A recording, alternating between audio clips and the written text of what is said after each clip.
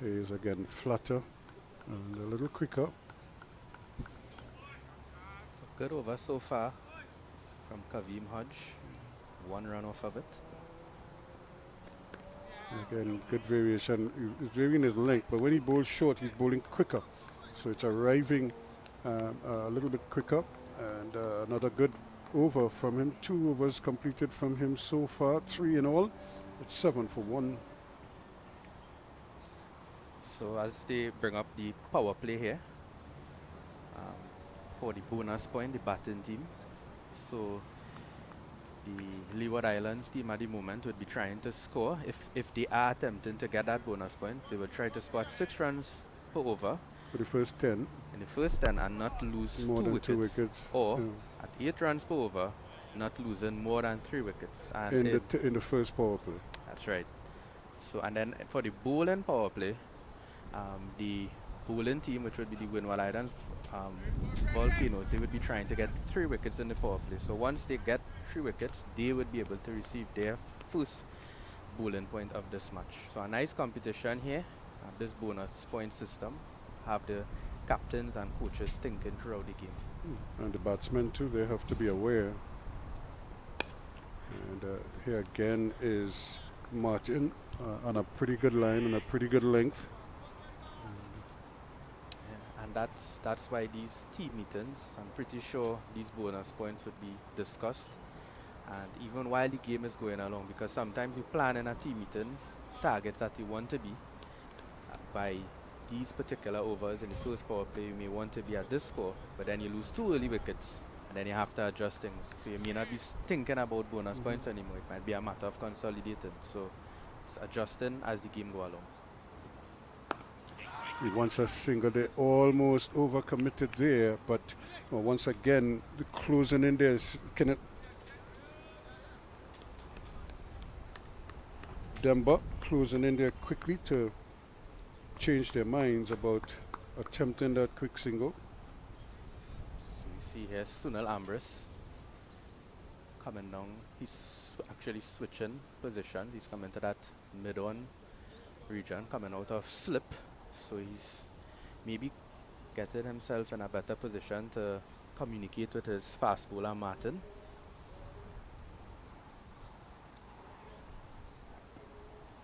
Driving and missing. So again, an impressive spell here from this young man. He just, I think just for a moment, he's doing enough to entice the batsman into 4 shots, because so many of his deliveries are on target that anything that is just a little bit off, they feel that's something that they could score on because they're not getting much otherwise. He almost picked a pepper there again. It's well bowled by Martin. The front line, more straighter line, Midland leg line. So, you know, Chesney Hughes, I played youth cricket against him. And I played under 19 regional tournament. Chesney Hughes played for the Leeward Islands, and he was a very good driver of the cricket ball. Really, he has a good ability to hit the ball straight, and coming from Anguilla with these nice bouncy pitches, he's a good puller of the ball too. So And that's well played. He had to jump a little bit, stand up straight, and literally chopped it down. He didn't try to hit it, he just allowed it to hit the face of the bat and kept it down nicely. So Mikael Louis, he has some form. He has 2 half centuries in this tournament. He would be looking to convert. Maybe he would understand now that with the early loss of Justin Graves, that he would have to play that role now to bat through the innings, bat as long as possible, and compensate for that in form Justin Graves.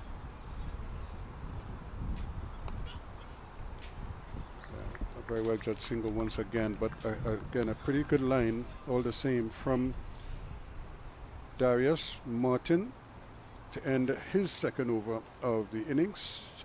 9 for 1 at the end of it.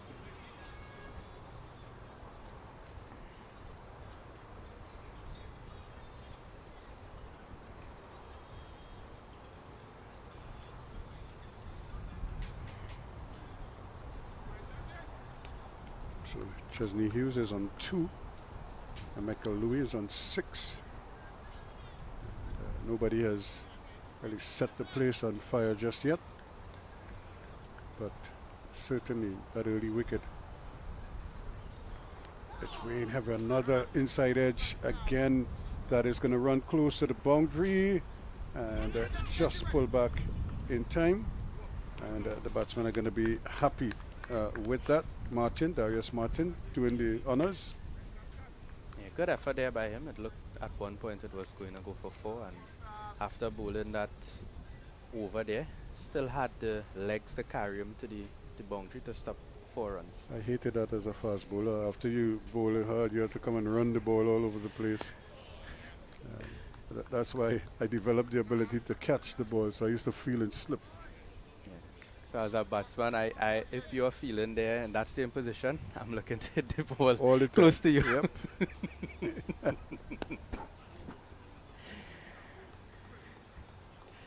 Yeah, that's the little tricks in the game to get the little advantage. And that's the same ball that got the wicket earlier when he was able to entice Graves to push at one, but Graves was sort of half-cocked, whereas you could see there, Louis is right over it, learning from that experience. He is again playing it quickly. And He wanted a second one, but I don't think Chesney Hughes was too interested. In fact, he turned his back on him as if to say, you're on your own there, partner. yeah, that's a really good point you made there with Michael Louis making the adjustment. I think what could have happened to Justin is that he's so confident at the moment. There's no doubt about his confidence, and that's the game of cricket. You have to respect, no matter, you always start from 0, and you have to play in yourself. You have to get used to the pitch. You have to get used to the line and length of the delivery. So we know that he has been scoring good. He's been doing really well. But everyone will tell you, the greatest batsman will tell you that each inning starts from 0, and the game of cricket is so funny. No one, at no point, no batsman is ever too big to play in themselves. Again, he forcing a drive there from Hughes, but Hughes did well because you could see the hand there of Karim Hutch going up as if to say he has another pepper. He ended the over, and a good one at that. 12 for 1 after 5. So really good effort here by the Windward Islands side.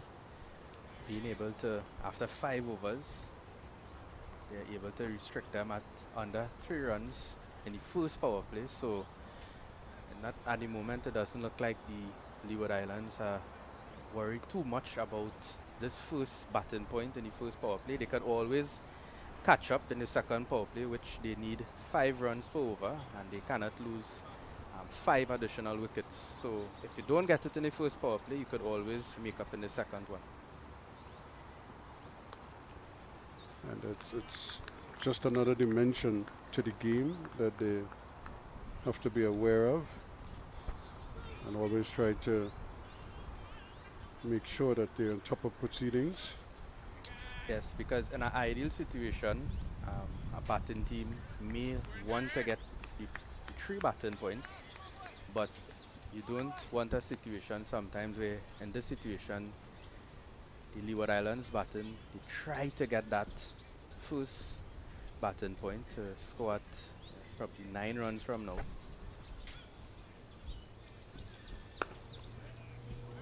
Yeah, it's, I suppose it's how they assess, how they see themselves, but a lot of it is punctuated by the quality of the bowling that they're up against. And so far, the Windward Islands, the Volcanoes have done an impressive job of keeping things tight. We've had very little by way of free deliveries, just that one down the leg side from Martin. Other than that, he's been very much on target to both the left-hander and the right-handers.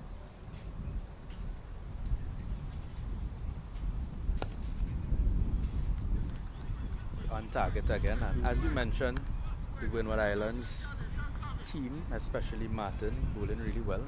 Their coach is actually Kenroy Peters, Right. who is a very experienced first class player. I believe he played for West Indies also, and he played a lot of club cricket here in Trinidad and Tobago for the First Citizens, well, Clark Road, at the time the First Citizens Clark Road United.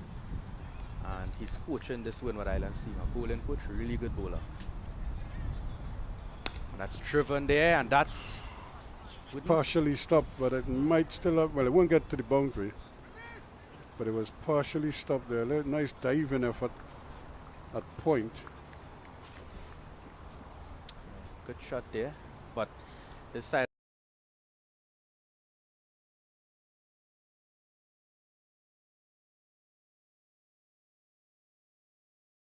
after all the rainfall, the outfield is heavy, so the batsmen would really need to run their first one hard to maximize on this heavy outfield.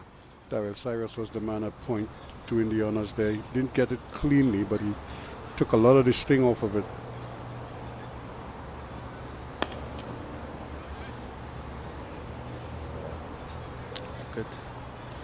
Good over here again by Darius Martin. He's just about to complete his third over, and he's 10 runs, no wickets, so his economy is impeccable. Really good economy by him. Included in that too is, remember that streaky 4 that passed the wicket keeper? Yes. It went to the boundary.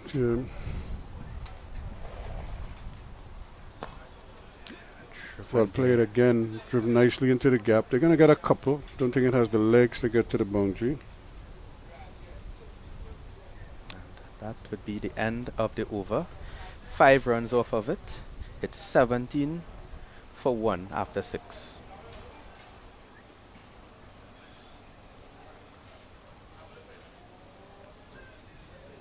So again, the Windward Islands, for those of you who might just be joining us, the Leeward Islands, the ones who won the toss and opted to bat first in this encounter. They lost the informed Justin Graves, caught on bowl by Kavim Hodge in the first over of the day. In fact, the third ball of the day, and he had himself a wicket.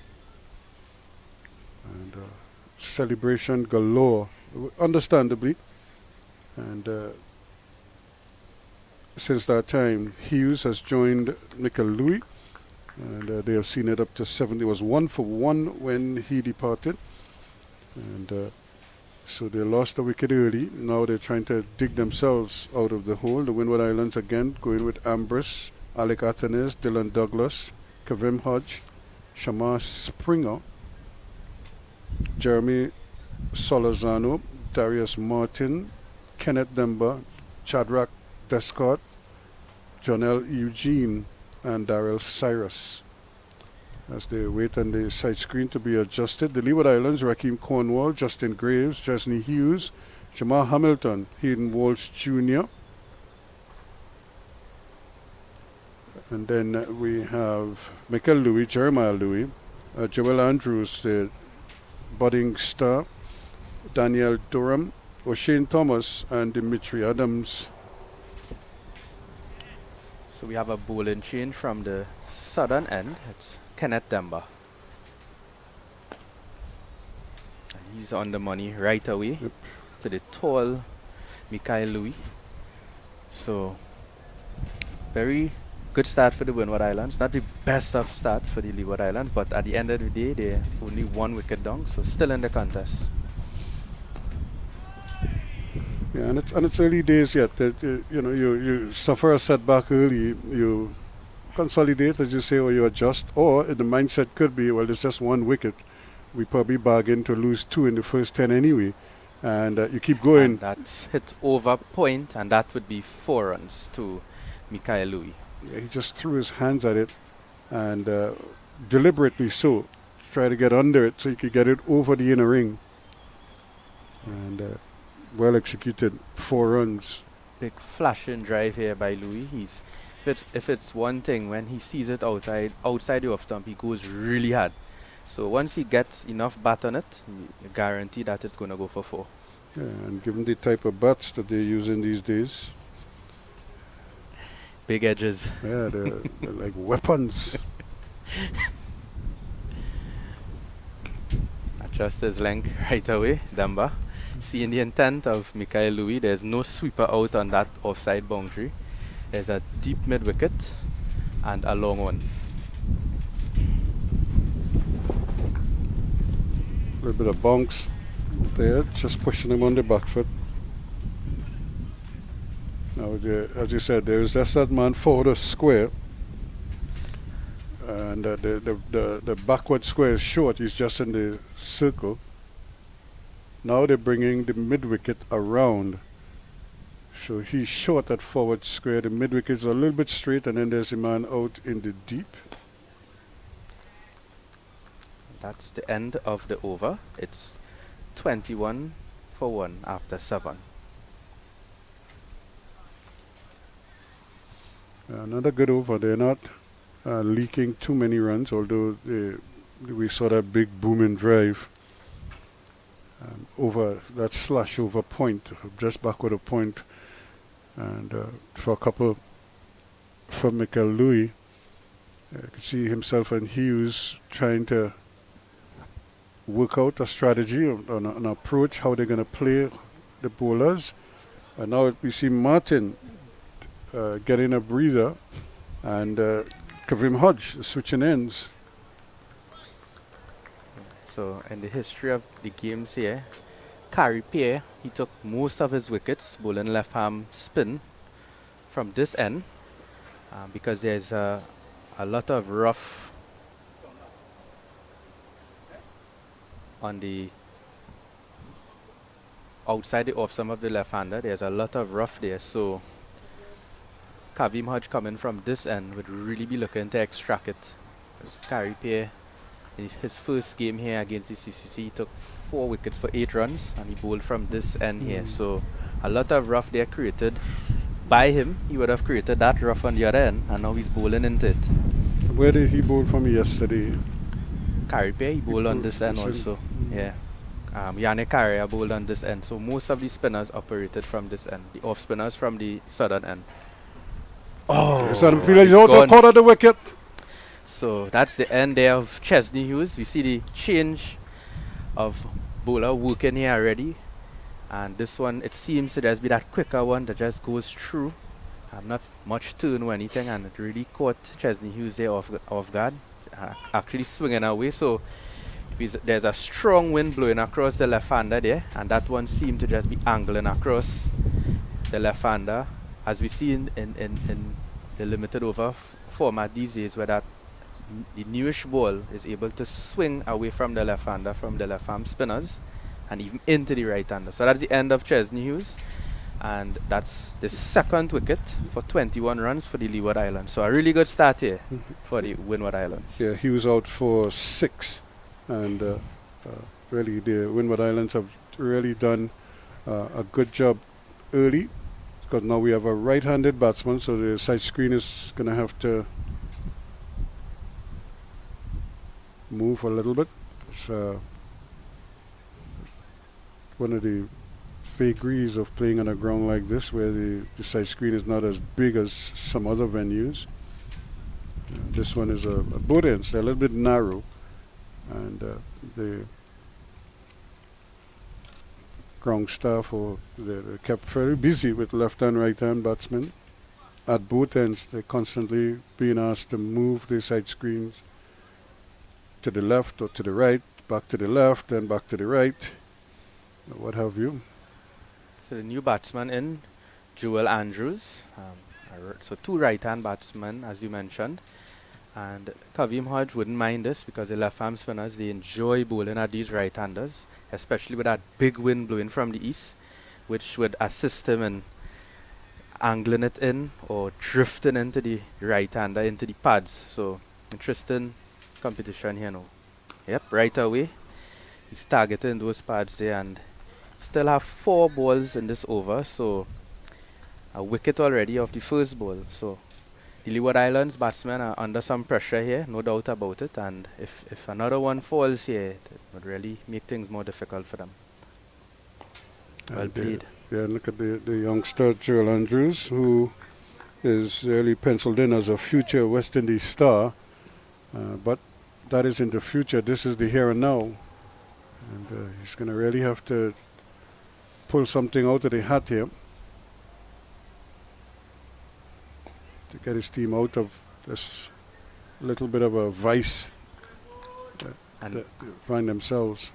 And these are the situations that the selectors and even one of the scouts, Anthony Gray, these are the situations they look at, because How he manages. yeah, that's right, and that's played there and he's off the mark. So these situations are what you see. You don't see this on a score, like you can't actually see it on a scorecard, but looking on here, our viewers, even the scouts and the selectors who may be present at the ground, they look at the scenario, they look at the pitch, they see everything.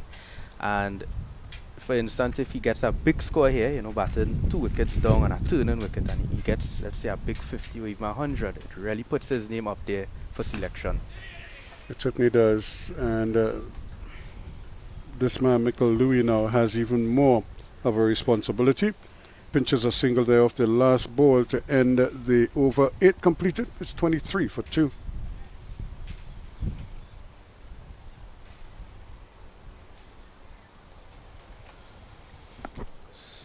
So the most runs in the tournament so far, well, we have Justin Graves with 401 runs after 4 matches. Amir Jangu, after 4 matches, 226.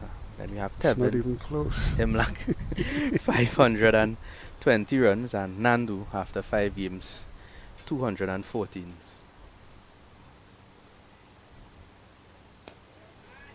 A nice adjustment there. Demba has a nice little hop, skip, and jump before delivering the ball. High action. So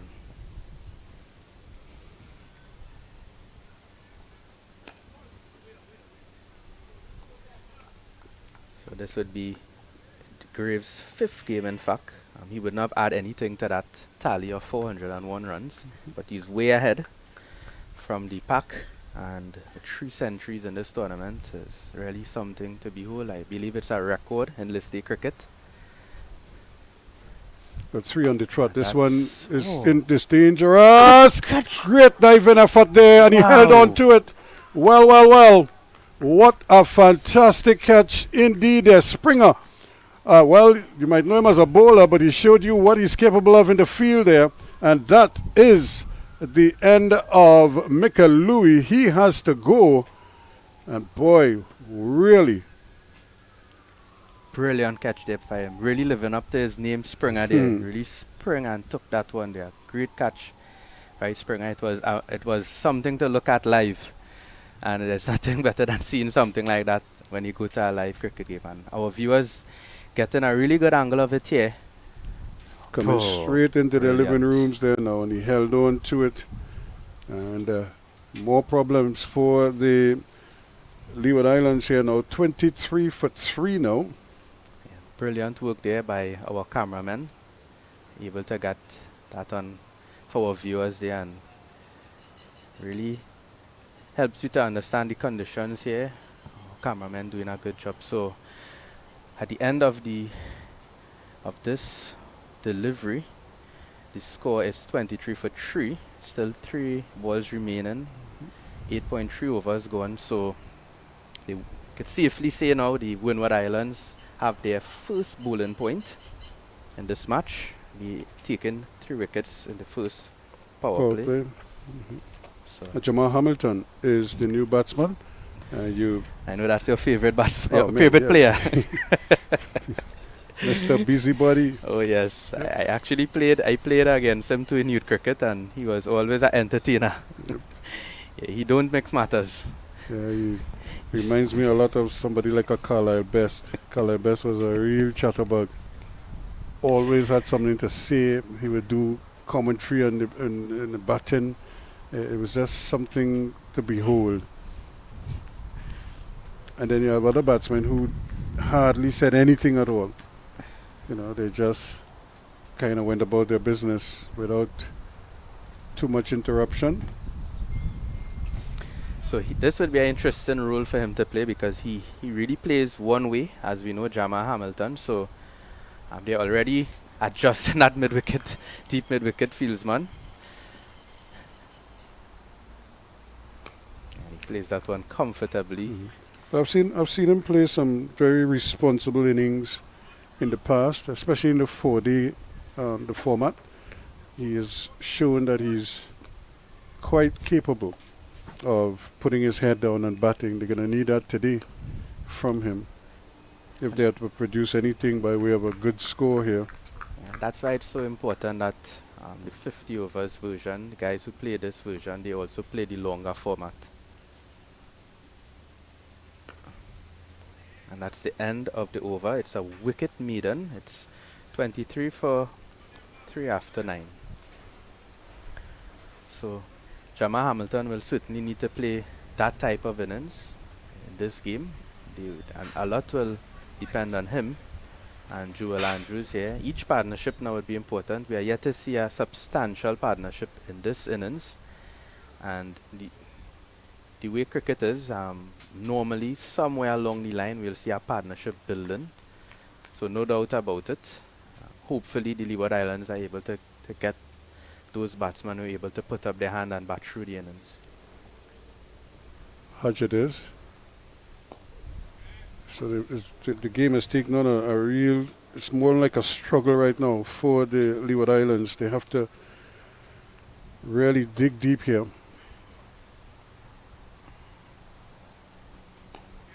Well played by him. He's really looking comfortable here on this wicket, Joel Andrews. So we know that that variation in speed will come pretty soon.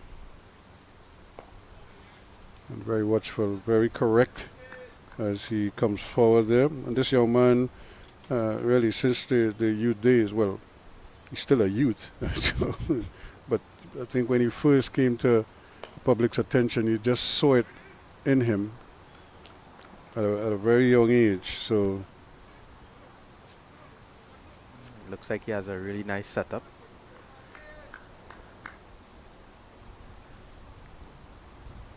Well played there by him, and might get a boundary here. It's good and close, and again good diving effort there from Martin once more. He's really putting everything into his fielding. Not for the first time. We've seen him have a fair chase, but he handled it very well. A really good shot there by Joel Andrews, using the depth of his crease, negating the spin and able to hit it through the just wide of the cover fieldsman there to his right, and was able to pierce that gap between mid-off and cover for 3 runs, which brings Jamal Hamilton on strike, and he'll be facing his first delivery from Kevin Hodge, who already has 2 wickets.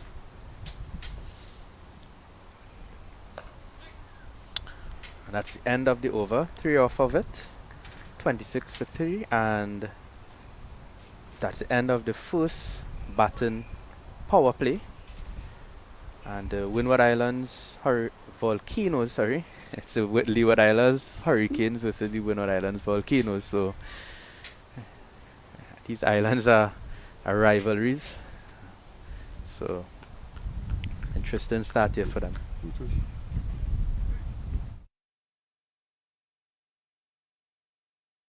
Then Visham is going to come and leave you. Because we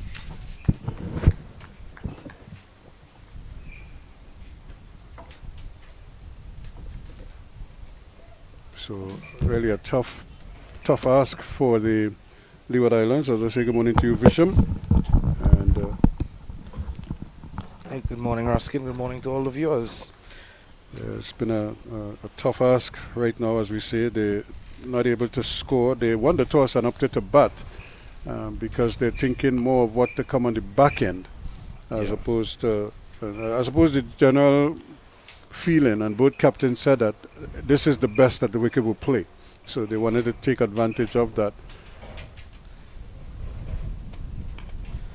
Yeah, but the Windward Islands bowlers right on the money this morning. And starting with Kevin Hodge getting that wicket of Justin Greaves. Yeah, Kevin Hodge has really done a great job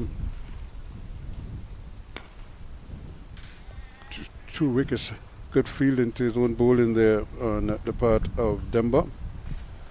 And this is good now. I've always said this game, you could have played this game in Grenada, St. Vincent, Antigua, wherever, and it would still be an intense affair because they know each other so well.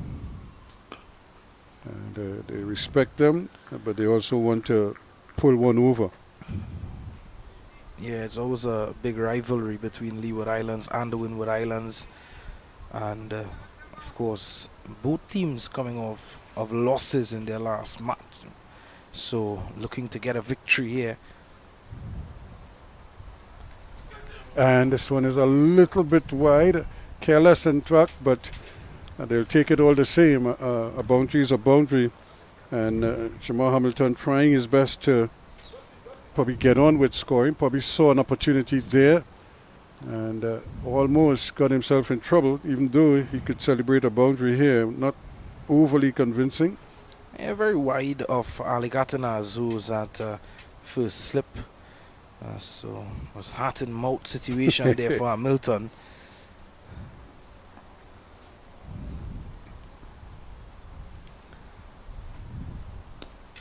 Remember again, this time just bringing him forward. And that concludes the over. 11 gone, it's 31 now for 3. Excellent start from the Windward Islands. 2 for 10 to Kavim Hodge. 1 for 9 to Demba. And Darius Martin, none for 12. And of course Louis, just 15 of 28. The only batter to really get going, but getting a bit of a start per se, but not being able to carry on. But again, credit to the Windward Islands bowlers this morning. Yeah, they've done exceptionally well. They've kept things tight. Very few bad balls. And now Daryl Cyrus is coming into the attack. I think it's a good time to see Cyrus into the attack as well. Yeah, what a number he's wearing there, the number 10. Yeah. I mean, in football, you say the number 10 is the best player on the team.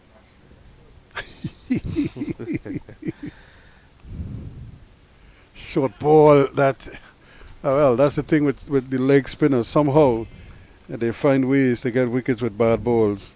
It's almost like an unwritten law in cricket.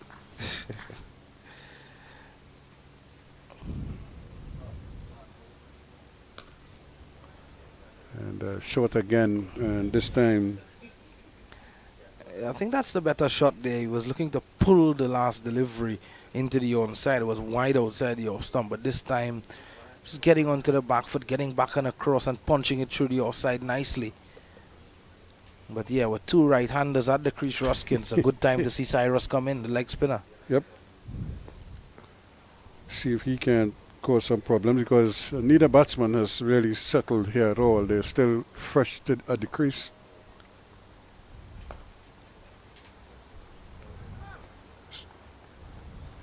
It's just a little bit on the short side. He probably is going to have to try to adjust that length a little bit. Just to create a little indecision. Bring them on the front foot and see if we could spin it past them. Just easy pickings at the moment for Hamilton and Andrews against Cyrus. Early days in his spell though. Just looking to find his radar.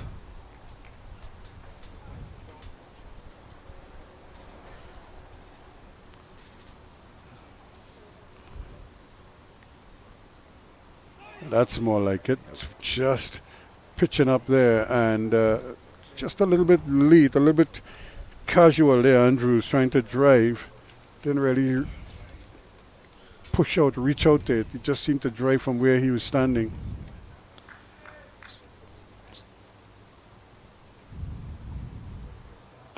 That's better. At least you could see him really coming out, stepping out to it and stroking it. So a quick adjustment there. Ended the over.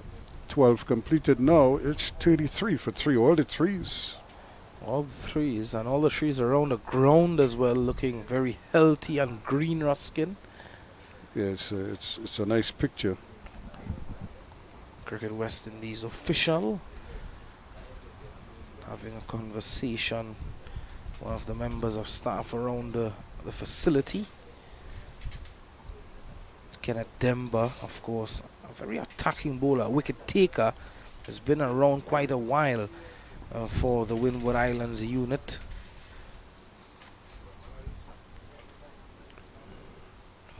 So now he's decided he's going to try his luck from around the wicket. So just changing the angle. Maybe he's trying to turn the batsman a little bit. See if he'll go this one again. Just beating that outside edge there.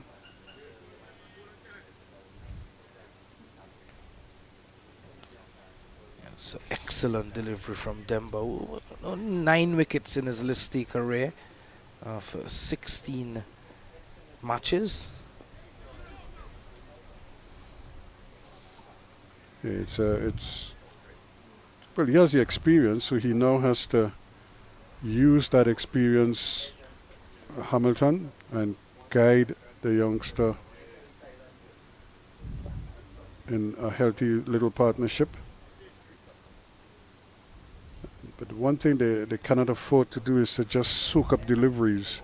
Yep. While you want to be you want to be cautious. You don't want to go in a shell. It'll be very interesting to see how Joel Andrews go here today, and can he show the viewers and show everyone what he has learned on the international circuit thus far. Of course, not playing, just getting one opportunity in Sri Lanka, and didn't bat though, but being around the West Indies senior team, Ruskin. Yeah, it's a big learning curve.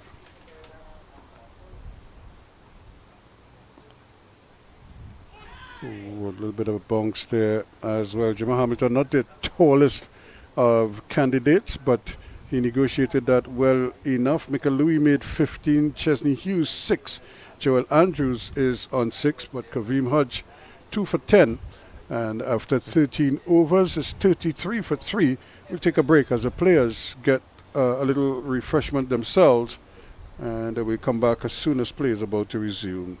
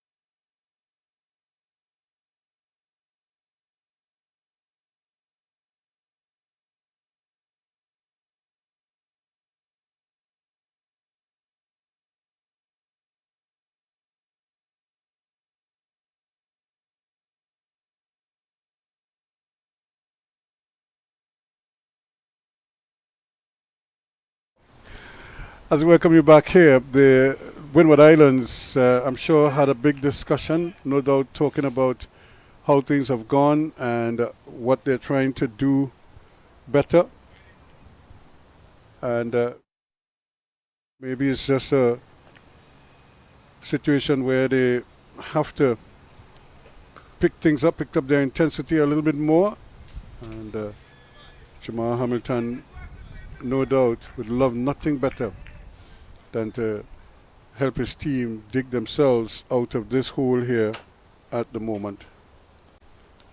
That's a nice cut, but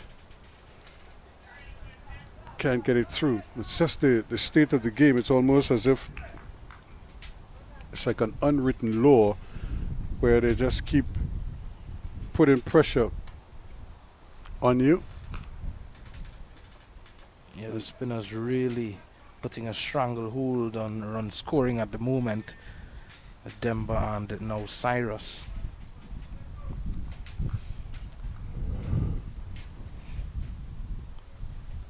But he can't get frustrated because for the last 3 balls he played some really good shots, but he has nothing to show for it. And here he goes again.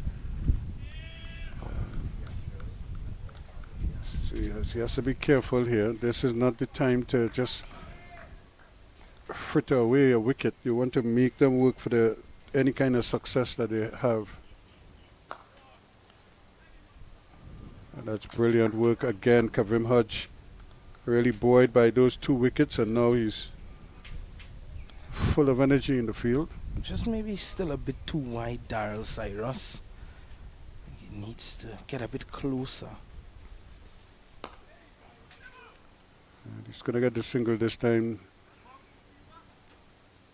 No pressure there. Just took his time, Joel Andrews, and stroked it. He really plays like a man beyond his years. 34 for 3 after 14. Yeah, just 17 years of age, Joel Andrew, and getting the opportunity on the international circuit with the West Indies team, and that alone can tell you how good he is to get picked on the senior team at the age of 17, Ruskin. Yep, is it that he is younger than Sir Gary was when Sir Gary played for the West Indies? And I think it's just by days, because they were both 17-year-olds, but one was like 334 days and the other one was 287 days, something to that effect. But it's still a very impressive at that age to be drafted into a West Indies setup.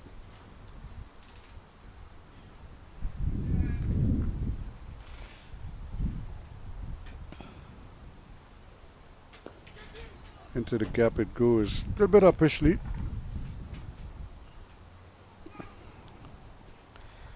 Sir Gary Sober sort of made his first class debut for Barbados at the age of 16 in 1953, and the following year he would have made his test debut for West Indies. Did they say his age was 17 years and how many days? I think that is the debate or the clarification that they give us to who is actually the youngest one. It's just a matter of days. Jamal Hamilton, a little bit awkwardly. And then he has a little chat there with Douglas behind the stumps. But you just think something's got to give here. This could be a couple, well played. And Hamilton just nibbling it, didn't try to hit it too hard because he knows that the man is wide at fine leg or a deep square leg. And able to pinch a comfortable 2. So nice conditions here. Not the brightest day, but much better than we had yesterday at the Oval, where the rains came and that was that. Kept it out, kept the players off the field, and the game was eventually called off just around 12 o'clock.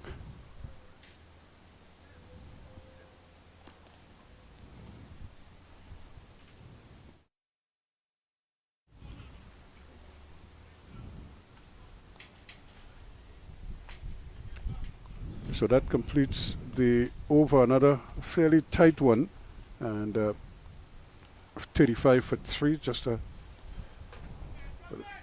Actually, it should be 36 for 3 because I think they got a 2 runs in that last over. So 37 for 3 rather. That's what it is.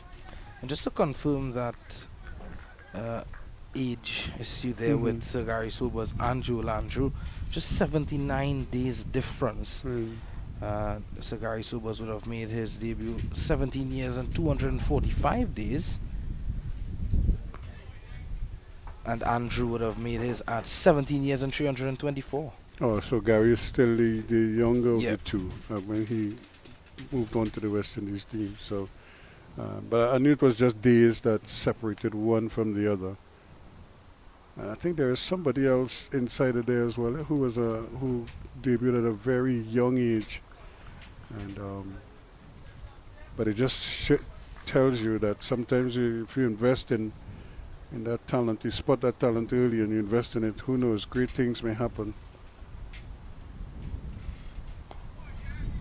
Kush got a single there and he seems reluctant to want to go for it, but eventually Eugene starts to sprint off the boundary, and that changed everything for the batsmen because they both seemed like they were just going to walk the single as the ball was trickling down to long on, but once Eugene stepped on the gas, they too had to quicken their pace.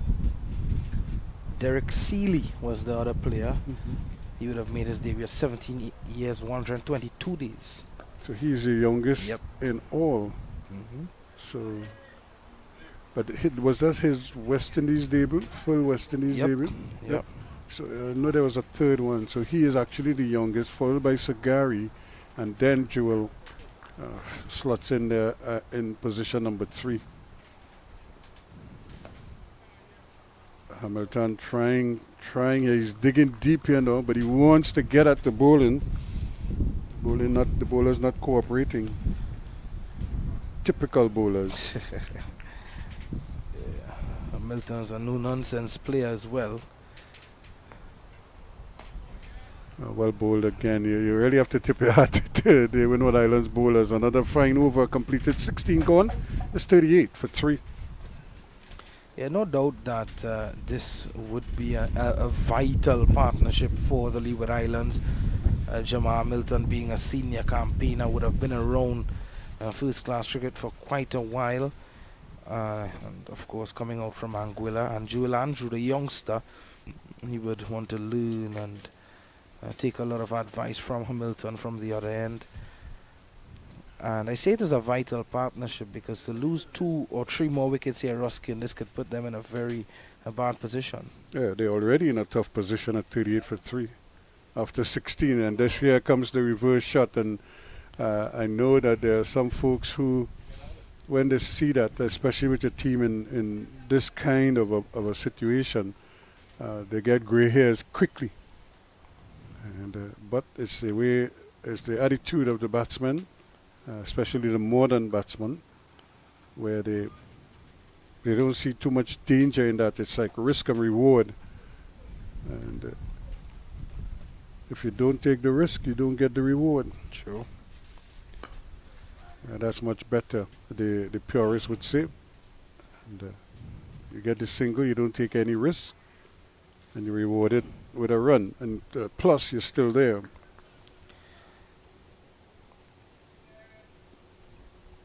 So 39 for 3 and inching along. Good anticipation again, and not really finishing it off there, Cyrus, but he moved quickly. That denied him the chance at the run. I'm wondering how Joel Andrew will play this little passage here. Oh, again, they're not giving him anything at all, as we see Sunil Ambrose throwing himself at short mid-wicket.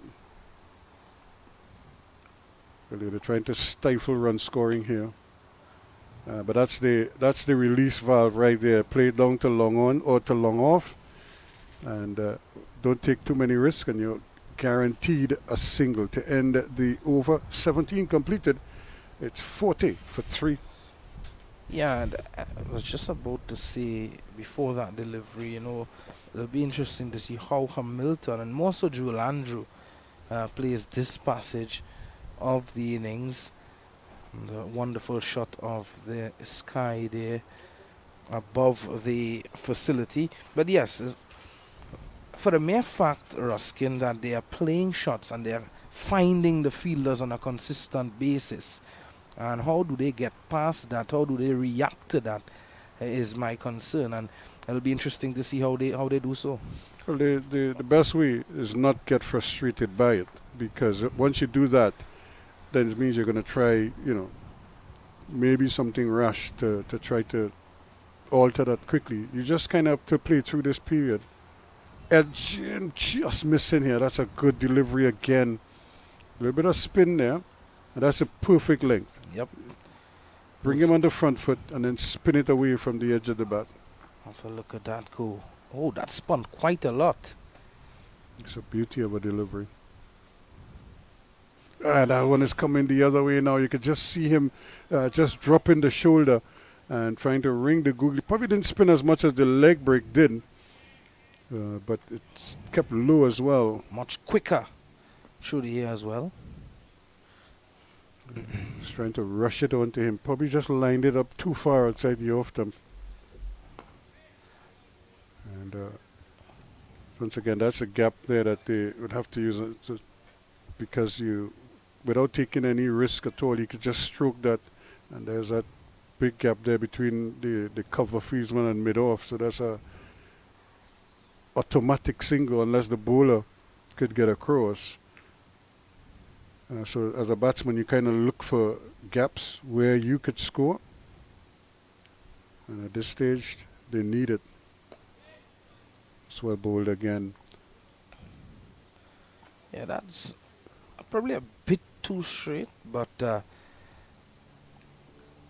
straighter than his last couple of deliveries, though. I think the only thing for me this morning from Cyrus that he did wrong was bowl a bit too wide. But he's settling in nicely now. That's, again, a little bit of bounce there. So he's mixing it up nicely. Yep. And the thing is, as you talk about that one, the delivery before, there is a square leg, but he's short. He's inside the circle. There's nobody backward. Yeah. So even if he sweeps and he gets it beyond that, man, it's almost 4 runs. There he goes. But there's a man at deep mid-wicket, but he won't be of any use because he just has to fetch it as it sails out the ground for 6 runs. Yeah, a bit too full this time, Darius Cyrus. Is that again well flighted, and Andrew was invited. And he attended the party, Ruskin. Yep, he's trying to break these shackles here now and try to get on with the scoring. That is the want, as they say. He goes to 10. He's into double figures now. Jamal Hamilton is 9. And it's 41 for... That should be 47 now for 3 at the end of the over. You're just releasing that bit of pressure and there, that boundary from Joel Andrew. 2 wickets to Hodge, and of course 1 to Demba. Spinners in human service this morning for Windward Islands. I think as a collective, they've done very well as a bowling unit. Martin didn't look bad at all, though.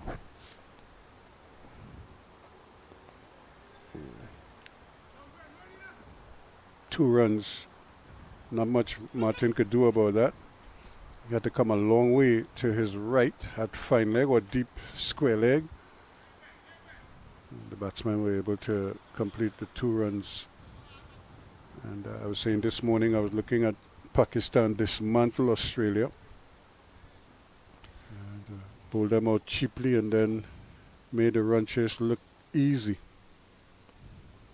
And that was a good Australian bowling attack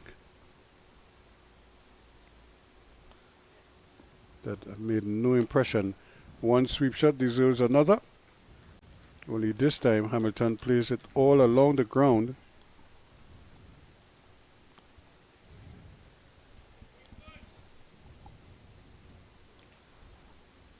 Harish Raf this morning, the chief destroyer for Pakistan, 5 for 29 in Adelaide.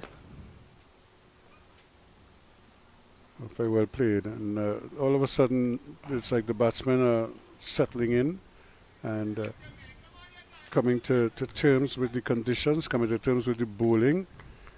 It'll be interesting to see what Ambrose decides or what adjustments he would make. Slightly quicker delivery from Demba.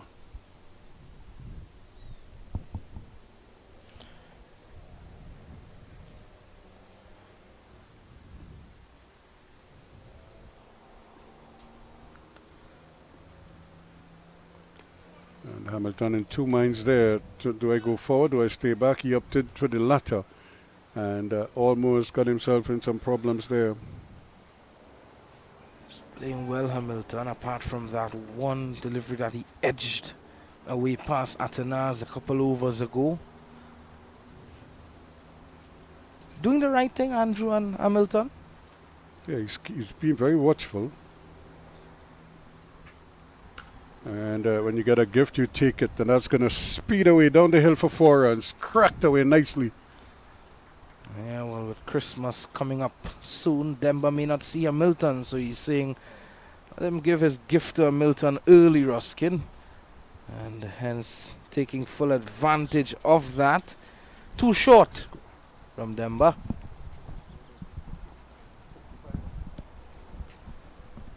So 55 it is now at the end of 19.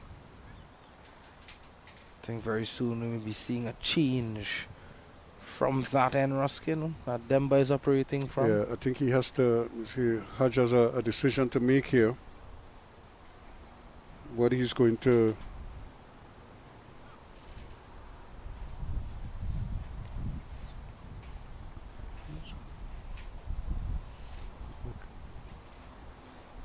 what is he going to do? And this one is in the air. He could be out caught here. The wicketkeeper is coming along to it. So too is Ambrose. But Ambrose probably calls seniority there. And the skipper took it. And that is the end of Joel Andrews.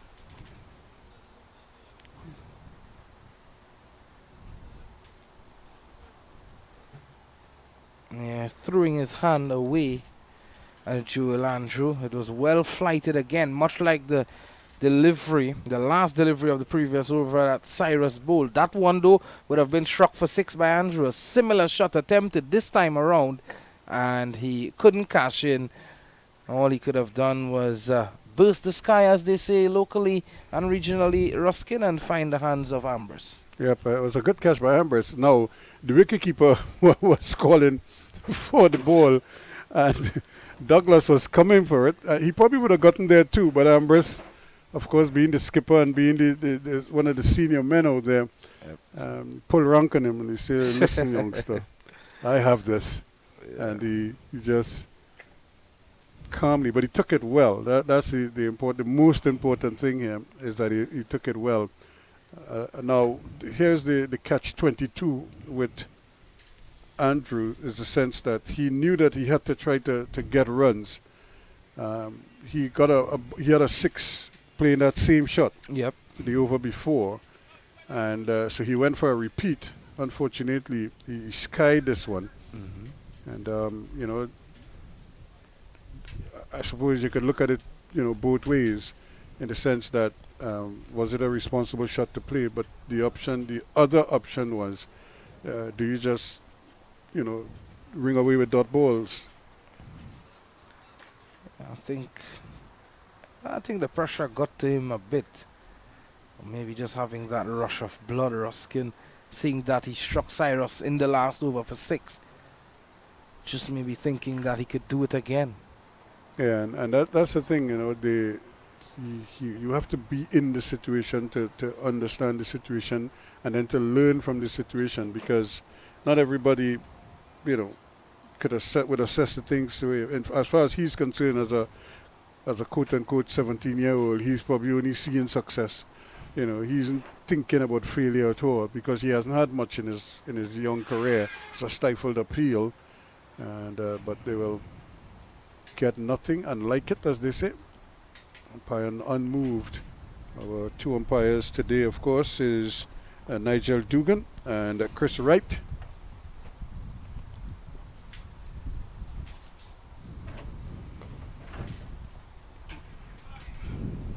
Really, they have the Leeward Islands here in a real, as they say, in a vice grip, and they don't seem like they want to let them go. The umpire just having a look at the bowlers follow through there. He might be encroaching on the danger area. Cyrus has to be careful.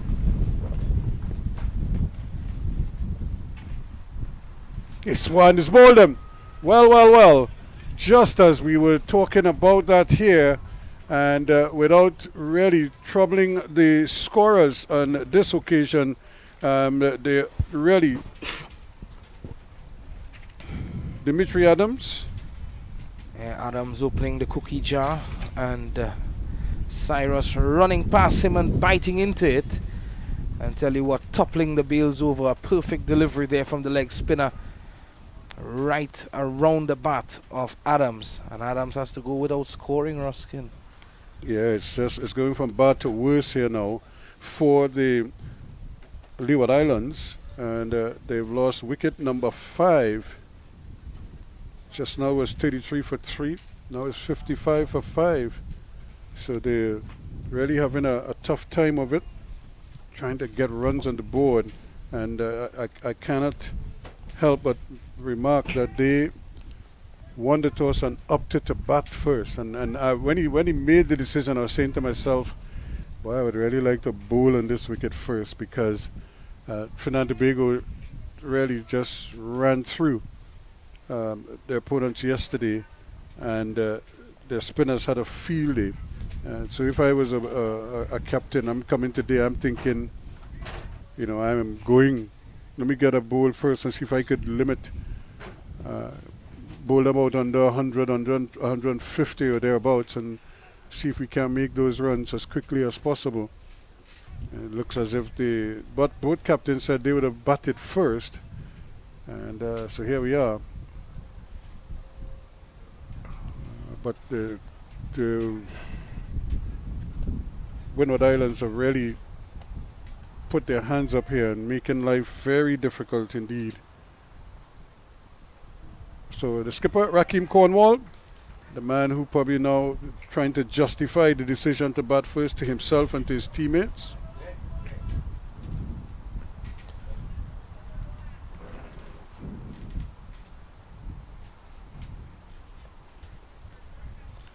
.55 for 5. Well. Having won the toss and elected to bat first as well. So Cornwall is very watchful, and Cyrus ends a successful over at that, and no doubt very, very happy with that. So 55 for 5, and get this was a maiden, double wicket maiden for him. So at 55 for 5, and with Hamilton on 16 and Cornwall yet to score, I will take a little bit of a breather, Visham, and it's going to be Adrian Barrett rejoining.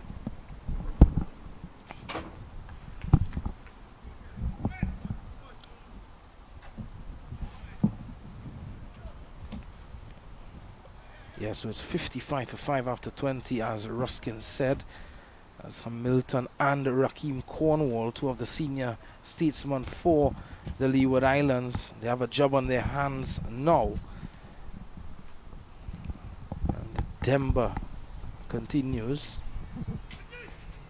Nicely done there from him. Hamilton playing around the front part, as I say. Good morning again to Adrian Barrett. Good morning. Thank you, Visham. Good morning. Nice to join the commentary with you. Since you left the commentary seat, 2 wickets have fallen. Yes, the Leeward Islands are in some trouble at the moment. There was a bit of a consolidation there between Andrews and Hamilton, but unfortunately 2 quick wickets there fallen in succession, and the Windward Islands team are right back again into this. Yeah, rush of blood from Joel Andrew proved to be his demise. And with the fall of those 2 wickets as well, before that we were saying that Demba may have been released a bit and he may have been taken out of the attack, but that gives him an opportunity to continue now. Yeah, certainly. Rakim Cornwall here, usually a very attacking batsman, but today we will see what type of role he would play in this innings, whether he will take a few balls to play in himself or he would go after the bowling. And he's off the mark comfortably, Rakim Cornwall. Yeah, the skipper at an average of 30.17 in List A cricket, 132 not out, his highest score, opposed to Hamilton at an average of 29, a high score of 91 not out. So they can bat, these two. So at the end of the over, 2 runs off of it, it's 57 for 5 after 21. It looks to be Ryan John. Of course, he's sitting out today. Geelon Tyson as well, not in the setup. That's the 2 speedsters for Windward Islands. So not a worried camp whatsoever for the Windward Islands. They would be in what would be called the driver's seat here at the Huey Sir Frank Worrell Field in St. Augustine. So lovely day for cricket here. A bit of some grey clouds around, but generally speaking, a nice breeze across the ground.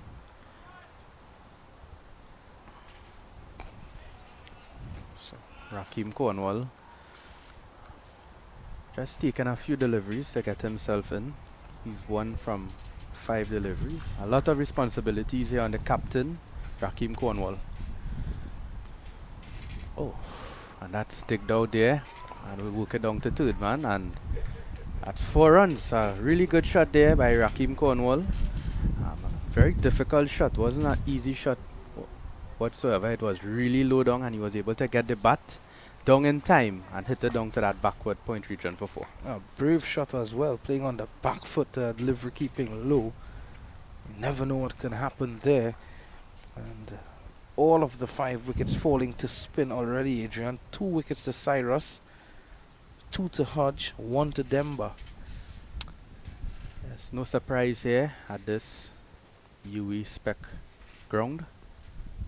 Oh, yes, the history so far at this ground, spinners has gotten close to probably 90% of the wickets here.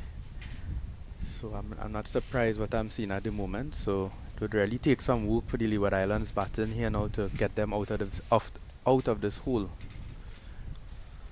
And with them having the luxury of a Justin Graves scoring 3 consecutive hundreds, I think, you know, this is an opportunity for the other players now to show what they've got.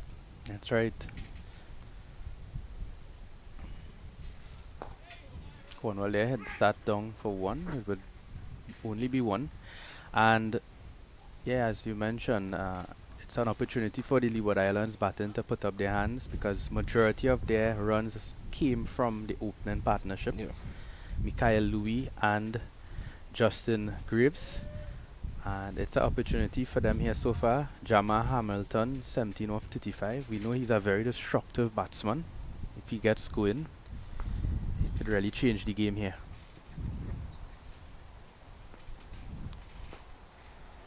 And that's the end of the 22nd over. It's 62 for 5. So Jamal Milton being picked up by Cricket Victoria, the squad for the Global Super League to be played in Guyana. And it's good to see guys like Jamal Milton and Shema Spring, all of these guys getting opportunities, not just on the international circuit, but on the franchise circuit as well. Gives them that experience, that exposure to different conditions, different players. Yeah, Yep. Definitely so. And that our players playing around the world has really benefited the West Indies side so far. We see we winning that series against England 2-1, and these players now really coming to the fore. The guys like Shea Hope, and we saw Casey Carty, Evan Lewis, Brandon King. So the experience really paying off here. Oh, that's a really good delivery there by Hodge. Hodge has 4 overs after this, so he still has a good amount of overs remaining in his spell. Oh, Yes. and that's hit back there, just to the right of Hodge. So just 1 run. I think Rakim needs to be very careful here. He's just standing and throwing the bat at the ball and playing on the back foot as well. He needs to be careful, especially on this track. Yeah, so there's different ways that batsmen could choose to play on a spinning track. So some players will decide to play off the back foot. Some will decide to play off the front foot. So that's it for 1 run again to Jamal Hamilton. So sometimes when you play on the back foot, you allow yourself more time to see the spin. Yeah. The only thing you need to be careful with now is when that one goes straight on and skids low. Yeah. That's where you need to be careful with. And that's a good shot there, and that should be 4 runs. It's a lovely shot from Rakim Cornwall, inside out. Pitched up by Kavim Hodge. And not looking to overhit the ball, Cornwall. Just all timing and placement, getting it over the fielder's head. And into the boundary for 4. Yeah, Rakim Cornwall, a very strong guy. He doesn't need to overhit the ball. Just play through the line, and that one there, as you mentioned, he hit that one off the front foot. Off the back foot here now. So Rakim really playing a bit with the spinner, because he allowed Hodge to fly the ball, and he was able to hit that over cover for 4. Oh, and he's bowled him. We So- were just speaking about that, Adrian, that one that keeps low and sneaks through. And, you have to be very comfortable to play on the back foot. Cornwall on this occasion, leaving the gate open, and tell you what, Hodge snuck through. Yeah, and as we said, that delivery, when you're playing off the back foot, you need to be very careful when it skids on and keeps low. So that's the end of Rakim Cornwall. He would be disappointed about that. He would have liked to probably get his side over that 100 mark, maybe close to that 150 mark, but he goes, and the score now is 68 for 6 after 23 overs. It's a good comeback from Kavim Hodge after being struck for 4, though. And you would have seen that, pitching the delivery or giving it some air wouldn't have worked too well for him. So looking to stick to what he's good at, darting the ball into the pads of the batters. And in walks Hayden Walsh Jr. now. Hayden Yes. Walsh would have been with the West Indies team in Sri Lanka, and of course in that series against England. Yeah, so we're starting to get into that teal now. Hayden Walsh Jr., he hits a long ball if he needs to, but this situation here would really be interesting to see Jamal Hamilton, the set batsman. So the smart thing for him here would be to get Jamal on strike as much as possible, play each ball on its merit, and really try to salvage this innings, because it's really a bad display of batting here at the moment. We know the wicket is spinning, but we had some bad shot selections here by the Leeward Islands batsmen. I think they probably didn't do their homework as much as they should have, understanding the nature of this wicket. We saw in the recent games, the 2 games played here, the team batting second won the last 2 games. So the trend now is switching from batting first to batting second. That you could actually lose the game batting first here now. Yes, certainly. And of course, yesterday As you mentioned, the wicket working in the favor of Trinidad and Tobago Red Force with the spin. And now today, the same track being used, so Windward Islands reaping the benefits of that. So Daryl Cyrus here, continuing from the northern end. And that's played there comfortably by Hamilton. And as you would have mentioned yesterday with the Red Force team, now they scored 136 runs for 1 wicket, but they batted really well to score that. That's work there. They're pushing for 2. Jamal Hamilton, a very good runner between the wicket, but better fielding there by Martin. So the Trinidad and Tobago Red Force team, they batted on that same wicket. It didn't improve that much to say, well, you know, it's a flat pitch, but they actually played. It looked good on the scorecard, 136 for 1. Yep. But it was some really good batting from Amir Django, Keon Utley. He played a somewhat of a Grafton innings. He had a few good shots, some good boundaries, but he played his strike rate was below 100, so he really played a sort of a digging innings, and that's well swept there by Hayden Walsh. A lot of confidence to come out on your first delivery and play a shot like that, so 1 run to him. Yeah, just being a bit comfortable with the ball turning into him and just striding forward and more guiding it than anything.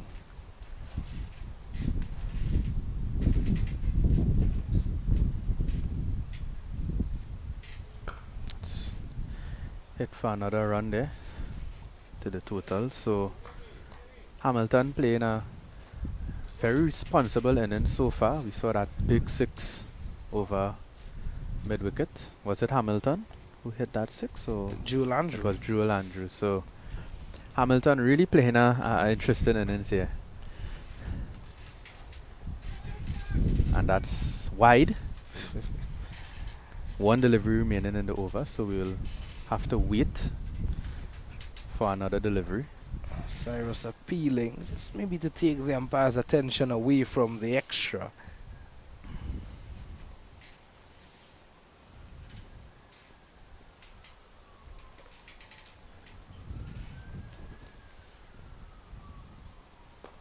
Oh, and that's worked into the leg side, and it will be a dot ball, and it's 3 runs off the over. It's 72 for 6 after 24. In some trouble here, the Leeward Islands. If you're joining us, the Leeward Islands would have won the toss this morning, elected to bat first. Believe it or not, yes, bat first. And 72 for 6. Well. So what total you're gonna give the Leewards here? What do you think would be respectable with 76 for 2, another 26 overs remaining? What do you think? I think Could if be. they can get up to, I was about to say 150 and the projected score just came across. Yeah. Yeah, if they can get up to 150, it could very well be a fighting total, something that they could work with. So Hodge continues from the southern end.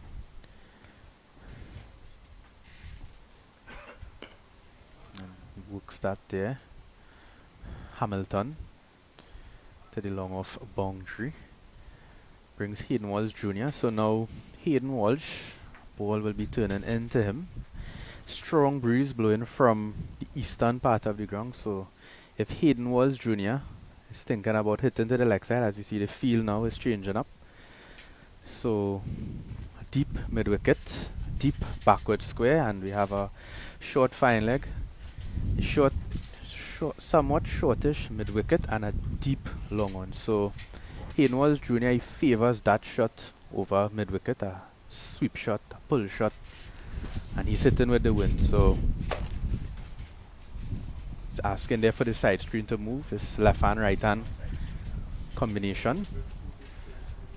So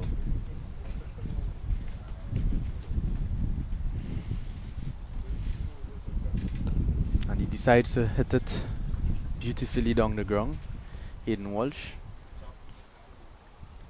I think the Windward Islands can't afford to settle here now, Adrian. They need to cash in on the position that they're in and look to pick up this remaining 4 wickets as quickly as possible. Yeah, of course. They need to could probably be a bit more attacking. They could bring in I think a second slip here. You know, even though we know Jama Hamilton is an attacking batsman, we saw not too long ago he played like a square drive cut shot and it took the outside edge and passed just right to that first slip fielder. Yep. So I would have opted to have an extra slip there.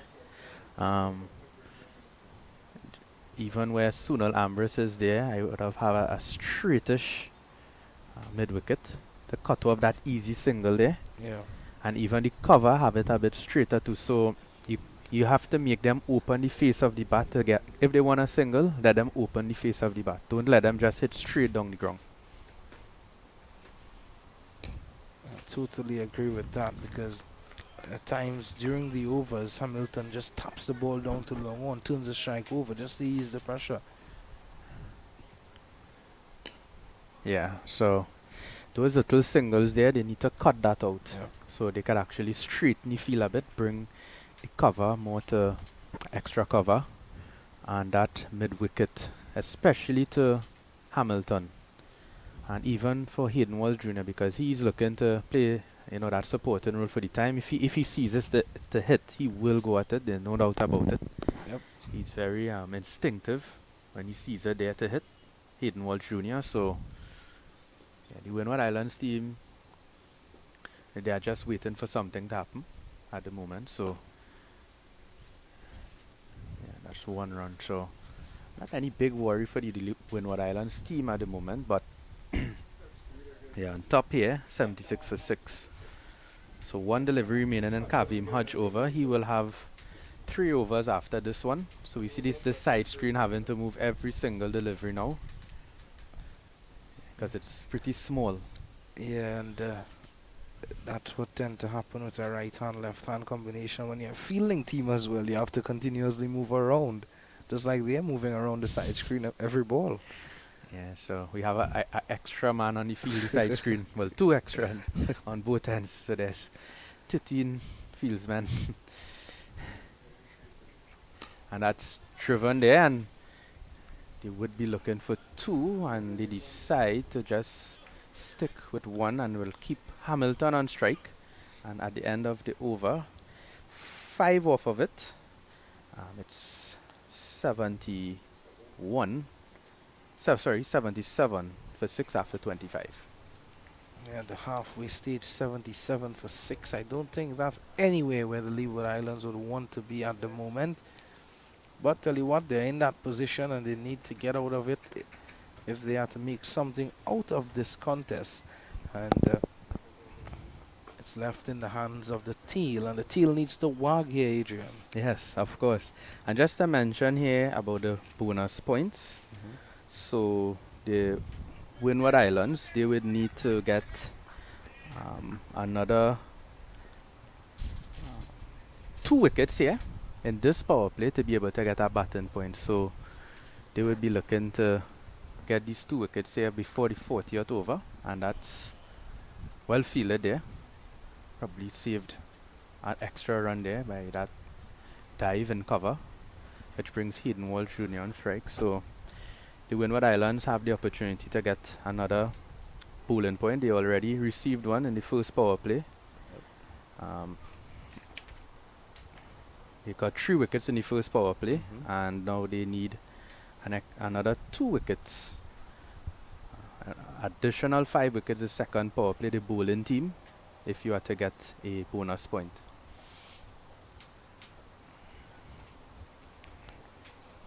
And they would be aware of that, so they want to continue to pick up wickets, as we said. And that's well swept there, but coming back for the second, will they make it? Yes, they have made it comfortably. So good running there. A reverse sweep by Hayden Walsh, and able to pick up 2 runs. Yeah, they wanted to get it finer though, getting it wide of the umpire. Mott is left.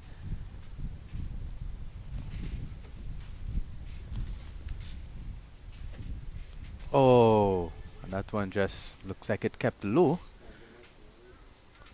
and they will come through for one by.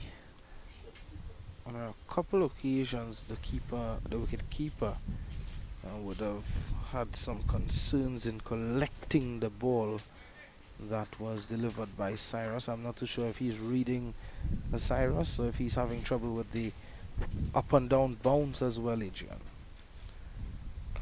That's work there to the offside, sorry. Yeah, it's not the easiest of pitches for a wicket keeper, especially when it's keeping that low. So he would have his work cut out here in this innings, the Windward Islands wicket keeper, and that's hit down there to the sweeper boundary. They're pushing and they're coming back for two, will they? And they make it comfortably. So excellent running here by the Leeward Islands batsman. Jamal Hamilton in particular run into that danger in. So he's batting going on really nicely here. 26 from 48 balls. Very different innings the way he plays. He's usually attacking batsman, but he's playing that role now where he's anchoring the innings for the Leeward Islands. So we see the long one coming up into a mid-on position. So is he trying to tempt him here? We will see.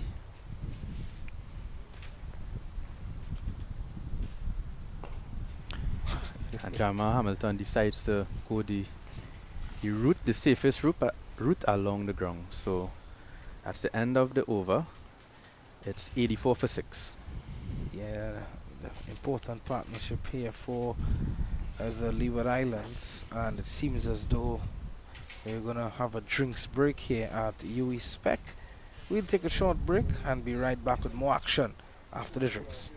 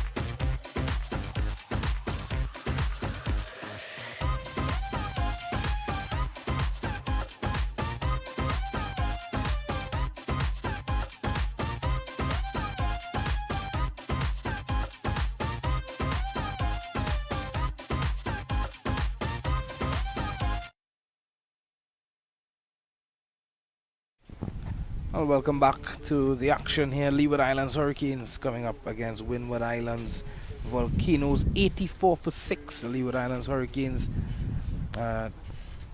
looking to bat first this morning.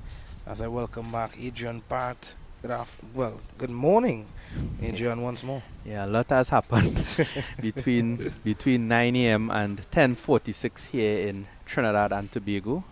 As you mentioned there, 84 for 6. And we've seen some work there being done on that run-up on the northern end. I'm not sure if it's just like some bit of a repair work or something, a hole here. It could be depression. Yep. So these things usually cause problems. So the fast bowlers, for the spinners, not too much of an issue, but with our fast bowlers, we need to be careful with regards to injuries when it comes to those ankles and knees and even your back too. So taking the time which is necessary to sort this out, because we want to protect our fast bowlers, to have them fit for the future of West Indies cricket. Yeah, no doubt about that. And it's good to see the umpires ensuring that this is taken care of. Not too sure what they're doing at the moment. Are they removing? Oh, they're looking to scuff it up a bit and then look to cover it up. Yeah. So let's see. We just have a slight delay here in play as the groundsmen, the ground staff in fact, trying to get play here at the ground but in the safest way possible. So just have a bit of a hold here. So as we're back on air, we will just discuss the bonus point system. So if the Windward Islands team bowl out the Leeward Islands before the 40th over, which would be the second power play, they only get 1 point. Right. So they would have gotten a point for taking 3 wickets in the first power play. Yep. They got 1 point, and if they bowl out or they take 5 wickets or more, which is two additional wickets to these 6 wickets, they get an extra point. But the interesting thing is, Hisham, is that if they bowl out the entire Leeward Islands team, they don't get that extra point, because they have to bowl the team out in the third power play to get the point from the third power play. The wickets need to be taken. That's right. In the respective times that it has to be. So 10 wickets or more has to be taken in the last power play to get that point. You need to bowl out the side then to get it. So if they get all 10 wickets now before the 40th over, they only get 2 points. that's right. They will get the one from the first power play for 3 wickets, and then they will get, for the additional 7 wickets, they will get 1 point. So not sure if the Windward Islands, if they are going to decide to prolong the game to the 40th over, but we know in the spirit of game, a bowling team, the ideal situation will be to bowl out the team as fast as possible. Yep. But when we look at the bonus point system, how it works, we see that there are some teams like Guyana, for instance, they are pretty high up in the table. They only have 1 win after 5 games, and they have a lot of bonus points. So we'll get that bonus points pretty shortly, so we could just look at it, or rather we will discuss it as the groundsman. So as we mentioned there, we see in the first power play, the Windward Islands got more than 3 wickets, but this is the batting team. So what we would want to get is the bowling team here, as we are discussing, because at the moment the Windward Islands team are in contention for points with regards to bowling. The Leeward Islands team at the moment, not so much in favor of the batting points based on how the innings is progressing, because they need to score 5 runs and over in the second power play, and they cannot lose more than 4 wickets. And they are already they are already 3 wickets down, so it's a bit difficult for them at the moment to Yeah. continue scoring at that rate for that amount of time. So, but this here is the batting team power play. There's also a point for scoring over 300 runs, and then also if a team completes a chase within the 90% allotment, that is a point. Dot balls percentages, this is also interesting. So if you could limit your dot balls to 50% or less of your innings, you get 2 points. So that would be interesting because chasing a a low total, it's very easy to really score at 50% True. less in terms of dot balls. So the Leeward Islands team, the Windward Islands team, sorry, would be looking at that as an opportunity because 2 points is a lot of points. Yep. So this is the standings here, and when we look at the Guyana Happy Eagles, they played 5 games, they win 1 game, and they're third on the table. So we see here they have 16. They have the second most bonus points after the TNT Red Force, and they total have 28 points. So we see here that these bonus points is very important going forward in this tournament. Yeah, very important. And that Ghana Happy Eagles position in the standing just underscores that point. To have 16 bonus points, that really aided them in being at that third position. Yes, definitely so. So it's a bit of cat and mouse game when it comes to this bonus points. As I was speaking to the Guyana analysts, the IT analysts, who compiles all the video footage and collects data for the matches that Guyana play, and that's Ryerson Bagu, and he's very well aware of the bonus point system, and he really aids and helps the Guyana team to understand the bonus points. So they allow the captain to go out there and play his game, captain the team, change his bowlers, do what he needs to do as a captain, control the game. And the management team, they decide and look at the bonus points, and if they need to send a message, they will send it. You know, so it's not weighing on the captain mind all the time, because he has a heavy responsibility, having to decide a lot of things happen in the field. He needs to set the field, he needs to decide who's bowling when, and it's a lot on his shoulders. So the Guyana team, really, we're seeing it there. It's coming to show here that they understand this point system, and I'm guessing as the tournament goes along, a lot of other teams would really try to understand it and capitalize on these moments. Yeah, definitely. And yeah, again, the bonus points, as you said, very, very important.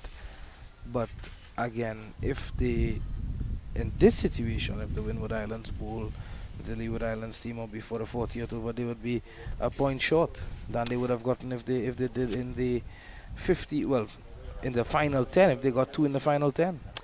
Yes, so really interesting. This bonus point system, it's something even new for me, because when I played at the 50 overs level in the Caribbean, in the regional level, we didn't have that. When you win a game, you just collect your points, and that's it. So we know the initiative, we understand the initiative by Cricket West Indies is really to help the batsmen and the bowlers to have targets, to hit those targets, because we realize in the shorter format, well, the 50 overs format of the game, we have struggled a bit in terms of those power plays, especially those middle overs. And it's a nice guide. And what I've noticed also is that if you follow, you don't have to follow it exactly, it's just a guide. But if you keep as close as possible to the bonus points, the allocations, when there's the Duckworth-Lewis method kicks in, for some reason, whoever is on top in terms of the points, whether you're batting or bowling, it tends to trend in favor of that team. Right, yes. So, not sure if that was the actual idea of it. I haven't heard any mention of that. That it also aids when there's an interruption and when there's a reduction in overs. but it helps that team, whoever is in position. So we look at Windward Islands at the moment. Let's say, for example, now the game is, let's say there's a rain interruption, and the Leeward Islands team don't come back to bat. Yeah. So obviously there will be a reduction in overs due to time. And when they come to bat now, the Windward Islands, it definitely would be in their favor because they are on top here, because 6 wickets are down, and based on how the Duckworth-Lewis works, it is an interesting calculation with our software that uses data from history and games, and they use it to actually kind of calculate predictions. Yeah. So at 6 wickets here at the moment, their calculation, Duckworth would project, okay, you only have 4 wickets remaining. So how much runs could you actually get from 4 wickets? Sure. And that's how the calculation works. But for instance, if they were 4 wickets down, they have 6 wickets still to go. Yeah. So they could get a bigger score. Yeah, So the calculations in this bonus point system, and if you could even be a step ahead of it. So in the power play, we saw the Jamaica Scorpions. A few times they were 90 for 1 in the first power play. Right. So they were well ahead Yeah. in the first power play. So you need to be at 6 runs and over, but it is just a guide, so you could even score more. So a really interesting point that I would have done with research and really see the benefits of this bonus point system. So a bit of an interruption here to our viewers. We are sorry for the delay, but our safety of our players here in the Caribbean is very important. We need to protect them at all costs, and the umpires there doing the job. We know it's unfortunate that we have this delay. So we will take a short break and we will return when we get some play.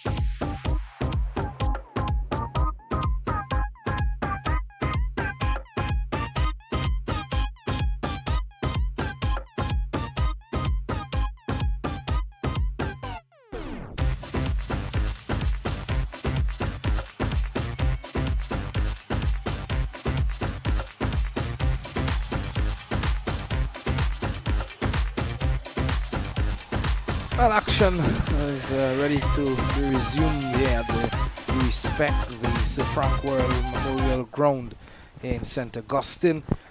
And I think the ground staff has done an excellent job in repairing the hole there, the run-up on the northern end of the ground. And as I welcome back Mr. Adrian Bart. Good morning, Adrian. Thank you, Bishan. We are still in the morning period. So a lot has happened here. It's 11:04 in Trinidad and Tobago. And it's 84 for 6, the Leeward Islands, 26 overs. And it's a 50 overs affair here. We have lovely weather for cricket. But it's not so lovely for the Leeward Islands batting at the moment. Yes, certainly. But I think this partnership, Jeremiah Louis to come, O'Shane Thomas to come as well, Daniel Durham. And yeah, those are the 3 guys to come to the crease for the Leeward Islands. So I think a lot on the shoulders of Hamilton and Walsh. That's a quick single there. Hamilton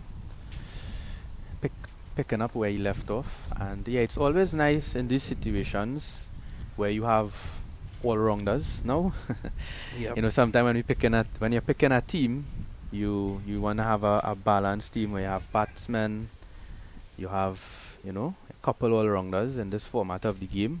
You really need frontline batsmen. You need maybe an all-rounder or 2, and you need your frontline bowlers. But when you're in a situation like this, you're happy to have as much all-rounders as possible. Yes, certainly. That's played down there to the long off boundary. So Windward Islands team, I think they need to try and stop this singles, these easy singles. Straighten the field a bit, bring around that cover, bring around the mid wicket, change up the angle of the batsman. And he backs away, and that will come down to the 3rd man boundary for 4. So Jama Hamilton hitting that wide of the slip fieldsman there. Believe it should have had another slip there, batting so 80 odd for 6. They could have had an extra slip there, so or gully, hit straight into that gully region. So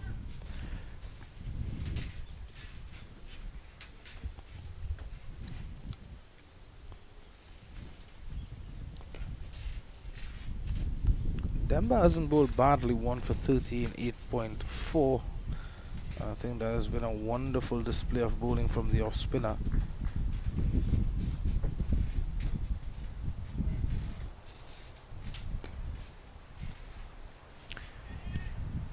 yeah, really playing his role here, Demba.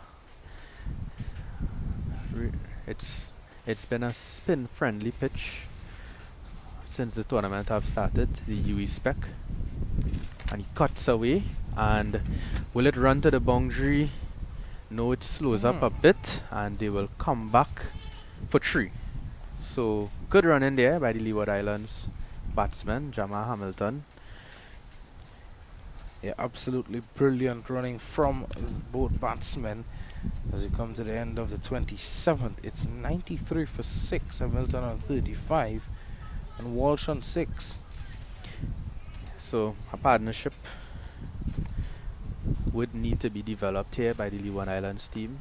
They haven't really gotten any significant partnerships, and in the game of cricket, especially if you're as a batting team, you need to develop those partnerships. Those are the partnerships that are going to actually hold up the innings, and a majority of your runs come from those partnerships. So it's important here for them to at least get a 50 runs partnership here between Hayden Walsh and Hamilton, and Cyrus will be continuing from this northern end, which some work was done before. So we'll see how it works out for him. And that's straight to the cover fieldsman. So really skiddy type delivery there from Cyrus. Cyrus into his 9th over, 2 wickets for 26. And in the meantime, Hamilton plays like a paddle behind square and just get 1 run. lobs into that fine leg region. That guy there is a wideish square leg, so it was a safe shot for Hamilton. But do you think he intended to play it in that manner, Adrian, or it just surprised him? But generally speaking, it was just a paddle. And maybe he didn't expect it to really bounce that much. Yeah, and it came off the top edge of the bat. But because Hamilton being aware of the field placement, he know that even if he makes proper contact or not, he has basically it's a low percentage shot. Or high percentage rather.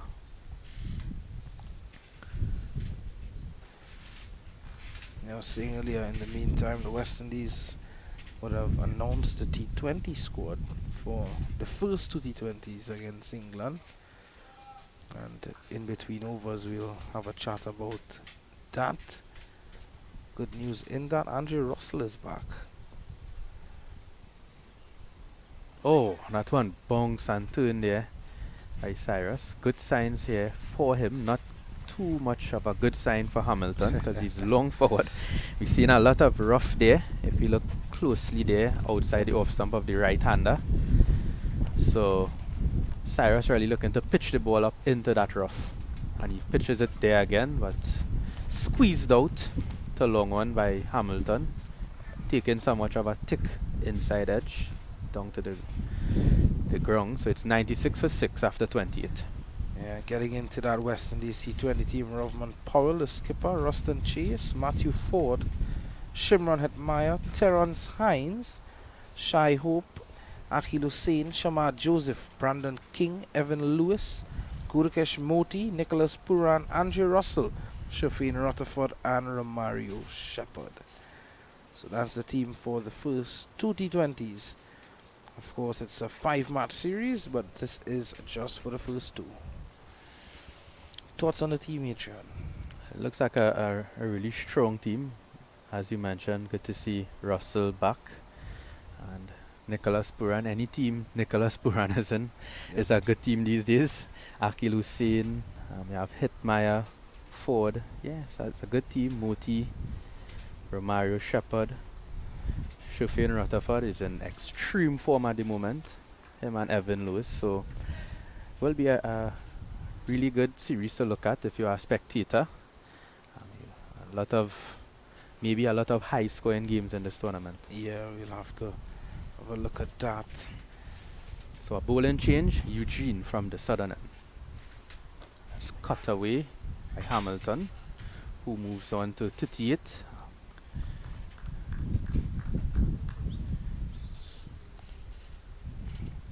John L. Eugene, the off spinner. So strong breeze blowing from the eastern part of the ground. And Eugene holding off spin. And that's yoked Hayden Walsh Jr. So he would favor Walsh hitting against the spin. He's hitting with the wind if he's to hit to the leg side. And he would be hoping to really outfox Hayden Walsh Jr. by spinning it across. We see another adjustment here with the side screen. So Hayden Walsh Jr. being very particular. We know it's a left-hand, right-hand combination. So from time to time, we are going to have that issue. Yep. I think if Shivnarine Chandapal was batting here, Bisham, I think he would have had a very difficult time because he's very particular about what's happening behind him with regards to that side screen. If there's anything off, he's not going to bat. And that's played there to the cover region, will be 1 run.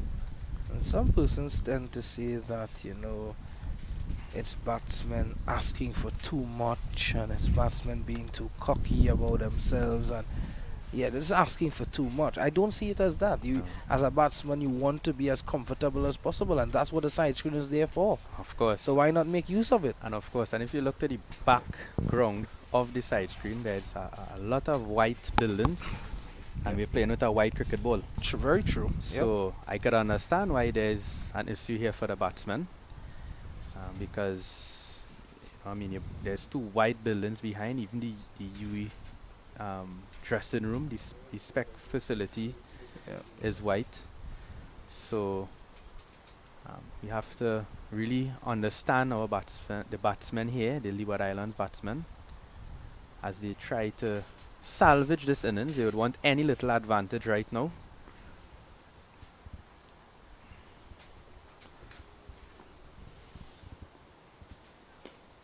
Milton has a lot of overs And to that's bat. a no ball. Yep. So we are going to have a change of events here now. A free hit. And that's the beauty of this free hit now, because sometime in these middle overs the game could tend to go a bit flat. But the introduction of a free hit here now could really spark things and get the fans and even our viewing public on the television involved. Yeah, So certainly. So free hit here now to the Jamal Hamilton, who is set, and we're in for delivery here now. And he misses this one. A bit of a baseball swing, but it will nevertheless be 4 runs. So looks like 4 byes, and their total now, they reached the 100 mark here. So congratulations to the Leeward Islands team on reaching 100 runs. I tell you what, I think Dylan Douglas at the back would have been thankful for that swing from Hamilton. Sure, you would have gotten some breeze there, puff of air in the heat. Had he connected with that, well,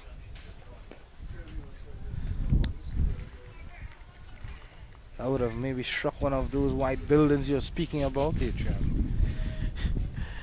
Yeah, when Jamal Hamilton hits them, it stays hit. Yep. And that is a wide, so some extras coming off this over. We have a no ball, 4 byes, and a wide. So a bit of a momentum change here. We know cricket is a game of key moments, and the Leeward Islands team here seems to be sneaking back into the game slightly. You can get the feeling and that they're getting back into this one, into this innings, as Hamilton is on 38 at the end of 29. It is 100 and, well, there's some adjustments being made to the scoring.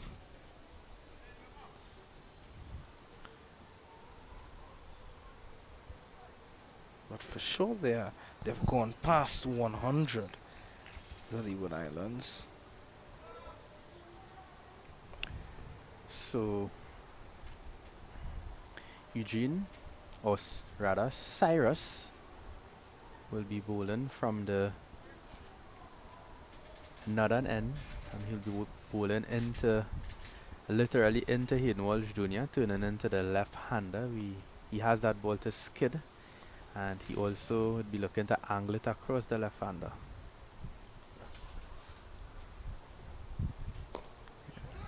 No run there. Good fielding there. Good attacking fielding in mid-off.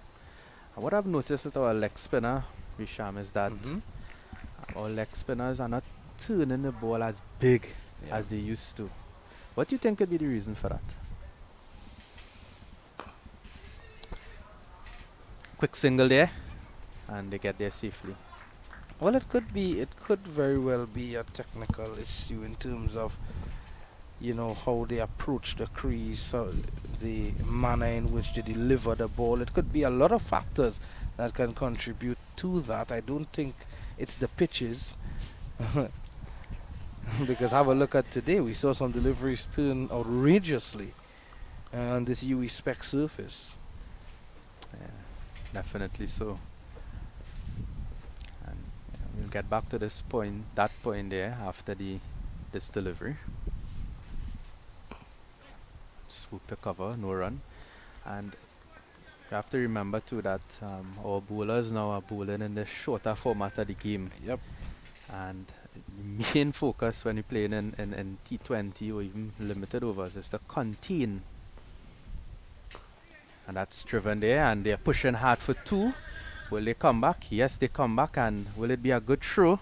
It is a good throw, but better running by the Leeward Islands batsman. So Jamal Hamilton really going well. He moves on to 40 of 66 deliveries, and a partnership here developing. So as I mentioned, this form of the game really it is a challenge for leg spinners. Everyone looks to go at leg spinners, batsmen, and it's very difficult these days to be a leg spinner in the shorter format of the game, with the likes of guys like Nicholas Puran and Evan Lewis and Rovman Powell and these guys. And that's work there to point, and just 1 run, quick run in, and that's the end of the over. It's 108 for 6 after Titi. 3 to Hodge, 1 to Demba, and 2 to Cyrus. It's 108 for 6 after 30, as Adrian said. As Adrian, I'm going to take my leave, and Ruskin Mark will be joining you now.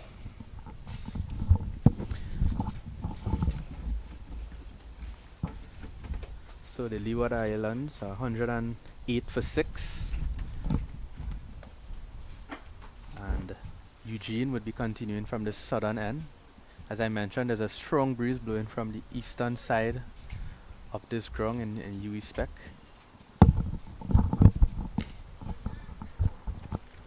And we'll welcome the legendary Ruskin Mark when it comes to the media aspect of things in Trinidad and Tobago.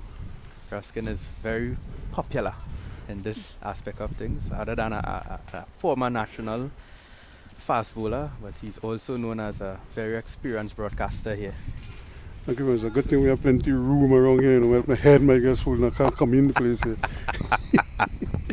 Well, I grew up looking at you on television, Ruskin. So it's a pleasure for me to be here with you. It is. It's good to be here with you as well. Just now you were talking about the houses in the back. And I was saying to myself, I was telling Sid Gray, I said, Sid, by either they widen these sides, they paint the houses black. So that might solve the problem. Yeah, and they're still adjusting it there at the moment for Hayden Walsh, the left and right hand combination. So some work here for the tractor on the southern end. Yeah, and he's getting a good workout, but yeah. The driver is earning his pay today. Just like the ground staff had that long intervention there where they had to do some repairs to an area that got disturbed, and it was too loose. The ground was too loose, and that is what happens when you play in a tournament like this and you're using different strips, because even if you're playing on one, the others could be affected because people are running, turning, jumping, every little thing. So the ground gets disturbed. Not necessarily from this game, but could be from a previous game.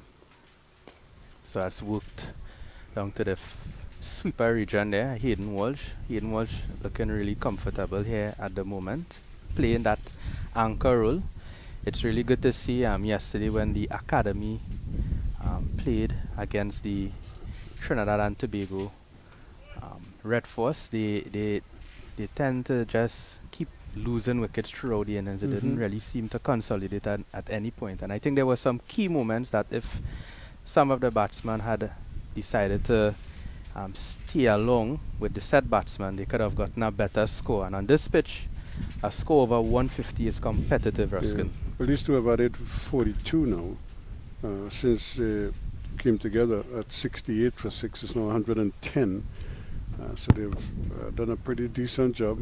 And here we go again, the side screen having to move over. Now, while it might be a little bit of an inconvenience for some, as a batsman, you want to make sure that you could see the ball as early as possible from the bowler's arm. And there's a gift, really, but he has some protection out there.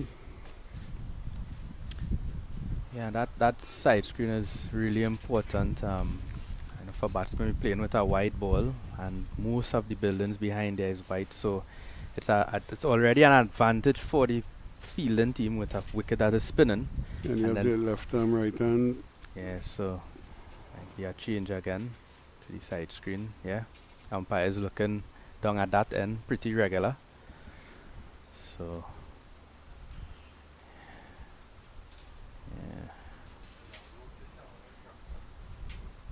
yeah. Well, I'm not quite sure why, but there's a rope attached to the tractor, but he cannot pull the side screen, because even if he pulls it at one end, they'll have to push it in the other direction. So I guess when they're moving it to the right now, they maybe will pull.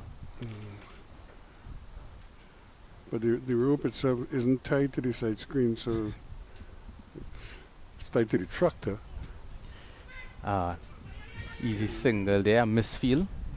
The batsman thought about going for the quick single, but it was easier decision with the misfield. So at the end of the 31st over, it's 112 for 6.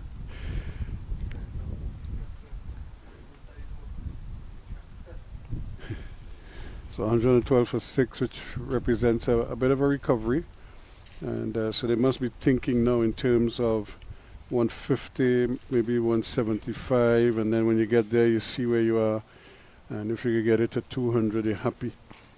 But at this stage where you have so many overs left, you must think that a score of 200 is possible, especially if these two can bat for another 10 overs maybe, because they're settled. So at some point you figure they would probably up the scoring a little bit. Yeah, of course, a lot of overs remaining here. So 19 overs remain in this innings, so it's well played. So at some point they will try to bat as deep as possible into the innings, maybe try to get to that 40 over mark.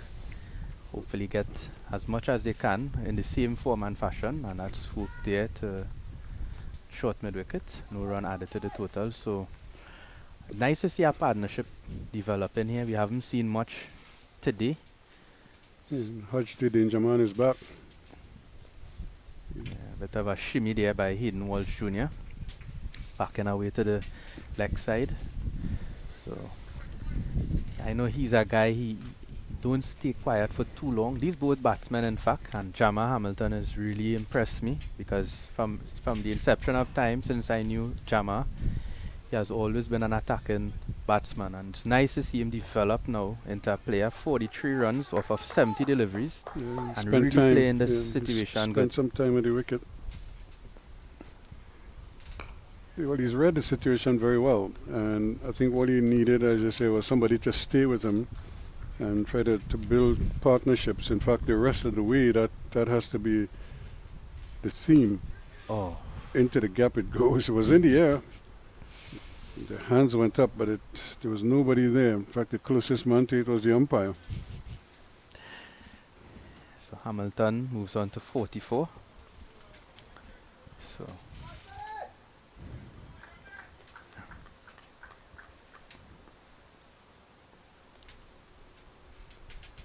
a wide delivery. Now, what you're saying about Hayden Walsh Jr., it's almost like he's beating Kavem Hodge. He's almost suggesting. Did he hit it? And he's gone. So that's the end of Hayden Walsh Jr. I think he has a different opinion there. Maybe he thought it didn't come off the bat, but the final decision stands, and that's the end of Hayden Walsh Jr. And the score now is 116 for 7 in the 32nd over. So at the end of 32 overs, it's 115 for 7. And that is Kavem Hodge again breaking through. So he really has the Midas touch. 4 for 24 now from his 8 overs. Excellent all-round performance here, I should say, from Hodge. He's also a batsman, so more of a batting. More of an all-rounder now. You look at it again, you just Forced out in it. Yeah, the ball probably hit his forearm, and that's why he was so annoyed with the decision. But the umpire thought otherwise, and it's his ruling that matters the most. And as a player, you will get that from time to time. It happens, and you kind of live with it. You're not happy, but you live with it. And we saw what transpired with that Alzari Joseph incident. It wasn't the umpire and the batsman at odds. It was the captain and the bowler. On that occasion, Alzari Joseph wanted a field in a particular place, but the captain felt he needed the player to stay where he was, and as a result, Alzari was remonstrating for all to see, and the West Indies Cricket Board acted swiftly by issuing a suspension to Alzari Joseph, a 2-game suspension, and I suppose with a stern warning. Hamilton, he was trying to swing that behind square. The ball ended up at deep mid wicket. I think he did really well to get bat on it ball. because it actually kept really low. So Hamilton there showing some form, because when you see things like that where a batsman is able to hit a delivery like that and make contact, it shows that he has something going for him here. So good signs for the Leeward Islands team with regards to Jama Hamilton. Jeremiah Louis is the new batsman. This should be hopefully the last adjustment, as it's 2 right-hand batsmen. So let's hope so.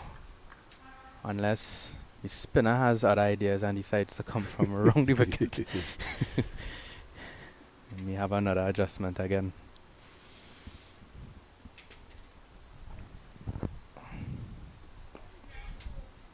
So Jeremiah Louis is quite capable with the bat. We've seen him hit a few lusty blows, and I would imagine if he could settle, spend a little time and get his eye in, then that long handle might become very useful here towards the end product for the Leeward Islands in terms of a total, because he does hit a big ball. Oh, well defended there. Really close shot if he didn't make contact. So he's probably saying, what was all the fuss about? The ball came off the middle of the bat. But he was hustling there. Oh! What did that miss? I feel it might have touched the edge. I don't think the keeper took it, but it ends the over though. And let's see if we could see what exactly happened. Well, the keeper kind of has us obscured here. And hit the pad, yeah, the keeper dropped it. I don't think he caught the ball at all. That might have been a different scenario there for Louis. So possibly a missed chance there. Yep, 116 for 7 at the end of that over. And just to mention the bonus point, if the Windward Islands get another wicket here, they will receive a second bonus point. There'll be 5 in the second ball. That's right, yeah, 5 wickets. So they're on course with regards to the bowling power play. So they got 3 in the first, and now there are 4 in the second power play. And then if they bowl out the team after 40 overs, they receive another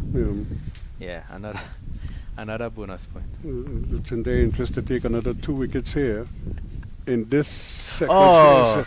There's a loud appeal, and well, I don't think the ball hit the wicket. So what is it? It had to be an LBW that they're appealing for, because the ball never struck the stumps. The keeper don't have it. So yes, the ball hit the pad, and he wasn't playing a shot really. He was the bat was just there, but he might have been struck outside the off stump, and that's what saved him. Yeah, Really good show there by the Windward Islands. No surprise the appeal was so big. He got a leg by 2, and I don't think he was really playing a shot there. He just had the bat. Good looking shot there by Louis. So all of a sudden things start happening again. They got the wicket, and now a couple of close shaves.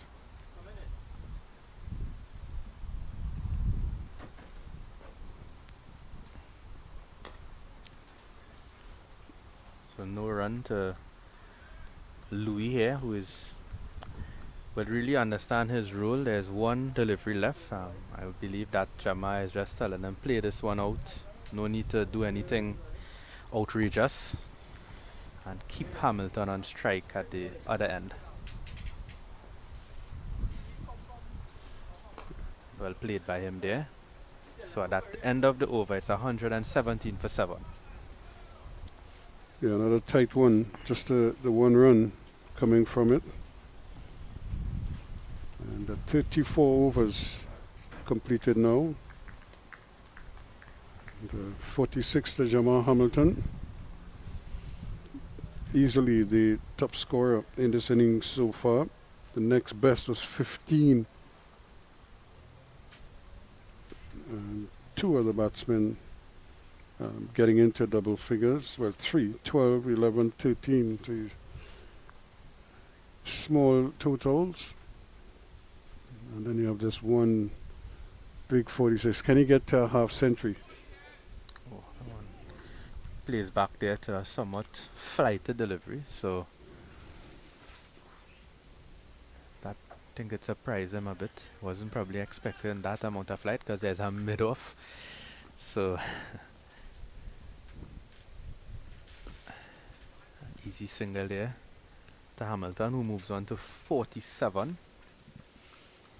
Yeah, this has been a good innings from Jamal Hamilton. They're going to squeeze an extra here, and they get the second run quickly.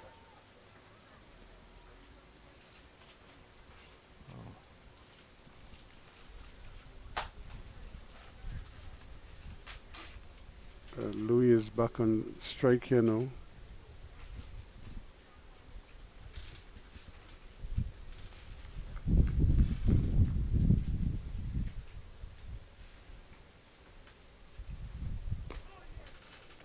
Again, living dangerously there. He's opting to play on the back foot most times.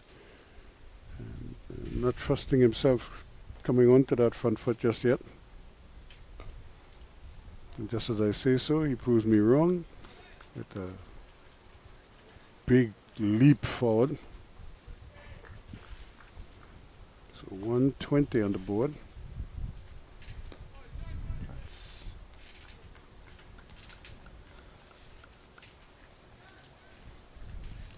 Janelle Eugene has done a decent job. He's in his 4th over, just 12 runs conceded. Flight Can he get a wicket? Yeah, that's the thing here. No, that's not a bad way to end the over.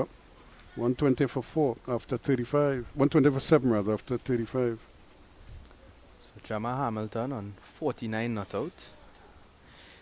He would be looking to get his 11th List A 50.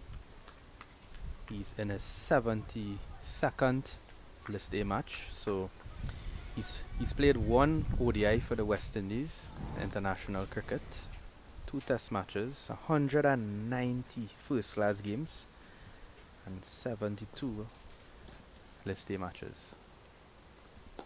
And that he decides not to take the single there. Yeah, he's really served the Leeward Islands well over the years. He knows his limitations and he plays well within those limitations. And that's 50 there for Jamal Hamilton. Well played to him. Bit of a ray of light and darkness here for the Leeward Islands batting. This innings here really has been the cornerstone of the Leeward Islands innings. So congratulations to Jamal Hamilton on his 11th List A 50. Just 3 fours from 81 balls.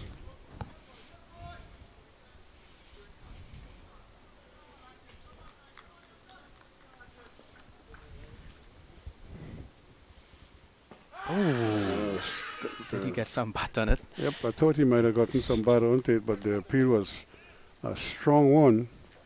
Because you heard two noises, so I sense it, unless the bat struck the ground. But they were certainly confident of an appeal, of that appeal.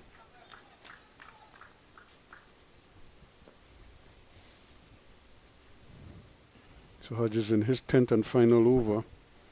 How he would love to get a 5-4 here.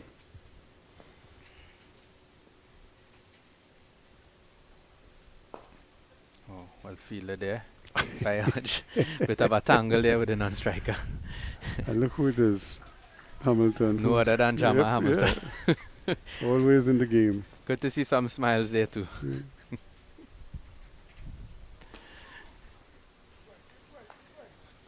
Hamilton probably chirping away at him there. Telling him you're bowling well, you know, but... On a different day. Yeah. I'll probably be tearing into you on another occasion. There they go again. They almost collided again. Good work from Kavim Hodge. And his 10 overs cost him 26 runs, but he has 4 wickets. So Jama Hamilton scoring his 50 off of 81 balls. 3 fours, no sixes, and a strike rate of 61. So Jama Hamilton, you know, he actually surprised me. I know you mentioned that he has that ability to bat long, play those innings, and it's nice temperament from him. Really shows you how he has developed as a batsman. He's 34 years old, just recently turned 34 years, 47 days, and he's from St. Thomas, the island of St. Thomas. So nice to see him here get into that halfway mark. Works on to fine leg. They come back for a quick single. So There's a popular calypso many years ago, St. Thomas Girl. It actually, when I was a kid growing up, one of my favorite steel orchestras actually won the Panama with that, Solo Harmonics, arranged by Earl Rodney. oh, The late Earl Rodney, who was well ahead of his time in terms of his musical arrangements and styles. And Solo Harmonites was a popular band back in the day. that's Brilliant just effort. right to that fieldsman there. And Looks I like Ambrose. Actually, no, that's the big Kenneth Demba. Tamba, yeah, dive in there, low to his right. Good effort there by him. Ambrose would have been happy with an effort like that. Although he would say he would have caught it.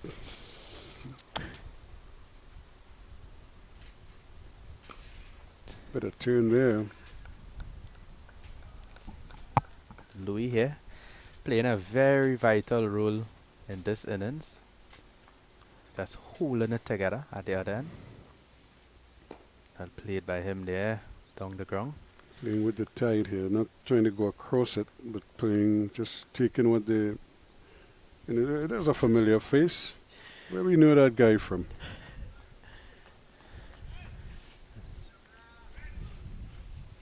He was just doing commentary with you, and he's probably kind of decompressing right now. A lot of hard work here today. Yep.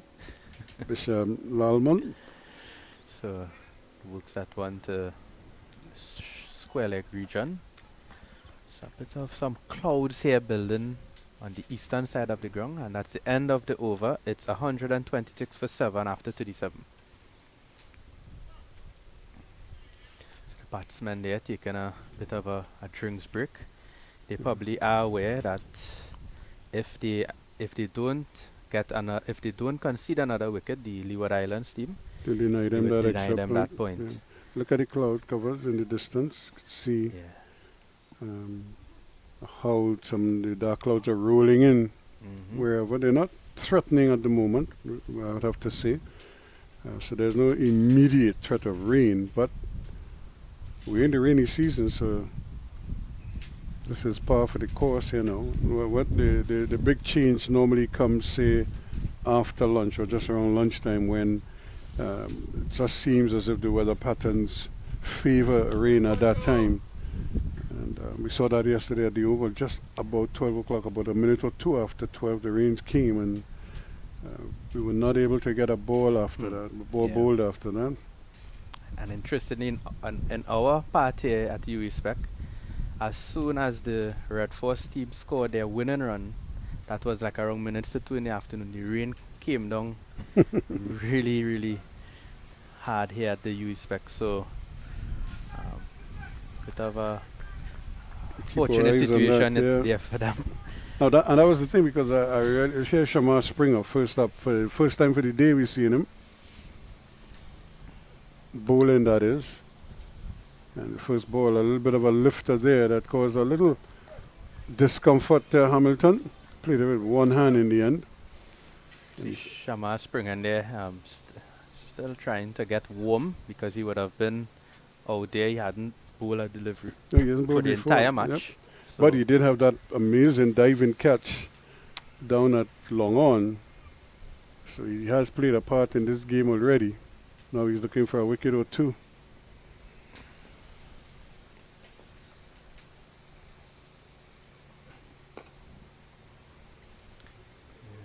getting that awkward bounce there. The ball now is into its 38th over, so it's somewhere and there is on this white cricket ball, and it will have that grip on the pitch. The good thing is that they bowl different balls at different ends. So this ball is what 19 overs roughly.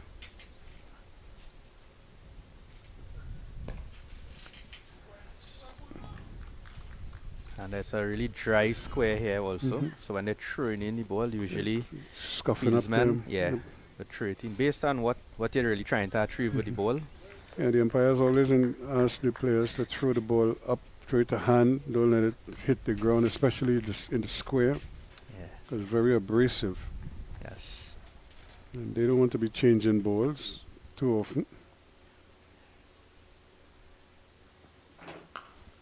Springer, of course, part of the Guyana Happy Eagles team for the international tournament, starting later this month in Guyana. Himself, Shea Hope, and Ruston Chase, together with Dial from Trinidad and Tobago.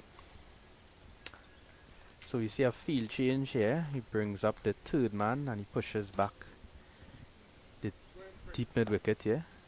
Hovering, not on the boundary, but he's hovering off the line.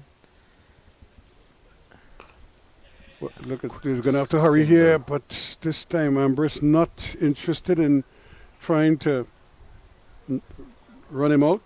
But he did attack the ball. He just didn't seem like if he wanted to finish the play too much. And it's getting noticeably cooler.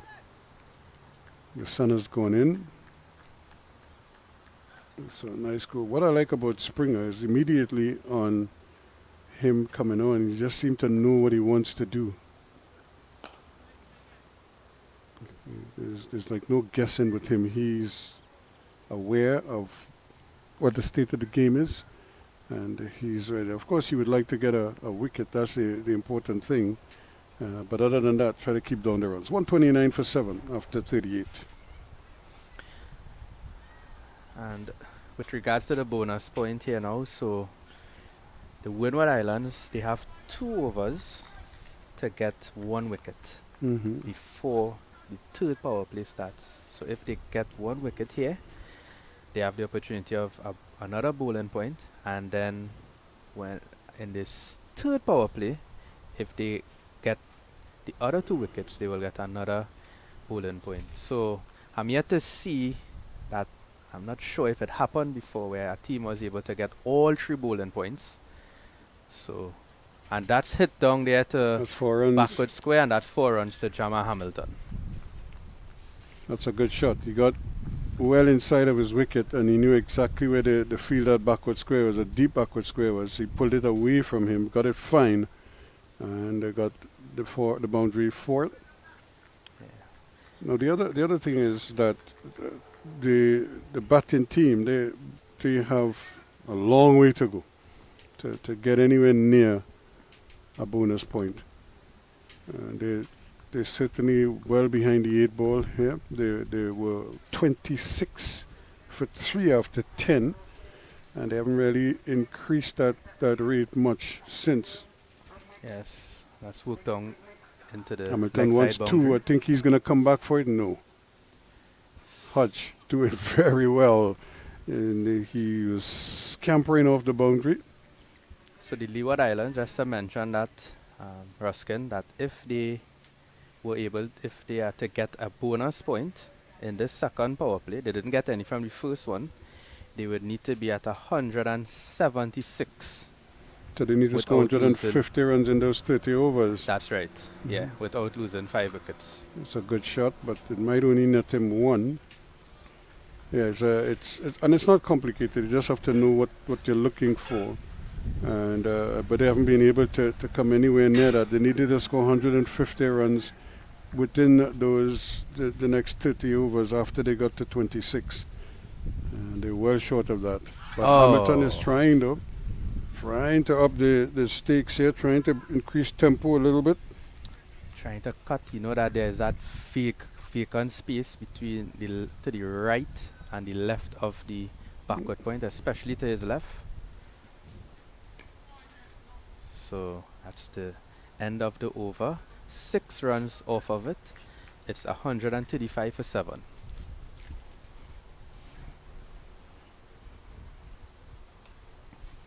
Yeah, it's been a bit of a struggle here for them to really get the runs churning over. While it has increased, it hasn't increased exponentially, and as a result, they're still just about 3.46 and over.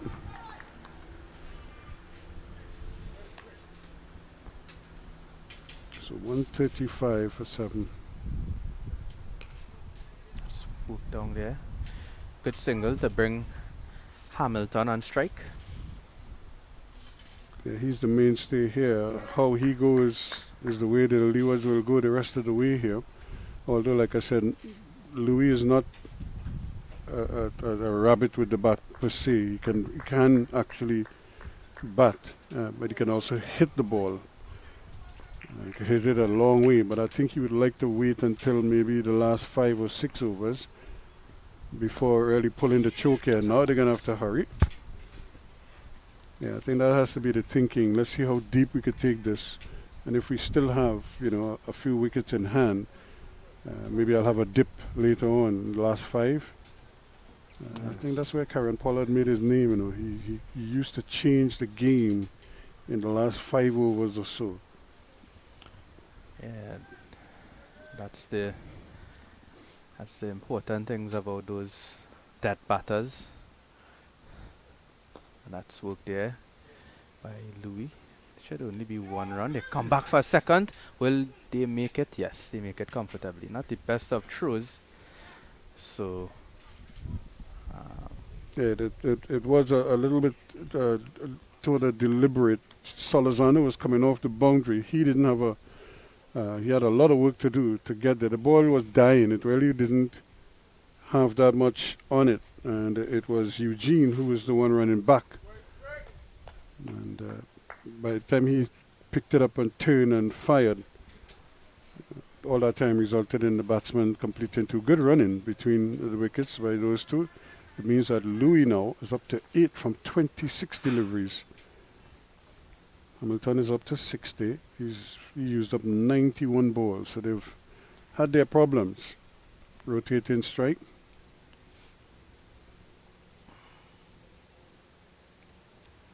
So we see the deep mid-wicket here going out for Louis. 3rd man coming in. So a sweeper on the boundary and a backward square and a mid-wicket and long one. Is he going short here into the wicket?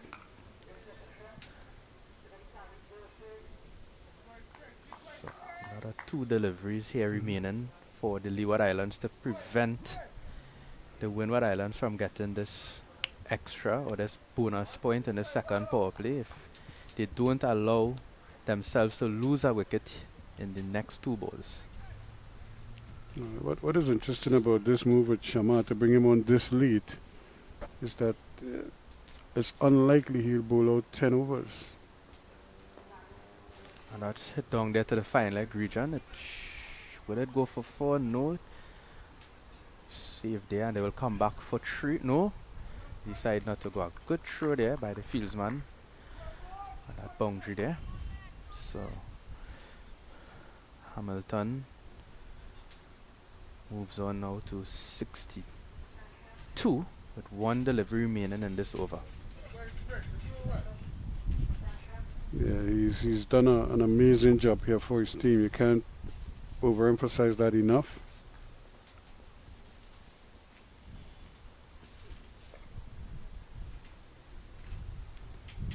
So the Leeward Islands have prevented the Windward Islands from getting that bonus point, and we'll have a drinks break and we'll have a change in commentary.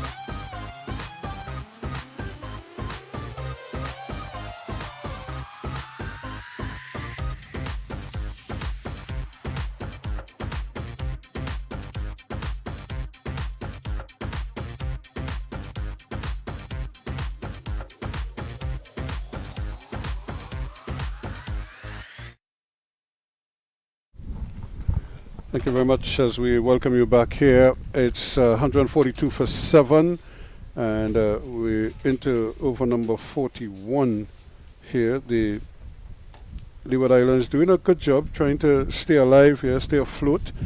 142. At least their bowlers will, as they say, might have a fighting chance. As I welcome back Visham. And thanks, Ruskin. Good afternoon to all our viewers. And here they're appealing for a catch at the wicket, and he goes. Louis trying to back away and maybe trying to force the issue. Pays the ultimate price. Probably a little too close. Yeah, certainly a little too close to cut there and a little close for comfort. And yeah, certainly a good catch, a good sharp catch taken there by Dylan Douglas, who didn't really have a good day with the gloves, Gorskin. No, he's had his troubles. Yeah, but a good wicket for the Windward Islands. John L. Eugene finally striking after conceding 23 runs in his first 6 overs. It's, I think, a well-deserved wicket. Here's a look at that again. He's been prodding and being consistent on about that 4th, 5th stump, John L. Eugene, and he was able to reap the rewards. Well, they were hoping to get that wicket earlier. They didn't. But one ball after, they got the 8th wicket. So, but I'm sure they'll take it. Now they'll push to see if they could dismiss them in this final session. Yes, certainly. And in strides Daniel Durham. And he would, of course, be replacing Jeremiah Louis. If you missed it, he was just caught behind of the bowling of John L. Eugene. And he's another man who, on his day, can hit the ball a long way. Question is this the day here? Can they find somebody to stick around with Hamilton? What it does now, it probably might force Hamilton to change his whole attitude towards batting, and he may decide it's time to have a dip himself. Well, but it has been an excellent innings by Jamal Hamilton, a well thought out innings. But he may just have to change his attitude here now, because he may try to get as many runs as he possibly can. See if he can get them up to 200, maybe or beyond. But that seems a long way away here. And the tractor is trying to get the side screen in position for the left-handed Durham. Yeah, he's had a long day, and we're just about 4/5 of the way through the first innings.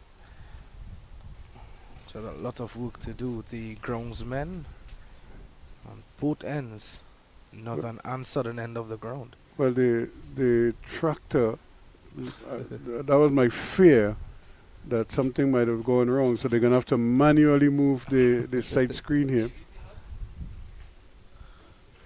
So it seems like now the tractor has gone down. First we had a delay because of a hole in the pitch, well, not on the pitch, but just behind the stumps. And now the tractor seemed to, oh, there we go, tractor is back up and running again. Yep.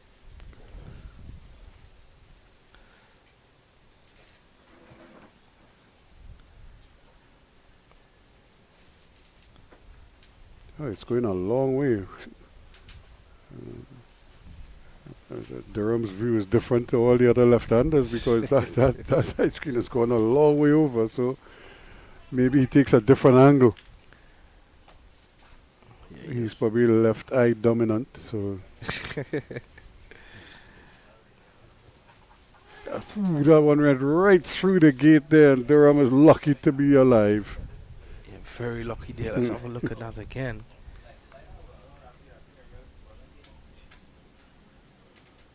Oh, Kota Pinto, 2 there. It didn't miss by much. Full toss, and he's just happy to get off the mark there because he was living dangerously, Durham.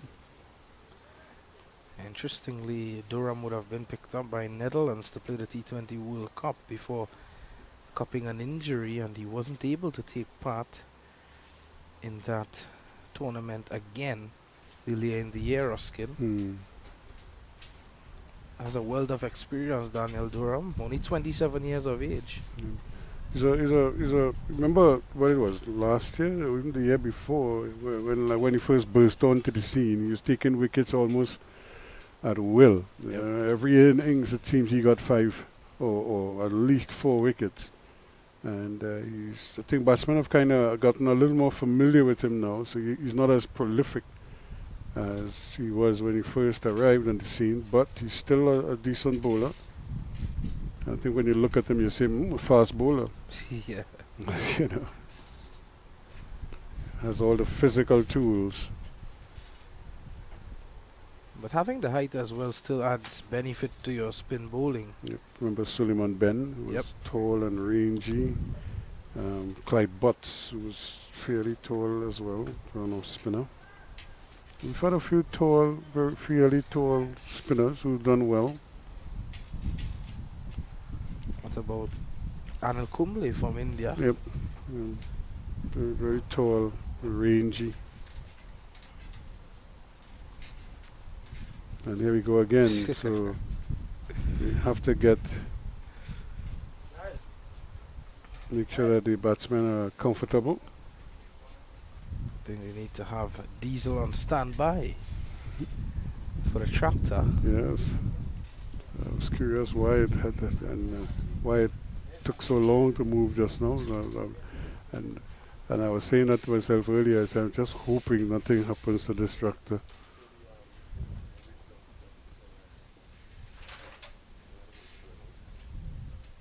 Every time he goes back on that back foot, it just seems to be a C there. 144 for 8 at the end of over number 41. We'll have to wait and see what happens here in terms of Jamal Hamilton. How will he approach this final 9 overs? Will he look to target the final 2, 3 or 5 overs, Joskin? I think I just have a feeling, and he may at least try from all now, because when he looks up and he sees how Durham is negotiating or fairly innocuously negotiating deliveries, he may decide now is the time. You know, it's unfair because it puts a lot of pressure on him to try to score all the runs the rest of the way. But you know, I think that's the beauty of this situation here. You assess the situation and then you work out a plan of action. And his plan of action might be to try to clear the fences. He played it well thus far. Let's see if he can cash in. And Demba is probably the bowler that he may target here now with the breeze. Well, there are 2 fielders out deep there at the deep mid wicket. But Hamilton is a strong man. If he connects, they might be just as. There he goes, and it doesn't go to mid wicket. Look at where it goes. Down the third man. He's going to get a couple. Won't get a boundary. But that should be message sent. That this is going to be fireworks here now. Ambros's reaction tells me that he was unsure that ball was going to go there. Of all the places on the field for the ball to go. There's no slip.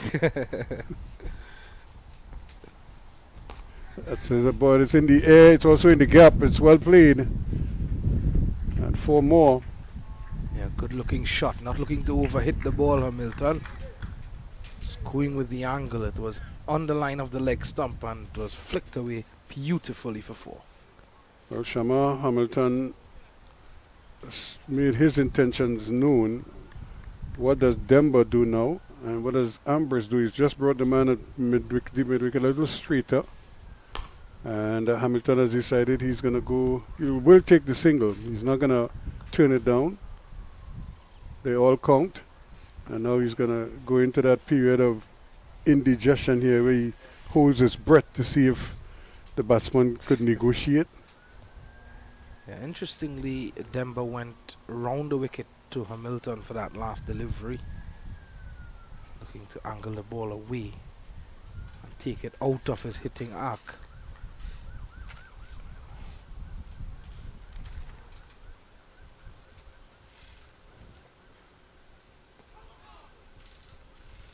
coming long forward there, trying to negate the spin. And Hamilton would breathe a little bit easier. That one was negotiated. So 2 more to go. I don't think he's going to run anytime soon. And a play and a miss. And just playing and missing at the moment, Daniel Durham. Of course, he would be licking his lips and seeing how this surface is playing when he gets the ball in hand. Would certainly want to cash in. But as for now, he needs to support Hamilton to finish this innings off. Hamilton is on 70, but he's at the non-striker's end there. Very little he could do right now, but pray and hope. And mission accomplished. The end of the over. It's 151 for 8, so the 150 is on the board. Yeah, 150 on the board. At one stage, you wouldn't have thought that the Leeward Islands would have gotten past 100. They're at one stage 55 for 5. And now they're 151 for 8, courtesy Jamal Hamilton. 70 thus far. Of course, he's still there, and with him being there, there may still be a bit of comfort in the Leeward Islands camp. Yeah, well, 151, like you said, kind of represents a bit of a recovery for them, but it gives them hope. Yeah. Now, if he could tack on a few more, couple boundaries, that would be ideal. So they might get to like 175 if they could get there. You know, he will have to do the heavy lifting.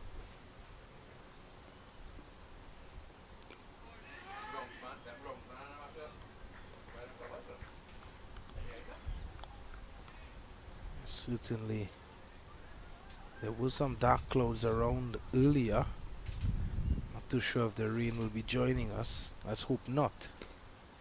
Hamilton will take the single now. So 3 balls completed. So I think he's doing he's playing the waiting game, and but he's also playing the overs. He probably wants to bat deep. If he could bat out all the overs, Yeah. so be it. But he's now hoping that Daniel Durham can survive here. And so far, so good. He's happy to play on the back foot to John and Eugene. Well, the rain is drizzling at the moment, Ruskin. Yep, it's there. And reluctantly, Hamilton takes the single. And the ground staff don't seem anywhere near the covers, almost as if they don't expect the rain. Well, on the far side, they are down there at the far side. So they will...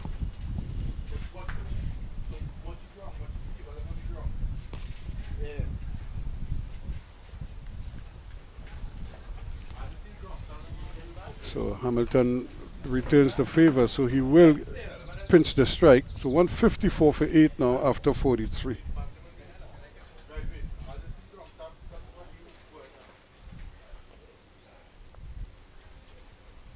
After 154 for 8 after 43 overs, and Jamal Hamilton continues to plug away here. 101 balls faced. He's up to 72. This has been a very good innings, a very deliberate effort on his part. He's curbed his natural aggressive instincts, and he's played each ball on merit more or less. And kudos to him. He's found a way to keep his team afloat here right now. They're 154 on the board. They won the toss, opted to bat, and it hasn't gone according to plan. But 154 for 8 represents a goodish score, as they say. I'm sure they'd love to be closer to 200 by now, and with maybe 4 or 5 wickets in hand, so they could have a real swing at the tail end. But Hamilton is there, so too is Springer. And this is head in the air kind of stuff, and just throwing the bat at it. Luckily for him, he didn't hear that dreaded sound behind him there. And that prompts a little bit of an adjustment in the field, in the deep and the onside from Springer. that was an almighty. That was what you call an agricultural swipe there. He was just swinging his head. He probably was looking at the clouds when that ball passed. There he goes again. That's a good hit. There's a man out there. And he cannot hit it. The ball just eluded him. And they were able to come back for a second run. But he probably should have taken that one.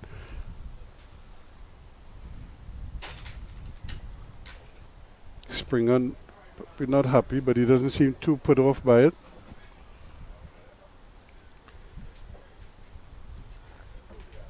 Yeah, that would have been doors closed certainly there, Ruskin, had that catch been taken. He's going to try again. Hamilton, 74 now. And it's cutting that one away. It's in the air. Again, it's dropping short. And he has to scamper. And they're going to go back for the second run. And that is careless cricket because the man coming in from the deep just couldn't get there. Probably didn't see it early enough. Then he threw at the non-striker's end. And the bowler, who was probably obviously disappointed, was just standing there, and there was nobody backing up at the non-striker's end. So the batsmen were able to scamper a second run, and what that means is that Hamilton is back on strike. Was it one short, or was it one over the shoulder for the short ball? Yeah. Now, how do you bowl one over the shoulder and a short man like Hamilton got back to bowl? Wasn't high enough.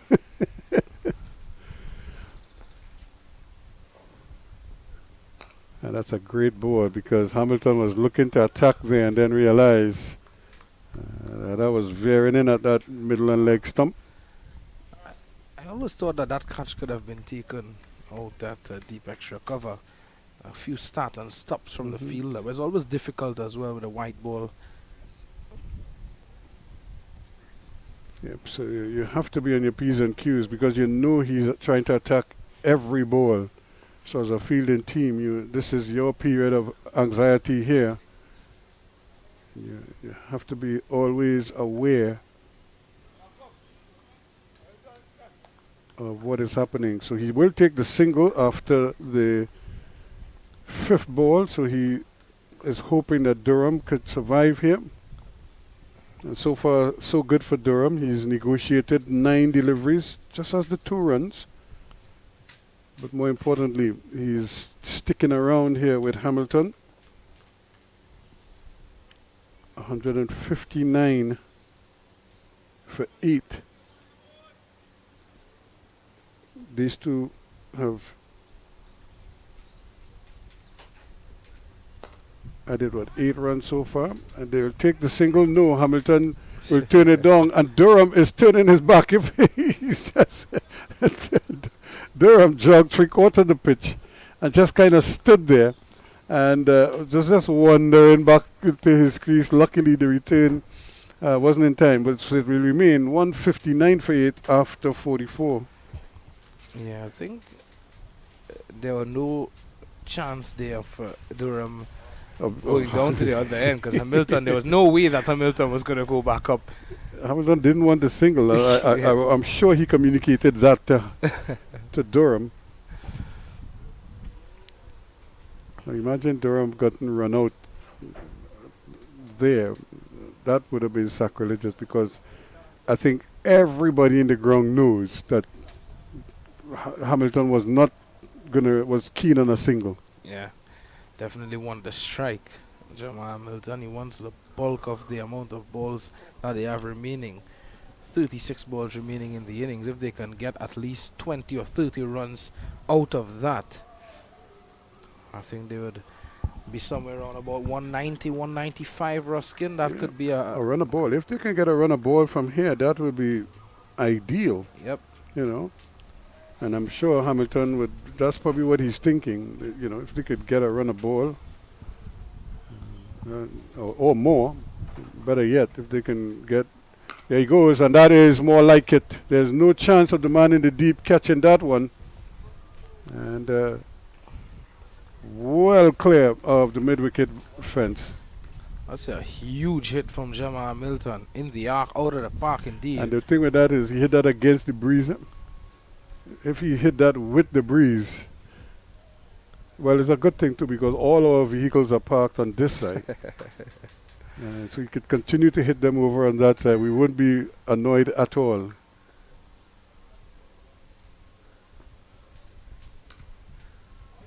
He's going to get one. He might get a second. They're going to have to hurry. He's coming for it. He's taking on the arm. And he's going to get the second run. Once again, the wicketkeeper Douglas doesn't collect the ball cleanly. And the batsmen are able to complete two. So good aggressive running.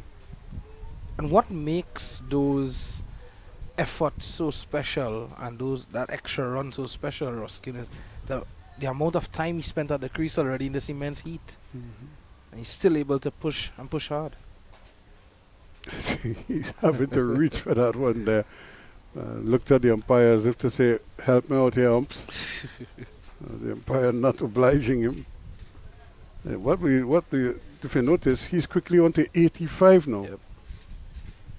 So another, he goes right through the bowler there. Eugene should have stopped that. But Hamilton won't mind. 4 deliveries down, and he's taken 9 runs off the over so far. All he's asking Durham now is to keep out these 2. I think Eugene would want to negate that though.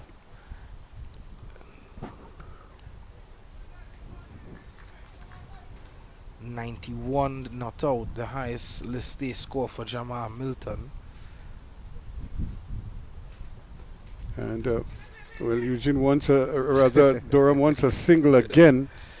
Yep. But Hamilton is not interested.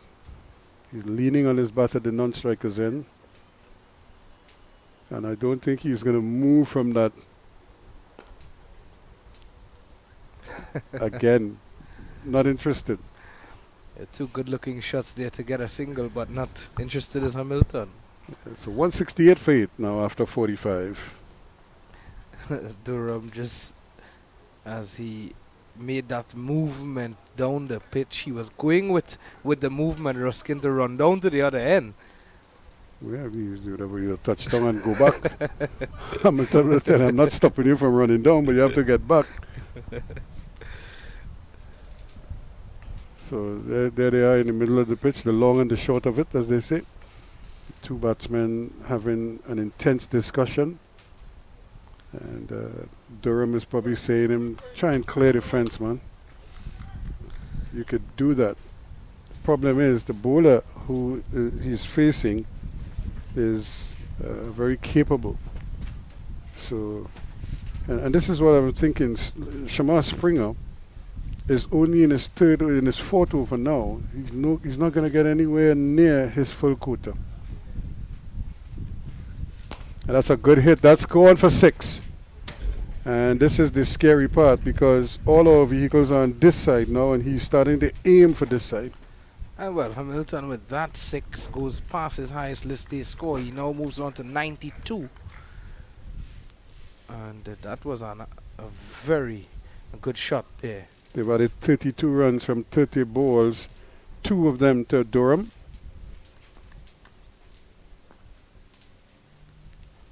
Springer.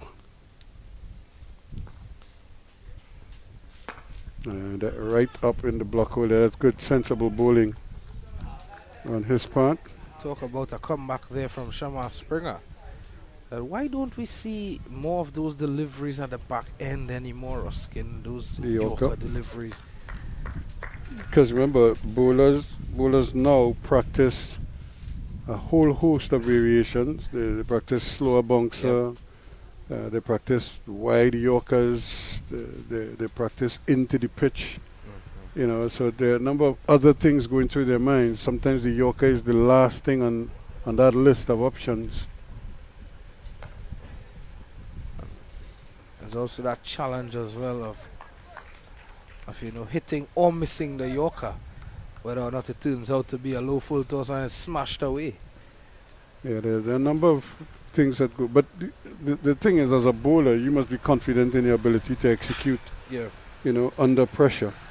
And it's based on one, repetition from practice, or the knowledge that you've done it before, because these guys play a lot of cricket. They play a lot of list A cricket for their various national teams or franchises, and then they play a lot of T20 cricket where that skill is so important.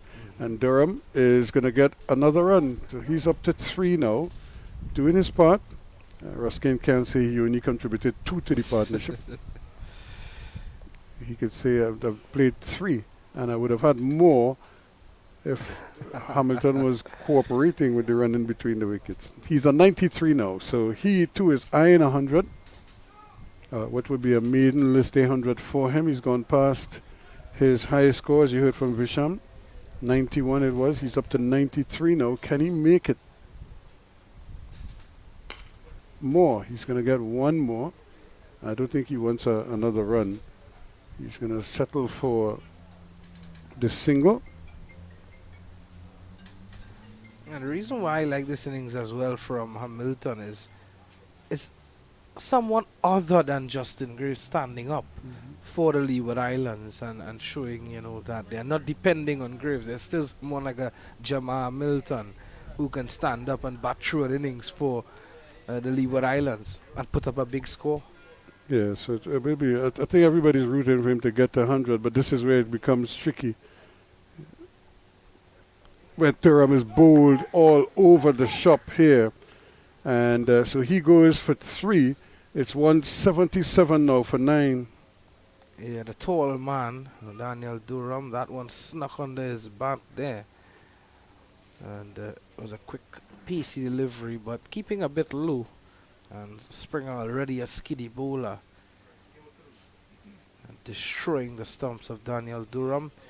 I hope he doesn't destroy the hopes of a Jamal Hamilton 100. Well, Jamal is going to be swinging for the fences here. It's now or never for him. I don't think he's going to put any trust at all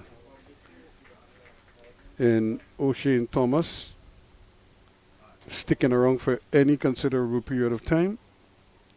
So the big number 42 strides out into the middle. I wonder if there are any laws as to how players determine the numbers on their shirts, on their backs. Is it a favorite number that they would use? Or is it a number by position? When you look at a sport, say like American football, the numbers that you see players wearing are based, in a large part, based on the players, the position they play on the field. Right. And especially the linemen, they all have these big double-digit numbers. Yeah. So you can identify their positions quite easily.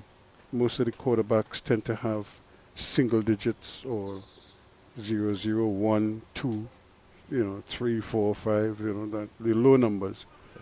And then the running backs tend to have the 30s, 32, 33, that kind of thing.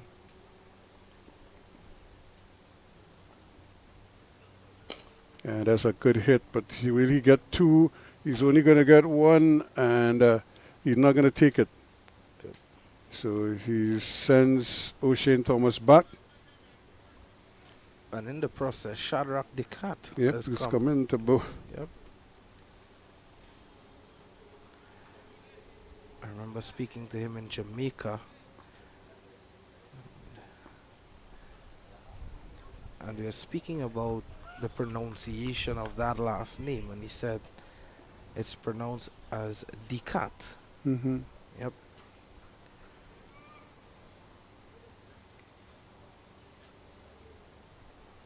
I think I've seen that name before, elsewhere rather, and it's pronounced totally different. Again, another nice beefy blow, but no chance for him to squeeze out in a second. So he decides he's not going to take any at all. So it's all or nothing here right now. Those are runs that could have come in handy for the Leeward Islands. But the state of the game. Yep. That one is playing away. That one is in the air. When they get a second run here, they're going to have to hurry. No, they decide against it. And Hamilton now asking how many balls. So he has 2 balls to negotiate here now. Hamilton was really swinging for the fences there, but not even the strong wind could have helped him on that one. He just didn't connect it as well as he was hoping for.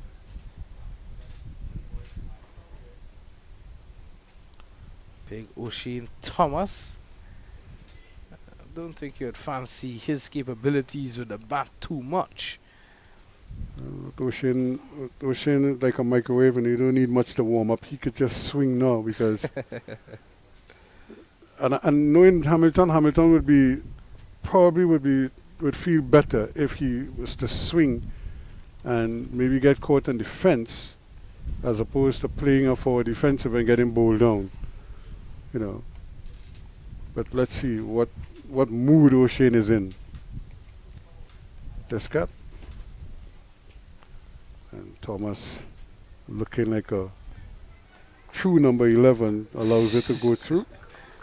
Well, they can't make it easy for him there to negotiate that one, just leaving it alone.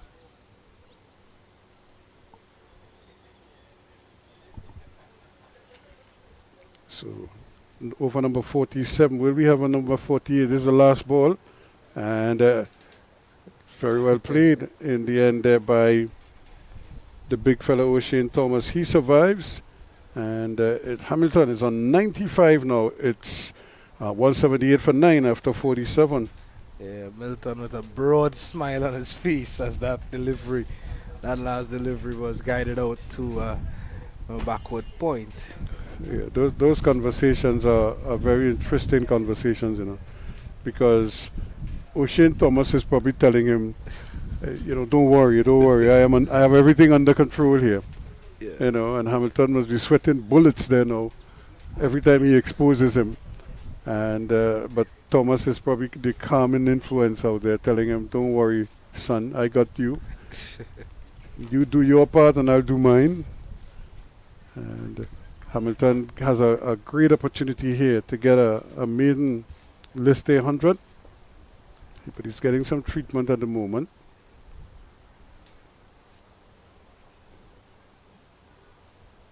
Taking a big drink of water and having his hand attended to there. It might just be when you grip the bat for an extended period of time, sometimes the hand, the whole arm, the forearm and the palm of the hand sometimes can it'll be cramping more than anything else. So I don't think there's anything too sinister happening there.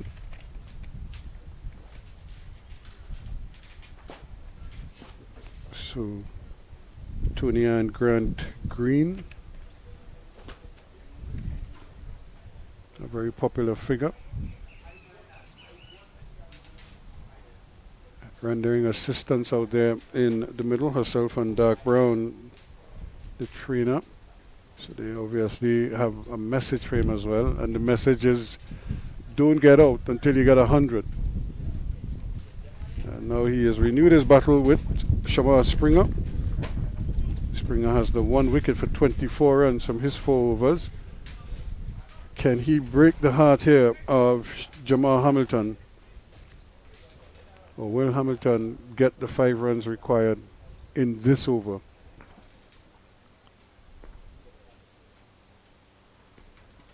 And this one is pulled away. There is a man out there. He takes a catch, but he drops it. He was going over the boundary and he decided to push it back in, but all of that happened and it didn't take a run. So Hamilton probably swore he got a boundary there, but it was a good diving effort there on the part of Cyrus. He pushed it back. He probably had more room than he thought, but he was not to know that.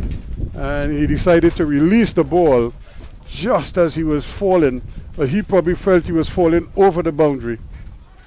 Yeah, and that's good thinking there from Cyrus. Didn't want to give away the 6 runs. In the end, not falling onto the rope though, but still That's excellent fielding. But they didn't get a run. So Hamilton remains on 95. And let's, in other words, let's do it again. I think that's exactly what is going to happen here. And again, he's hitting, but nothing doing. That one pummeled down to Solizano. Didn't have to move at all because, of course, no attempt for a single. So Shamar Springer, the man between joy and disappointment for Hamilton. And wide signal, and Springer not happy. Watches as the umpire spreads his arm as if he's in joy, but Springer will have to do that over again. And we must apologize if our viewers are hearing a flapping sound in their microphones because the wind has picked up here quite significantly. Edging, and it's dropped. Well. It went down. It wasn't an easy catch. And it just went down. Is that Atenez there? The ball just went down, and now he might have done something to his fingers. Looked to be John L. Eugene. Eugene, yeah, he was going down. The ball just kept going down. And now it's Eugene, so now he has to go off the field. And we'll get some treatment here. So it's all happening here. And it's only because Hamilton is the man of the moment here. 5 runs away from 100. Springer trying to deny him that. It's almost as if the overall score is not important. It's 179 for 9, by the way. Yeah, stay focused right up in the block hole. And Hamilton, who's not a tall man, still had to go down low to keep that one out. And that's a good delivery from Springer. Yeah, right up into the block hole. Not much a batsman could do with that, but defend it, or at least try to. Hamilton did well. He's been there for 122 deliveries now, and 121 prior to that one. You would expect him to do so. 4 balls gone. And a big swing and a miss. Well. Almost gave it away there, but Springer was not on target. Springer is making it very difficult for Milton. So here's the challenge now. Do they bring the field in and deny him? Or do they leave the fielders out and tell him go ahead and hit it? And let's see what gives. Now he still has, I think, what is this, the sixth and final delivery, or is there one more delivery? One more after this. After this, he's going to have to run. This is going to be dangerous here, and he's out, run out. Well. No. Or is he? The wicketkeeper seemed to think so.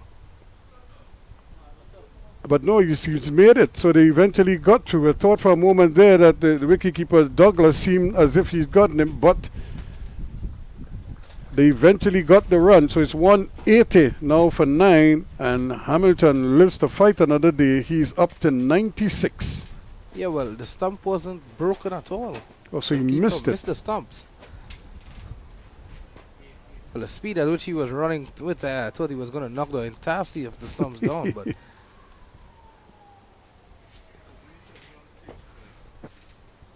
So 180 for 9 now, 96 to Hamilton from 124 balls.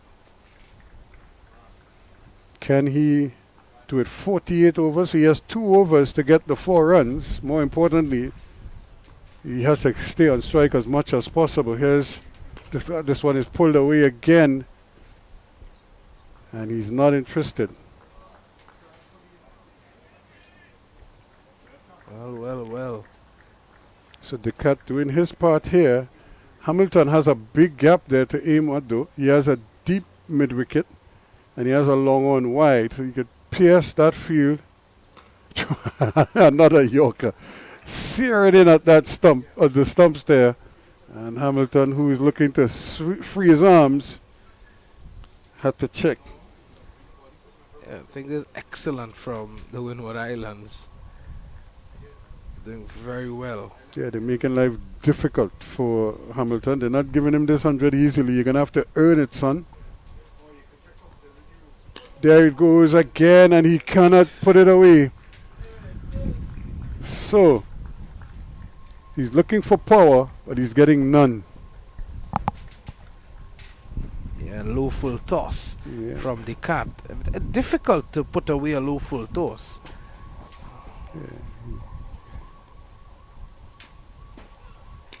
Yeah, good. He's reaching for it, and there again, that could have been a run out, but Thomas is firmly planted in his crease. I think he knows that Hamilton is not going anywhere from that striker's end until maybe the second to last delivery of the over. And Thomas has... Is he out? He's run out. Well. Because he just seemed to be grounded there. He didn't move. And the umpire says he's out, run out.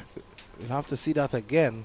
Because he was grounded there. But was he grounded outside of the crease? That's the thing. And it is so bizarre for it to end this way. But it just seems as if O'Shane Thomas was grounded outside of the crease. He never moved. He never tried to make an attempt to go back or anything. So it's exactly where he was standing is where the wicket was broken. And he has to go. So he is run out for no score. And Hamilton is left high and dry on 96. Oh, the umpire took a while to make Now look at it here. Look at it. He just walked out the crease. And he stood there. He never bothered to bring the bat back in the crease. He now tried it. And even when he dipped it, I don't think he dipped it over the line. Yeah. So.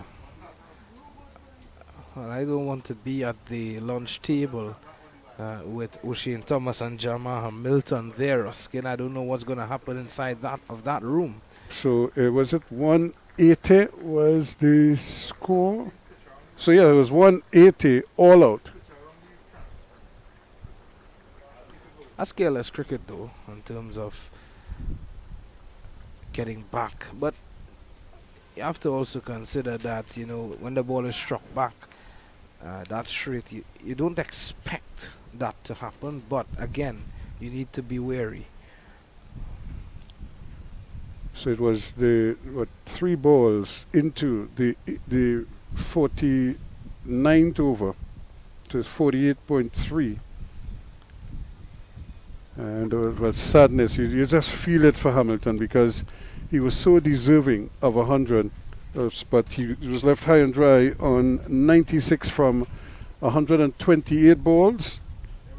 So that is the situation for him. The real disappointment, anticlimactic. In fact, you have to like the effort on the part of the Windward Islands, but your heart bleeds for Hamilton and the effort that he put in there. So it means that the Leeward Islands posting 180, it means the Windward Islands now need 181 for a victory, and they have all 50 overs in which to get those, and we'll get to that when we innings break.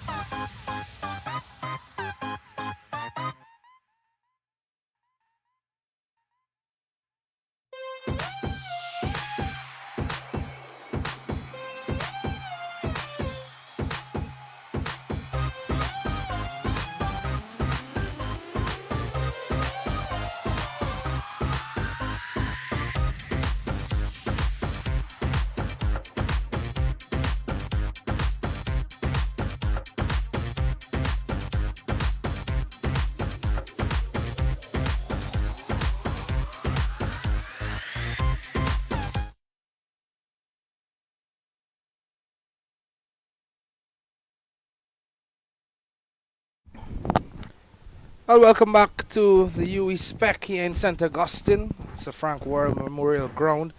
Of course, we're taking an action between Leeward Islands Hurricanes and Windward Island Volcanoes. And the news is Leeward Islands in their first innings amassed 180 all out, courtesy some good bowling from the Windward Island Volcanoes unit, and of course, not forgetting a 96 not out from Jamar Hamilton, their wicketkeeper batsman. Well, actually, it's not their wicketkeeper batsman today, because Joel Andrew, he has the wicket-keeping glove in his hand. So that tells us that the Windward Island Volcanoes, they require 181 for victory. It's going to be a tough task, though, given the bowling lineup that the Leeward Islands team possesses, and also given the fact that the track is playing some tricks as well. As I welcome back into the commentary booth this afternoon, Mr. Adrian Barrett. Thank you very much, Rishan. And a really good innings there by Jamar Hamilton.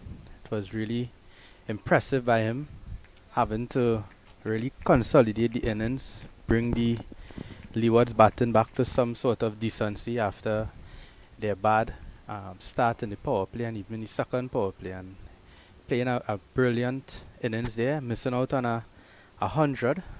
I thought he should have gotten it, but unfortunately the last wicket fell, and we're about to see the first ball by O'Shane Thomas.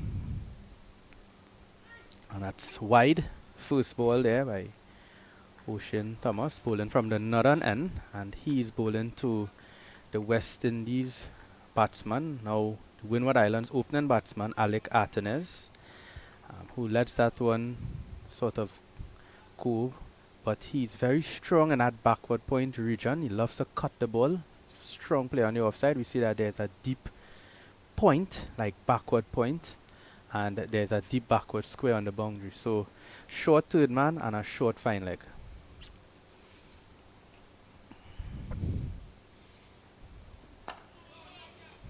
Artenes there plays that one comfortably to the cover. O'Shane Thomas really looking to go across Artenes and hopefully getting it to straighten, bowling over the wicket to the left-hander with a strong easterly breeze here at the UE Spec in St. Augustine. So they require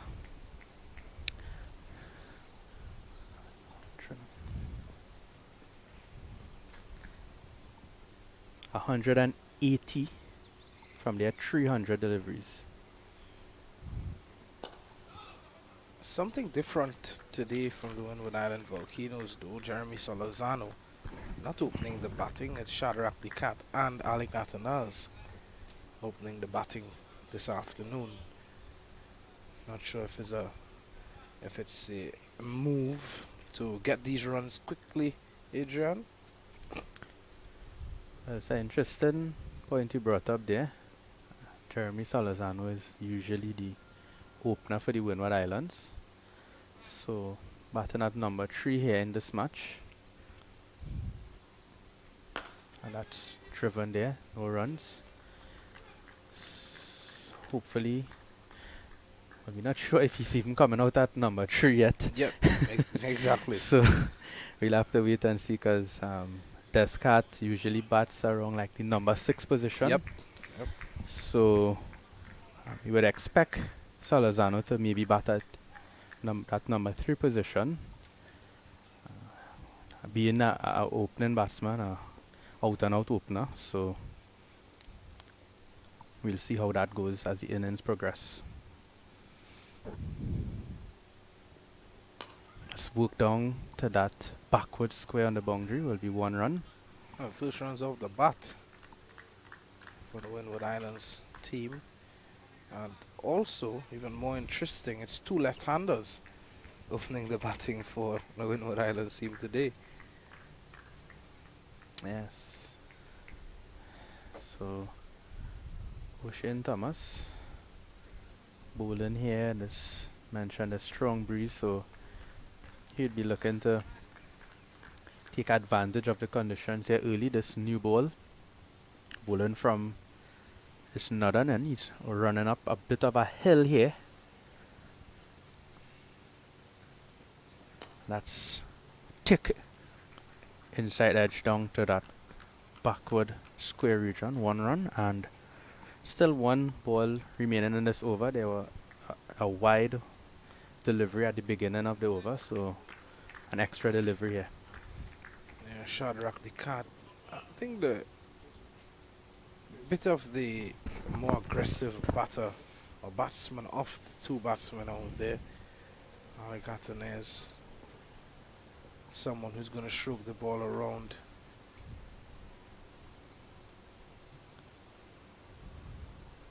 Oh, and that's a big drive there by Martinez, and he beats the outside edge. So at the end of the first over, it's 6 without loss.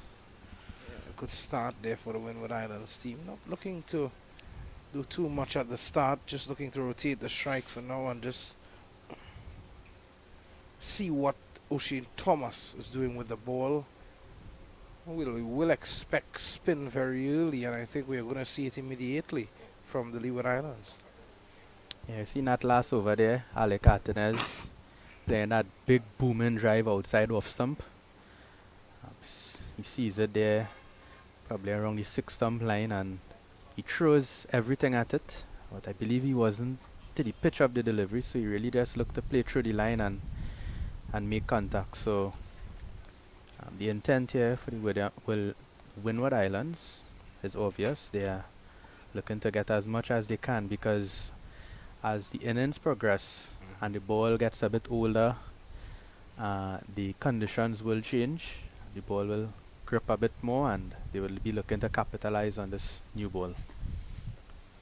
Oh, that's big drive there. Dimitri Adams, the bowler from the southern end, and he bowls it sort of a Yorkish length to Descartes, and keeper doing a really good job there, Andrew, to stop it.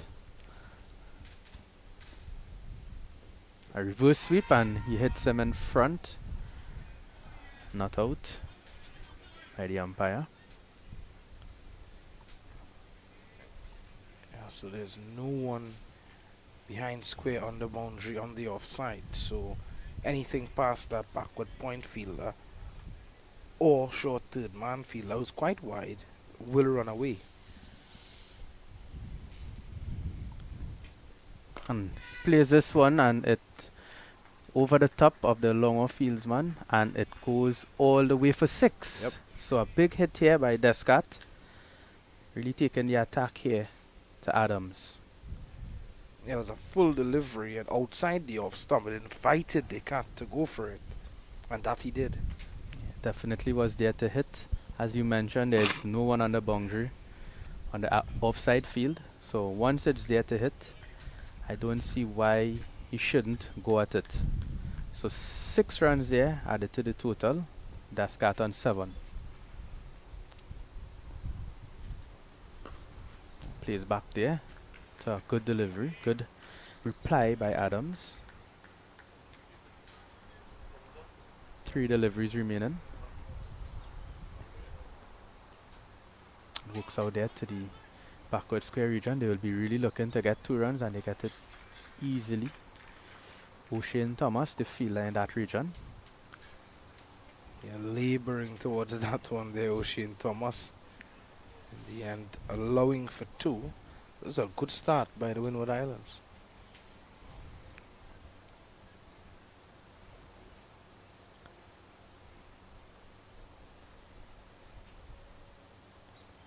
It's a bit of a delay here, not sure what's the issue.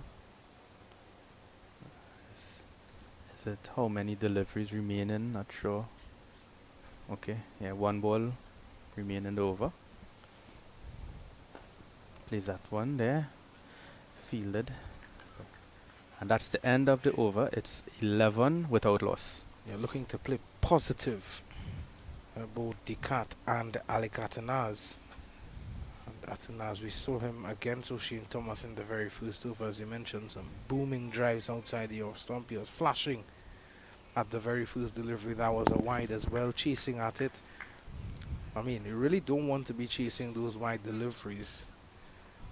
And you want to play everything, all balls on its merit. Descartes did so against Adams, which was good to see. So let's hope that that continues for the Windward Islands. Thomas is back. So Thomas, a really tall bowler, so he would obviously get that extra bounce. And that's a full delivery, and that's driven through the covers. Would it have all the legs to go? And yes, and it's 4 runs to Alec Artenes. So he would be happy with that. A full length delivery outside the off stump and driven for 4. Exquisite from the left-handed Artenes. That's what he's known for, his exquisite stroke play. And from a Windward Islands perspective, they'd want to see a lot more of that. Yeah, he favors that shot outside the off stump. He really loves that cover drive, as most left-handed batsmen do. So, pretty good offside player. He also has the ability to play the pull shot. And that's a beautiful shot there for 4 runs. Artenes hitting that straight down the ground. So a great start here in this over for the Windward Islands. Beautiful shot by him here. Sweet as from the left-hander, presenting the full face of the bat, not looking to overhit the ball at all. And that's what we speak about that's what we mean when we speak about playing the ball on his merit, John. Yeah, and that's nice to see that he has that stroke play all around the wagon wheel, playing through the covers, the previous delivery, and then hitting that one straight back past the bowler. So really good batting here by Artenes thus far. This one there guided down to third man. So 2 boundaries and a single. This would be considered really good batting on the part of Alec Artenes. So if he's not scoring a boundary, he rotates the strike, and it is always good to see. Yeah, already picking up 8 runs of the very first 2 deliveries of the over. So happy enough to take the single in the third. Windward Islands going along at 8 runs and over.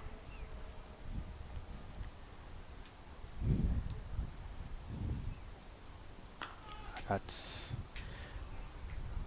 good delivery, well played also. He just opens the bat face at the last minute, trying to pick the gap. Descartes normally sort of a middle order batsman, opening the bat in here. 2 left-handers, so always an opportunity here for players in these games when the positions move around.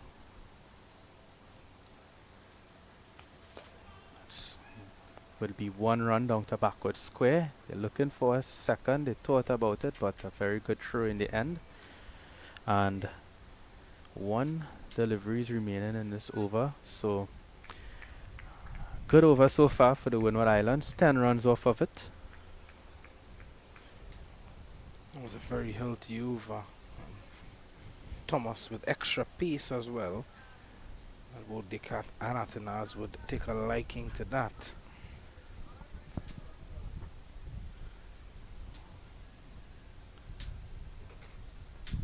Oh, that's 4 runs. Great shot there by Artenes. A bit uppish, but it goes all the way to the long off boundary. So 4 runs to him. That ends the over there. And a really good over. 14 runs off the over. Expensive over from the big right-handed speedster O'Shane Thomas. And Artenes looked a bit disappointed when he struck that one because of the fact that it was struck uppishly. But when he looked back down the ground, he saw Justin Greaves well to the right of that. And so in the end, bearing fruit of boundary to him. 25 after 3, I think from a Windward Islands coaching perspective and management staff perspective, Adrian, I think they'd be quite happy. A really good start here. They actually are way ahead in terms of that bonus point. And we see Rakim Cornwall from the southern end. And he sweeps and a loud appeal. But the umpire is not interested.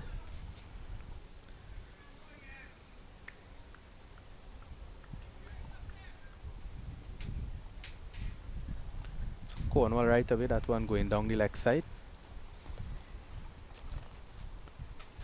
And that's a shot there, and he's gone. So a soft dismissal there by Descat. Raheem Cornwall bringing himself on and getting the breakthrough right away off his second delivery. Yeah, the skipper saying, I think I need to take the ball and do it on my own. And that he did, picking up that breakthrough. All important first wicket for the Leeward Islands. And looks as though O'Shane Thomas goes down in the process. Not too sure if he's getting some cramps.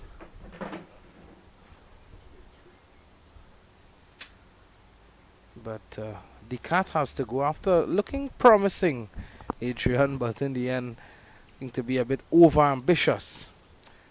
Yeah, I think this would be a good wicket here for the Leeward Islands, getting that breakthrough. And as you mentioned, they were 25. They were rushing towards 25 runs of 3 overs, and that breakthrough there would may put a damper in the Windward Islands camp, but they have the new batsman of Kavim Hodge, who is also a very no-nonsense, busy type player. He likes to feel the ball off the bat, and he's a very busy player. He has a Test 100 to his name, so he would have a lot of confidence. He would have really enjoyed that series against England. Scoring a Test 100, there's no better feeling to score 100 in England, so he'll surely be looking to build on that in this innings here, as he comes in with he's scoring 25 for 1, and the experienced Raheem Cornwall, who is very adept at these situations here, play a number of cricket for the Leeward Islands and even in the CPL. And right away, extracting some bunks. Raheem being a very tall cricket player, he doesn't have to do much to get bunks. Yeah, true, and with the ball being new as well, and they seem quite upright.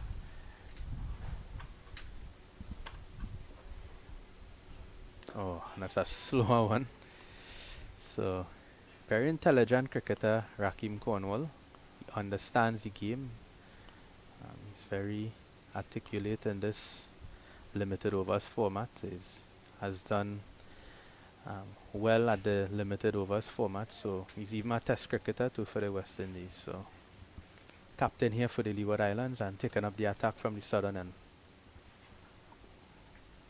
That's a reverse sweep, and that will be 4 runs to Alec Artenez. Good shot by him, being aware of the field place in there. There's no one on that offside boundary, and deciding to go with the reverse sweep, and he beats the backward point for 4. A long stride forward to negate whatever bounce and whatever spin that Raheem Cornwall would have looked to extract from the surface, and in the end it proved to be a good shot.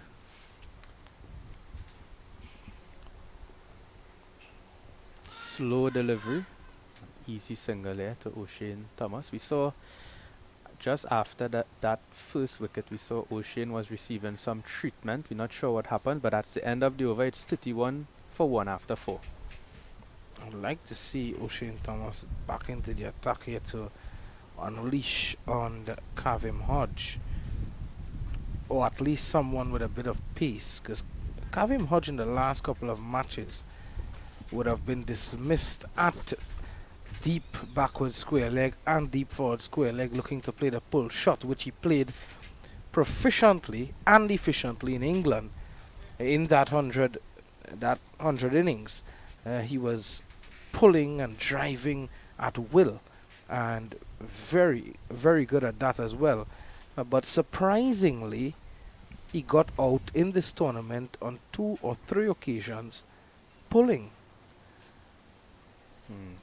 Something to take note of, because in this at this level, you need to be conscious of any weaknesses or any faults, because they would work you out, and it's even more challenging at the international level. So looking at it, he would be aware of it, and hopefully he does the necessary work. So we see here Jeremiah Louis picking up the attack, replacing Ocean Thomas from the northern end. That's a wide delivery. So it was well outside the line of off-stump. We see the informed Justin Graves here at the long-off boundary. He didn't trouble the scorers today. Unfortunately, he got out, I believe, on his second delivery. So, yeah, that long-off boundary, he'll probably be enjoying the rest. He scored 3 centuries in 3 matches, so a bit of a rest day for him here. So that's driven to the cover region. So, but I mean, he would be disappointed. Obviously, we know the baton is heavily dependent on him. Yep. We don't expect him to score every single game, but with the form he has, pretty sure he would be looking to capitalize on every opportunity, because we know the game of cricket is funny. Yeah. When you're scoring, and when you're not scoring, you know how that goes. So Yep.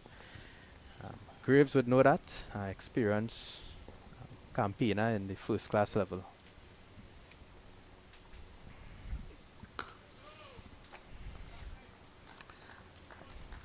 So Louis here, wide off the first ball. 2 dot balls, so big drive. Martinez went straight to the fieldsman in the second delivery. So have a long off, as mentioned, Greaves in that long off position, and a deep point, backward point, sort of like a wide third man on the boundary to Martinez. Slower ball. Good delivery here. Excellent from Jeremiah Louis. Yeah. Why it's a really good delivery, because Martinez loves to play through the line, so he's making him think a bit about it, because we saw in the over that Ocean Thomas bowled, he hit one really good through the mid-off region, but it went uppishly. Yep. So taking some pace off of it. Attempt for a quick single, but that's Hayden Walsh Jr. in that backward point region. Really good fieldsman. Quick. That left-handed Martinez there loves to play that square cut, but there's protection there in the deep third man boundary. So I'm also seeing a leg gully in position. Quite interesting field setting there.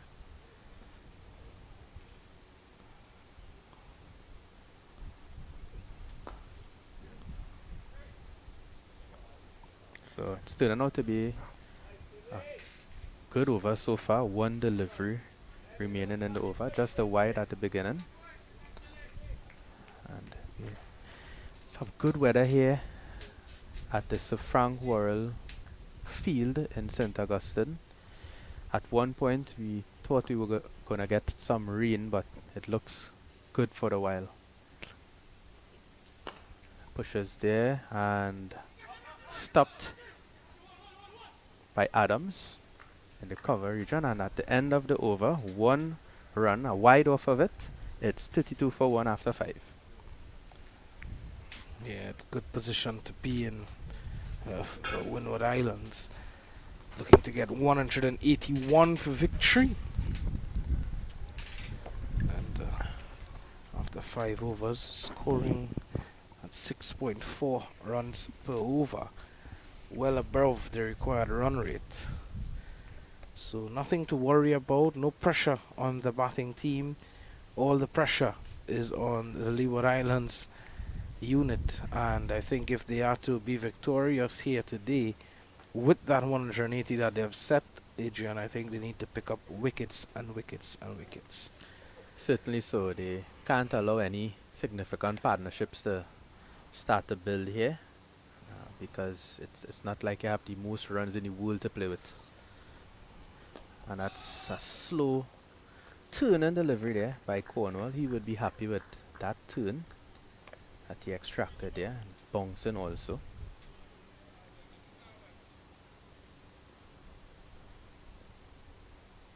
And that's down the wicket, but it wouldn't carry to that deep mid wicket region.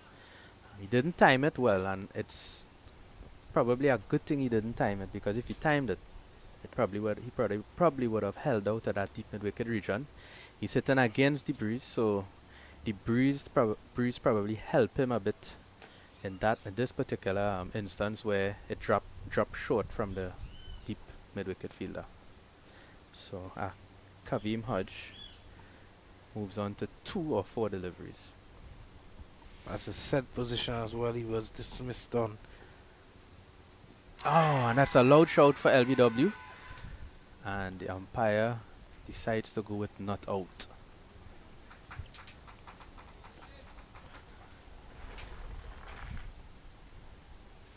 It looks like it was angling down leg. So they need a bit of a shift with the side screen here at the southern end. This left hand, right hand combination now. Rakim seems to be bowling around the wicket now to Artinez.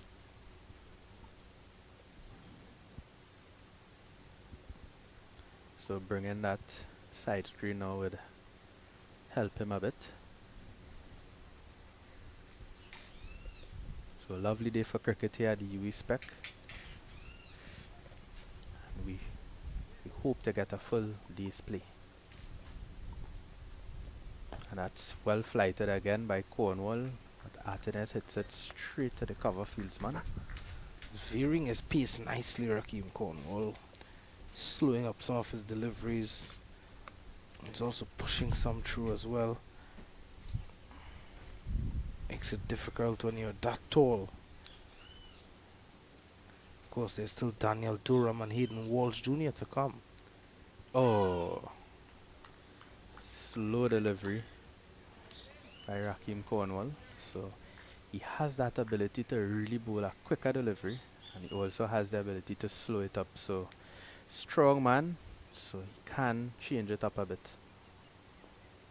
And he sweeps, and looks like a drop catch there, maybe off the glove. So Artinez, a bit fortune going his way, and the wicketkeeper there, a very difficult catch because he's sweeping and he's going down the leg side and he could be blinded. But the opportunity there for that goes begging for the Leeward Islands team, and after the over it's 31 for 1 after 6, 33 for 1 after 6. Skipper Raheem Cornwall picking up the lone wicket thus far. He could have had a second ball ago.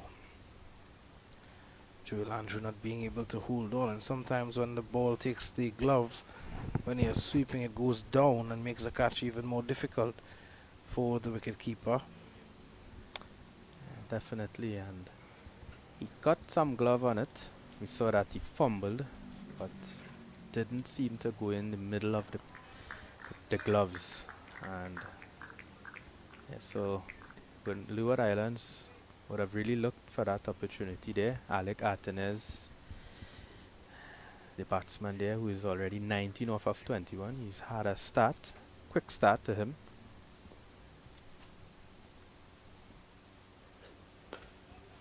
Well played by Kavim Hodge.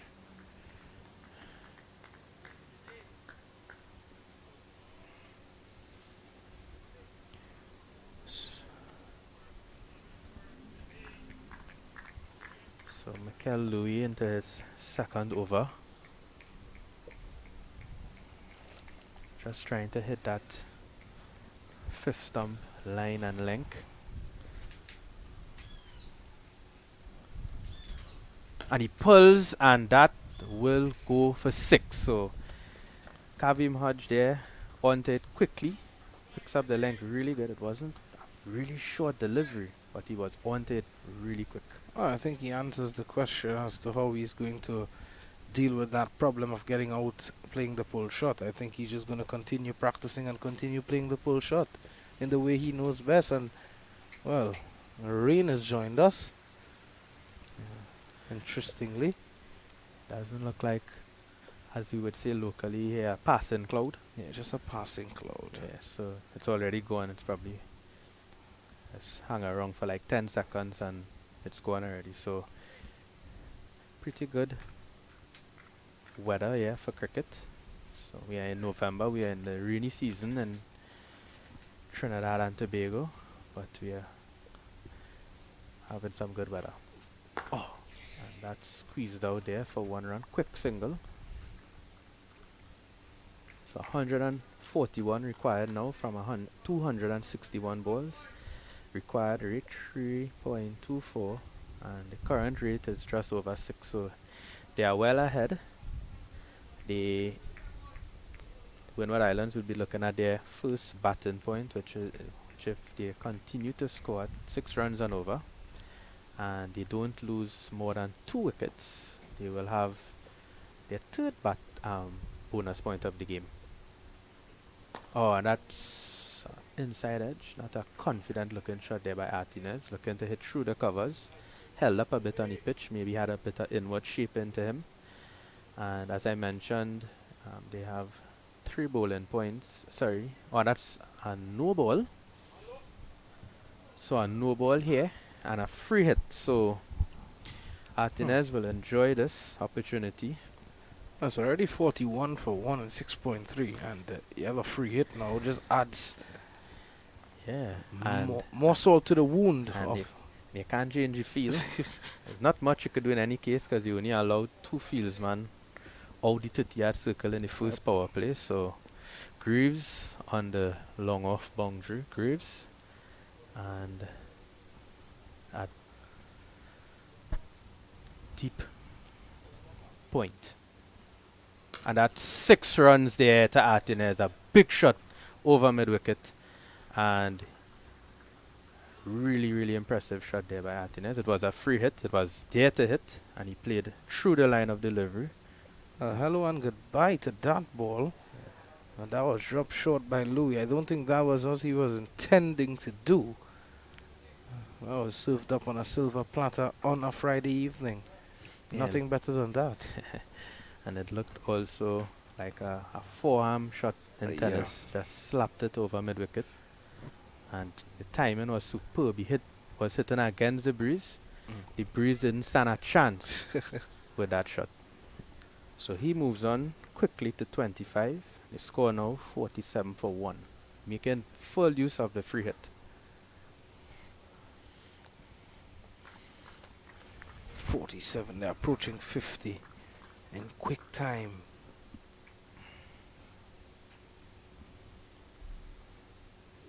And that's a big drive there, but nowhere near it. Looks pretty wide. So wasn't able to really get under that, but there's no sweeper on the boundary. So Martinez, once he pierces his outside field with any sort of power or timing, it will go for 4.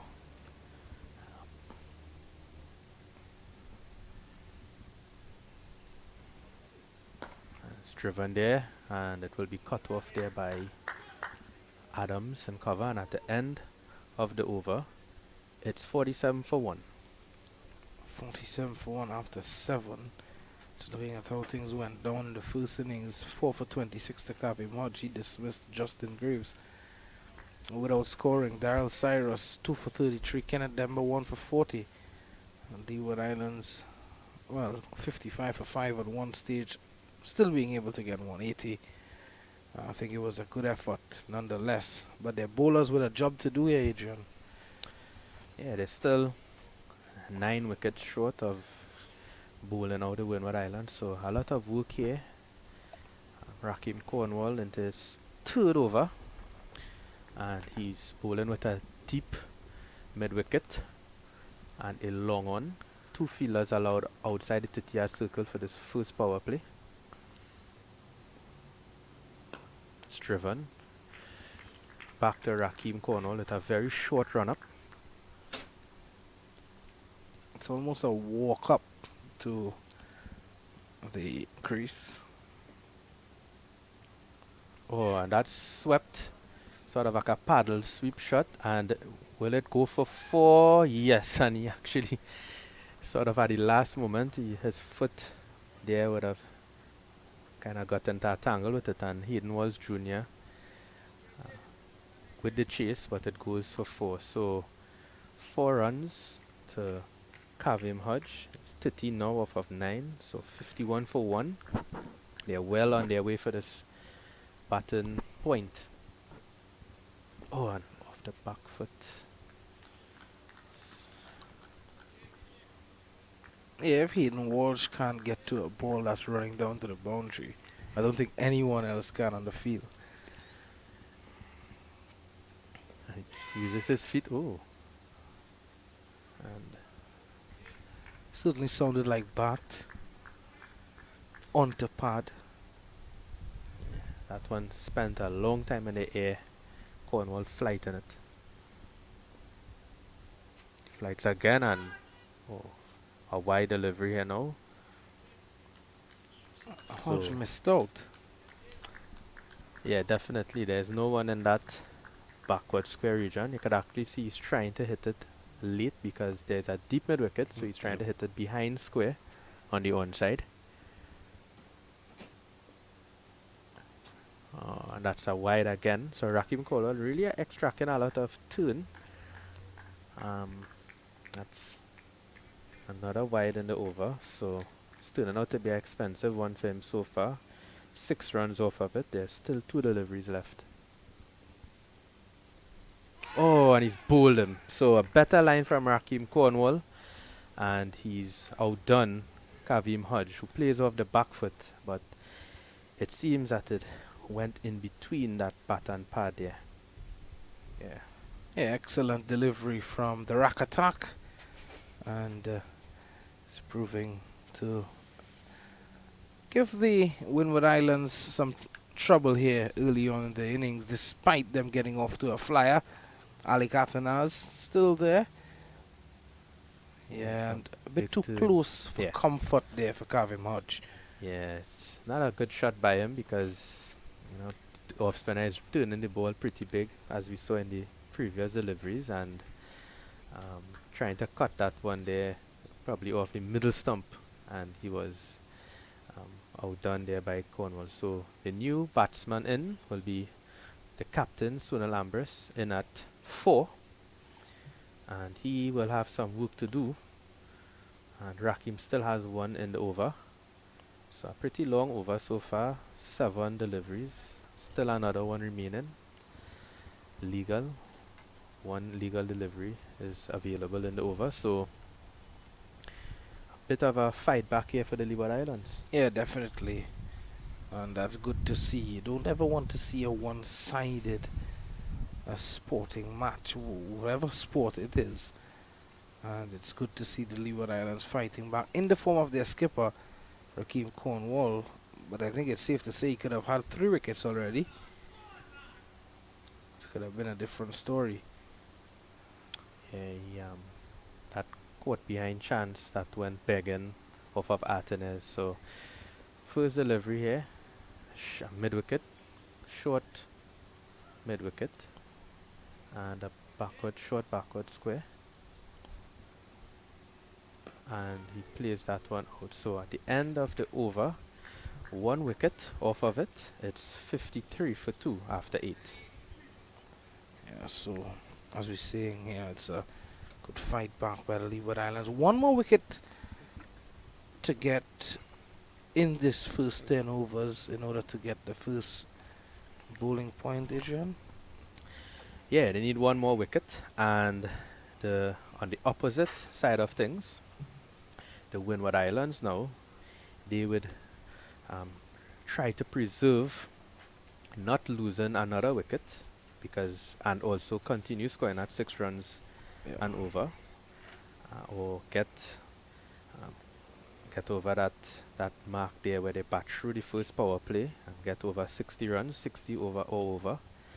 And if they keep these 2 wickets, they would get a baton point. But on the other side, as you mentioned, 3 wickets here by the Leeward Islands, and they would have their first point of the game. So as though we're going to see Daniel Durham coming into the attack, the tall left-handed orthodox spinner.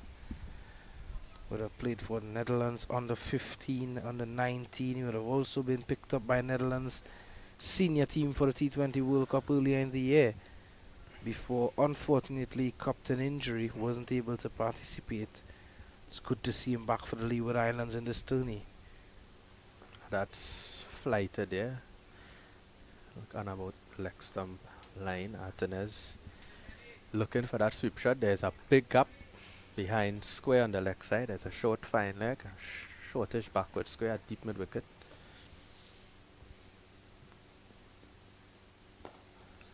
There's also a long one. Justin Graves on the long one boundary. Tall fieldsman. So lots of space on the offside here. So Artenez would be looking if he gets any width to go hard at it. And he decides to reverse sweep, and they're pushing, they're coming back for the second, and it goes for 4. So 4 runs to Alec Artenez. He adds 4 runs to his total and also the Windward Islands total here. Really good shot here by him, being aware of the field, weak offside field at the moment, and improvising and really exposing the offside field here at the UE Spec in St. Augustine. So the score now moves on to 57 for 2.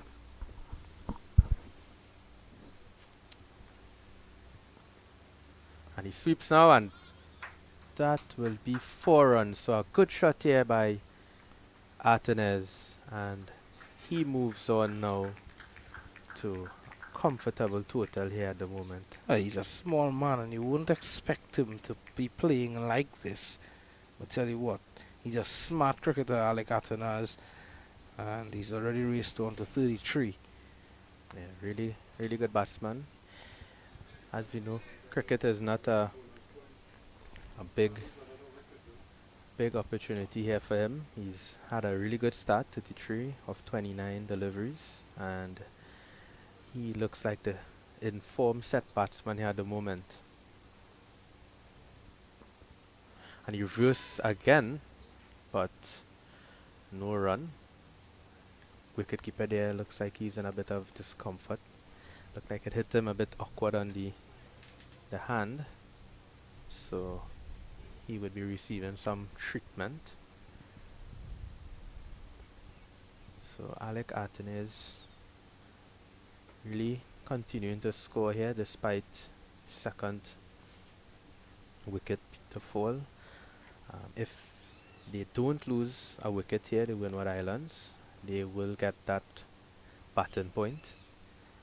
And on the opposite side of things, the Leeward Islands would be trying to get that wicket in the first power play.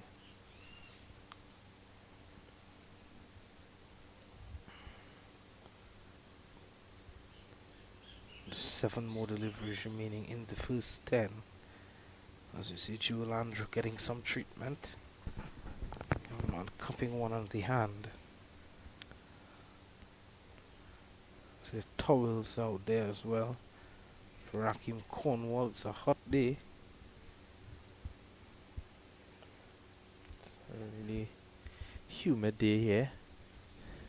We were expecting to get some rain, but so far it's proven to be a good one, a good day for cricket. Just a bit humid here. The fielders would be feeling it. So Rakim there, as you see, was trying to get a towel to towel off some of that sweat. A lot of perspiration, so hopefully there's nothing too serious there with Andrew. Maybe some magic spray, John, you never know. Yeah, yeah, looks like he just shaked it off. So good work there by the physio. Always important to have these physios and trainers part of the setup. Injury now being a part of the game, and we always want to sort of get players back up and ready as fast as possible so that they could compete during the game and even to keep them in operation throughout the tournament. We're still probably just over the halfway point, so players would be really looking to preserve their fitness. He sweeps again, but this time it's a wide. Yeah, missing out there. The ball was there to be hit though. Yeah, It's down the leg side. guaranteed 4 runs if he had made connection. Once he beat that, and we see now this they're sending out the sort of a finish backward square, and they brought up the mid one, and now there's a deep mid wicket and a backward square on the boundary. And he sweeps and another wide. So 2 wides now off this over. Still 1 legitimate delivery to be bowled. So a bit of extras here by the Leeward Islands.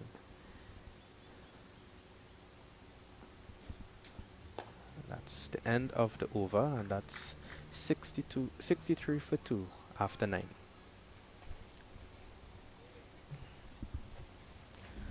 So Alec Artenez on 33 of his 31 deliveries. Descat 10 from 11, Hodge 13 from 12, and Sunil Ambrose is still to get off the mark, and he will be facing Rakim Cornwall. Well, Cornwall is going to try to pick up that 3rd wicket in order to secure that bonus point. Yes, they haven't gotten any points yet for the game, so they would really appreciate here their first point of the match, the Leeward Islands.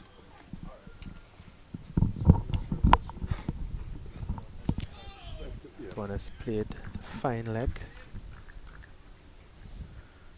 So we welcome back Ruskin Mack to the commentary panel here.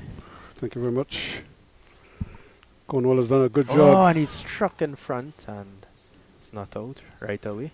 He's doing a good job, but he was forced into this move because the bowlers were leaking runs.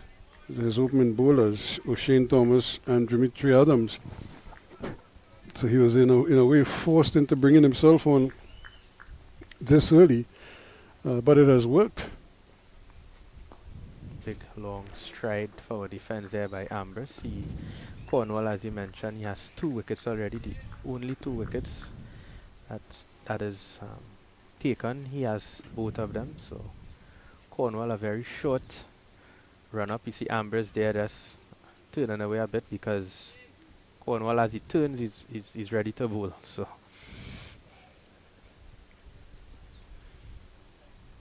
that's swept away, and that will be 4 runs. So wonderful shot there by Ambrose, and he moves now. Comes off the mark with a boundary. Well, it's captain against captain here, and of course Cornwall will know Ambrose very well from having played with and against him over the years. So I don't think there are any surprises in here. It's really about who could outfox whom on the day.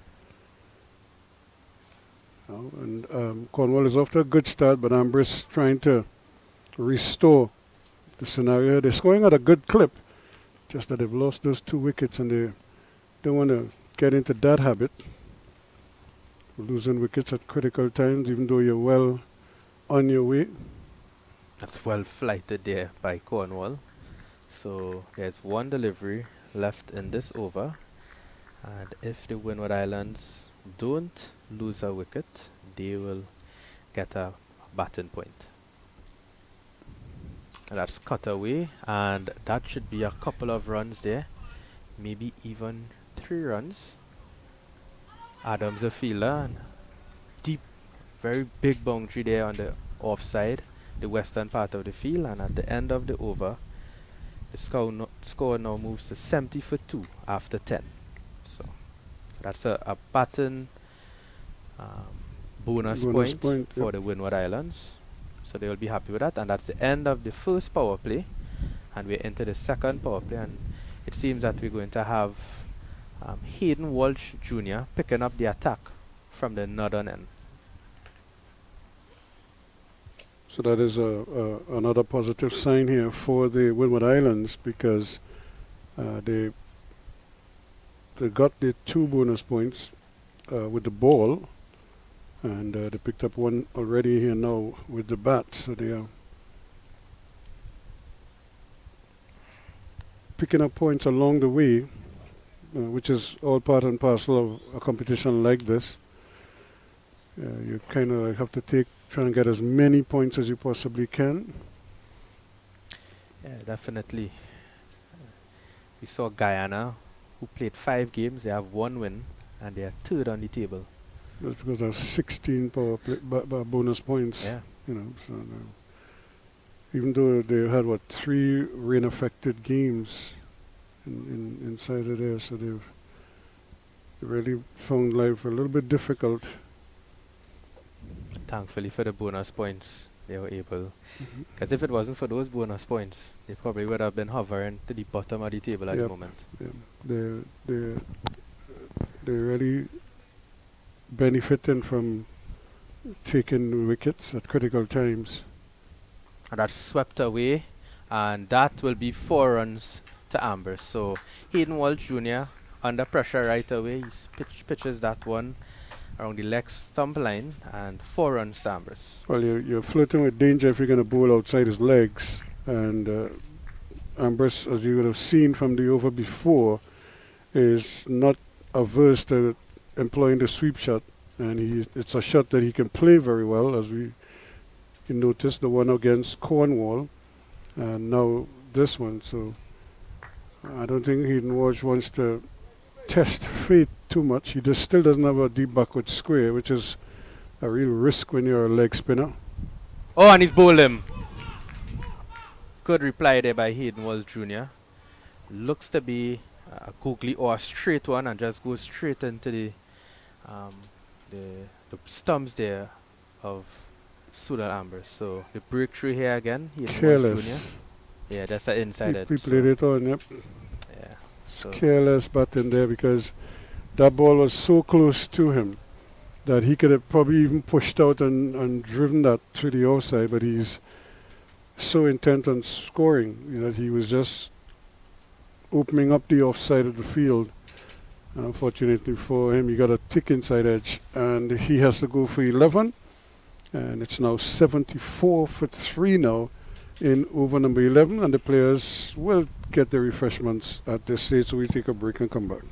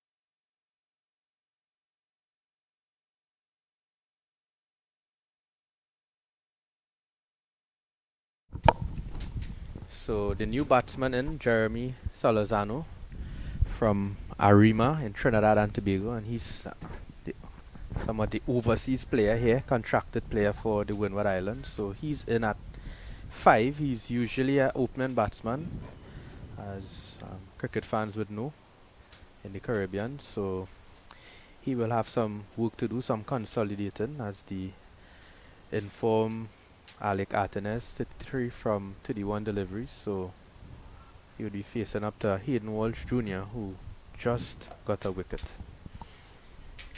Yeah, so Jeremy has to, I suppose he has to play his natural game here now and try to hold an end, and hopefully partner Artenes to a big partnership here. They need it. Everybody else seemed intent on scoring quickly. Salazano gets a chance here to just rotate strike. He doesn't have to do anything out of the ordinary. Just needs to rotate strike, get Artenes back on strike, and try to build a partnership here. It's crucial at this stage for them to put something together. So big stride forward there by Salazano. A very strong leg side field here. Short fine leg. A man just in front of square by the umpire. Short mid wicket. A mid one and a deep backward square. And he's down the ground and he is off the mark. So a really good intention here by Salazano, trying to combat that spin, because there's a lot of rough there on show for the leg spinner. So using his feet, and well played to him, he's off the mark. Yeah, he was kind of out of character, but he still managed to get good contact with the ball using his feet. Placed it well. In fact, Artenes was a little reluctant to go for the run. He had to wait until it passed the man at short cover before actually leaving his crease. Salazano, meanwhile, was charging. And this is more like it, you know, don't, because you're going to achieve two things here. This is the middle session now, so you want to keep rotating strike. You don't want to kind of chalk up too many dot balls. So you just keep rotating strike. You can get a batting point that way too if you play 50% of your deliveries are not or less than 50% dot ball. So it's an opportunity to strike and strike quickly. 76-3 now after 11. So as mentioned there, this second power play in the for the Windward Islands, it operates from the 11th over all the way to the 40th over. So it's a very big power play. 30 overs in this period. 4 fielders are allowed on the boundary during this time, and it's an opportunity, as Ruskin mentioned, to get those singles, not allow yourself to get bogged down. It's not a period of time where you want to be bludgeoning the ball, but you want to hit the odd boundary but also rotate the strike. And that's swept there by Artenes, and he's gone. Straight down the throat of the man at that deep, well, it's a mid-wicket, well in front of square. He goes for 34. And is it Dimitri Adams taking the catch out there? Yeah, it looks like Adams. So 4 wickets now down for the Windward Islands. They would have never thought they would have been in this situation after 11 overs, but that's the situation here at the UE Spec in St. Augustine. So there's 2 new batsmen in. Eugene, the new batsman, Salazano in, and Artenes would be really disappointed with himself. There was only one man out on that boundary, and he hit it straight down his throat. So I didn't think he had to move or anything. Probably just a foot to his left or a foot to his right, and it went straight down the throat of Adams. Yeah, it's again, there is the opportunity to take advantage, because this is a good opportunity here for somebody like an Artenes to get a really big score under his belt. You know, I think he was shaping well. He looked to be in good nick, but he just gifted a wicket away there. Cornwall continues to do damage here. 3 wickets now off his 4 overs, 20 runs. So Cornwall here, don't underestimate him by any means. He's a very effective bowler. Sometimes because of his run-up and so on, batsmen may tend to get a bit comfortable, but he's very, very effective as a cricketer. Well, Eugene is the new batsman, and he has some work to do together with Jeremy Solozano. Great opportunity here. Good captaincy to 2 slips or a slip on a gully. And there's one keeping very low, just keeping it out. And we've just been joined here by royalty.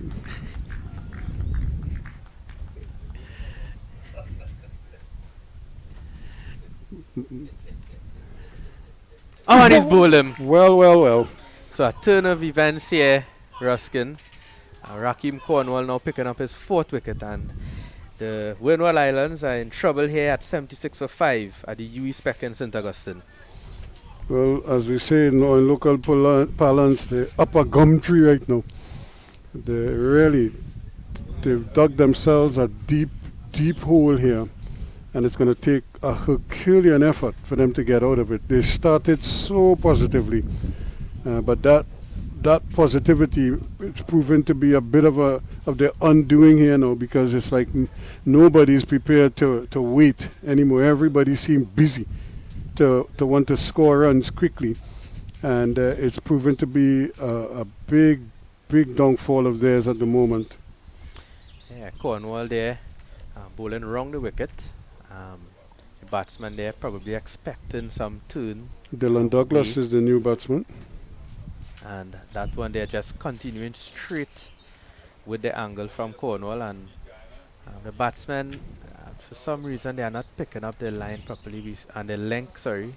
We saw it with Ambers also, going back to a foolish delivery, trying to play square of the wicket on the back foot. So the batsmen here are struggling a bit on this wicket here at the UE Spec.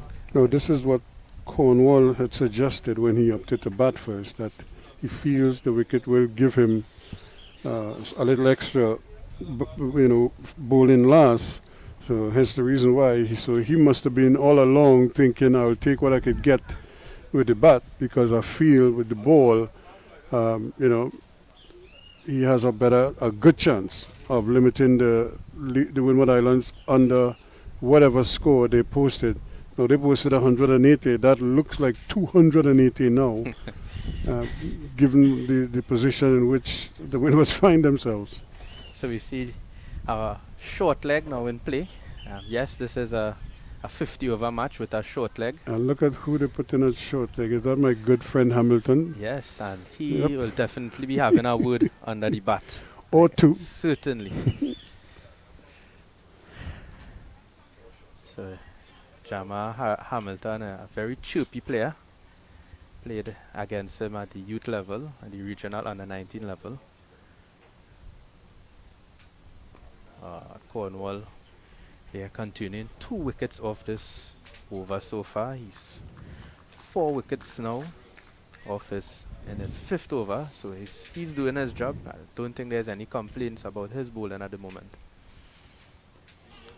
Just 20 runs conceded so far. And this is his 5th over.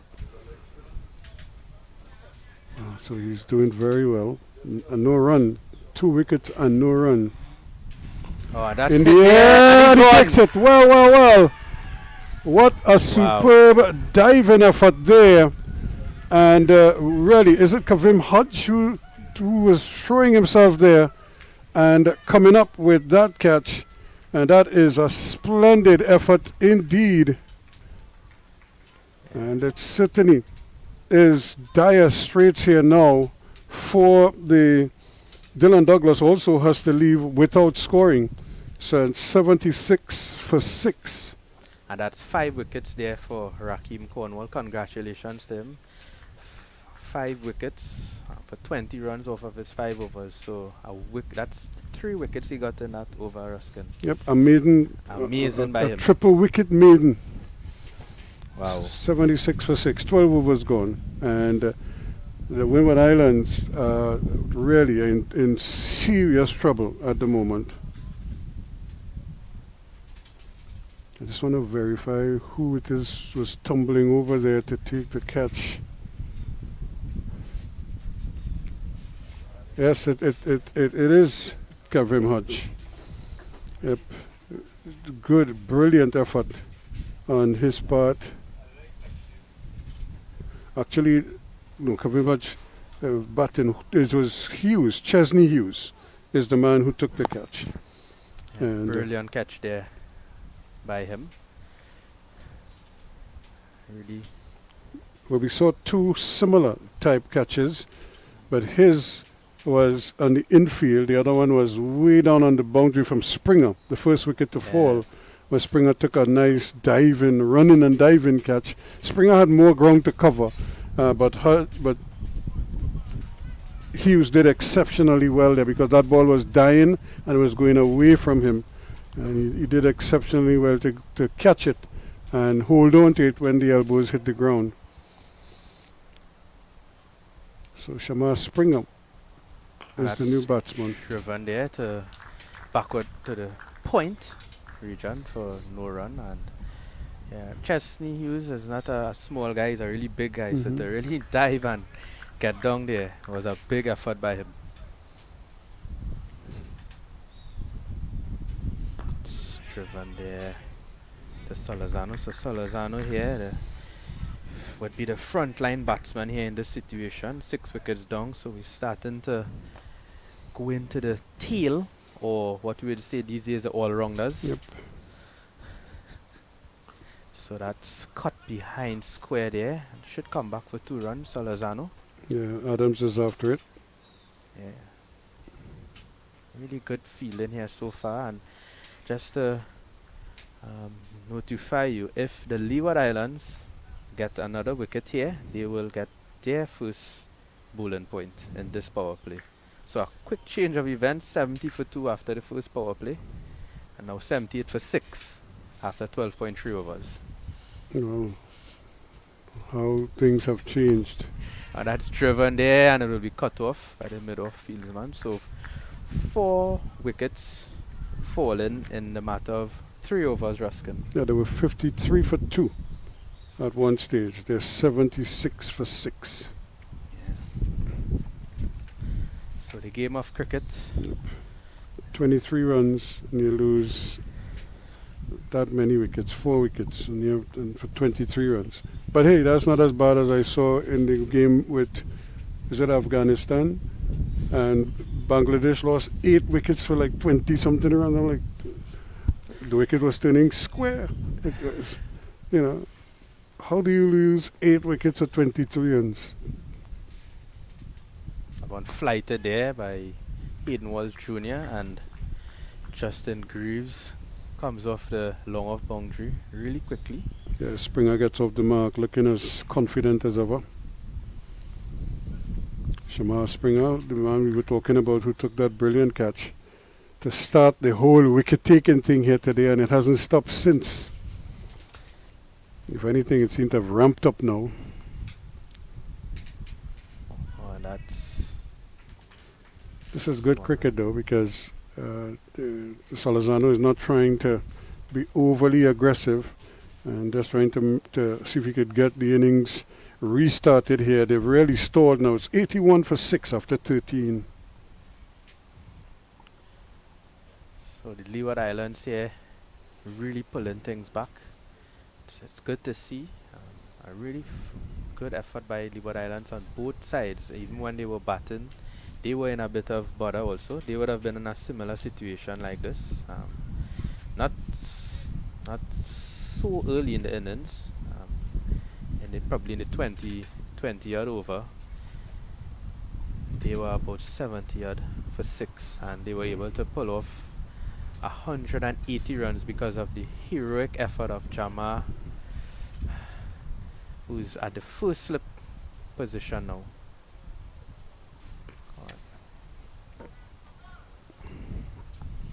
Springer is on strike now. Salazano hit that one there for a single. Yeah, know how the Windward Islands must have been thinking how they allow Jeremy Salazano to slip so low down in the order when they really needed a steady hand to hold the innings together with Atenes. And even when they met, Atenes was the man out trying that big sweep shot. Oh, my delivery there by Cornwall. Cornwall extracting some spin here as he's in his 6th over. He's already have a 5-wicket haul to his name. Oh, and that looks really good, Ruskin. And the That umpire looks good. takes a look. And that's good. certainly Cornwall is doing the damage here today. Didn't get too many with the bat, but he's certainly making up for it here with the ball. And that is the end of Springer. If I'm not mistaken, I think he only made like 2 or 3. And it's now 83 for 7. And that's 6 wickets now for Raheem Cornwall, and the Leeward Islands now pick up their first bowling point, the actual first point of the game so far. Ultimately, you want to pick up 6 points when you win a game, but these bonus points are very important for them. So congratulations to the Leeward Islands in picking up their bonus point in the second power play, taking 5 wickets. So 83 for 7. So lots of wickets here. Yeah, Already we had a cluster 17. of wickets. Yeah, 17 wickets now fallen, and it's 20 past 2 in the afternoon. Well, and here's the irony of it all. They need, 98 runs. They have 220 balls. But it seems very unlikely they will face those 220 balls. If they face 20 of those 220 balls, it would be good. Because they just seem like they're just not capable of just putting their heads down and batting and building an innings here. Some people look very relaxed at the cricket. It's Darrell Williams there. He has an off day today, so we are doing the hard work here. Yep. And all our cameramen and producers. So Daryl Cyrus, can he stop the hemorrhaging? that's so Raheem Cornwall here. He's almost picked up a wicket, an average of a wicket every over. Yep. Because he's into his 6th over, and He got 3 in 1. yeah. 1 over. The over prior to this one. His prior over. Oh, Cutting and missing Cyrus. It just seems as if the trend continues. Everybody is a shot maker.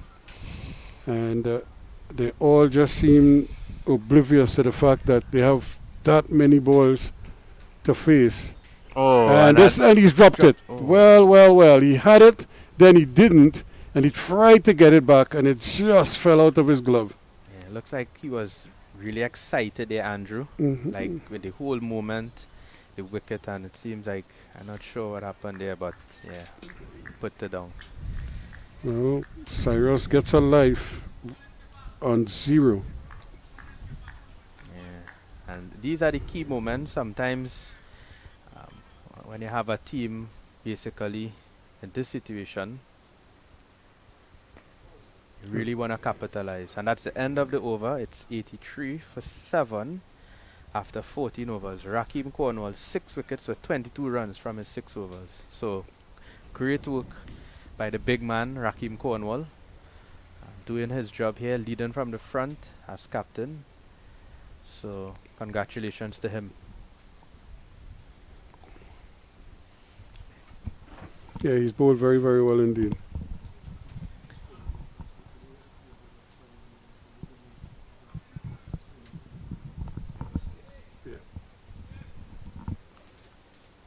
So Hayden Wars Jr., can he get jealous now and try and pick up a couple more wickets? He has 1 to his name so far, And Cornwall might be saying to him, hey, you're low in there. Try and get some wickets here quickly.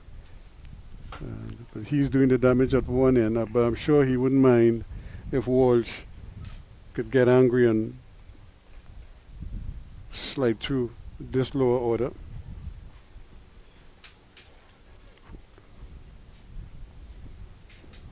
So Cornwall has surpassed his previous best in list A cricket, 4 for 21. That's driven there by the opening batsman Salazano, not opening in this game, batting at number 5. So he's in a very interesting situation here. But now there's 3 wickets remaining. So, but if you look at his approach, Adrian, that is precisely what they needed. They needed a steady hand who would just rotate the strike and probably let the big hitters do the business at the other end. But somebody had to bat, deep. And what happened? We had everybody making shots at both ends. And now wickets are falling at both ends. And that's another one. Well. Another ill-advised shot and a simple catch taken there by Louis. And that is, as they say, it's almost like taking candy from a baby on that occasion. And Michael Louis hauls in that one, and Cyrus goes without scoring. Yeah, this brings it pretty much closer to curtains here for the Windward Islands batting. They have the likes of Jeremy Salazano there, but if he runs out of partners, it doesn't really make much sense having a batsman at the crease. So, so he might very well follow suit. Yes. And just try to see if he could hit out. So 84 for 8 now, and it looks, I don't know if there's a way back for them. It would really take some effort here. I think they would have to probably bat into this 3rd power play to have any chance of a whiff of victory here, the Windward Islands. So, no, I cannot really say any partnerships really developing in this innings. We saw the partnership that developed in the previous innings with Jamar Hamilton. He batted really well. Well, we had 25 runs to the first wicket. Right. Then we had 28 for the second wicket. And then the bottom just kind of fell out of there because we had another 21 runs for the third wicket. And then everything turned old mass after that because there was 25 for 1, 53 for 2, 74 for 3. Then 76 for 4, 76 for 5, 76 for 6. So 3 wickets fell at the same score in the span of 2 overs. And then 83 for 7 and now 84 for 8. Yeah, really a nightmare here if you're a coach. If even coach of the Windward Islands team, Kenroy Peters would be really disappointed with this display of batting. And that's worked out there, really fortunate to get some bat on it. I think anytime they get bat on it now, it's probably a good thing for the Windward Islands because not much is going here in their favor. They are not building any innings here. Yeah, there are no defensive shots. Everything is attack, and that's part of the problem here because everybody wants to show that they can hit the ball, and the problem is they're hitting it into the hands of the fielding team.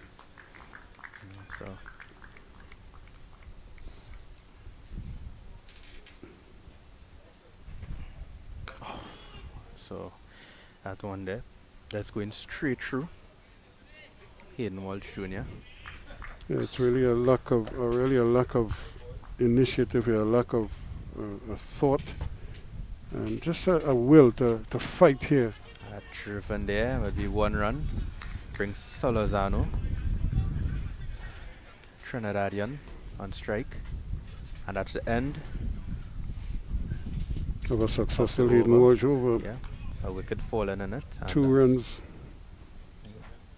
2 runs off the over. It's 84 for 8 after 15.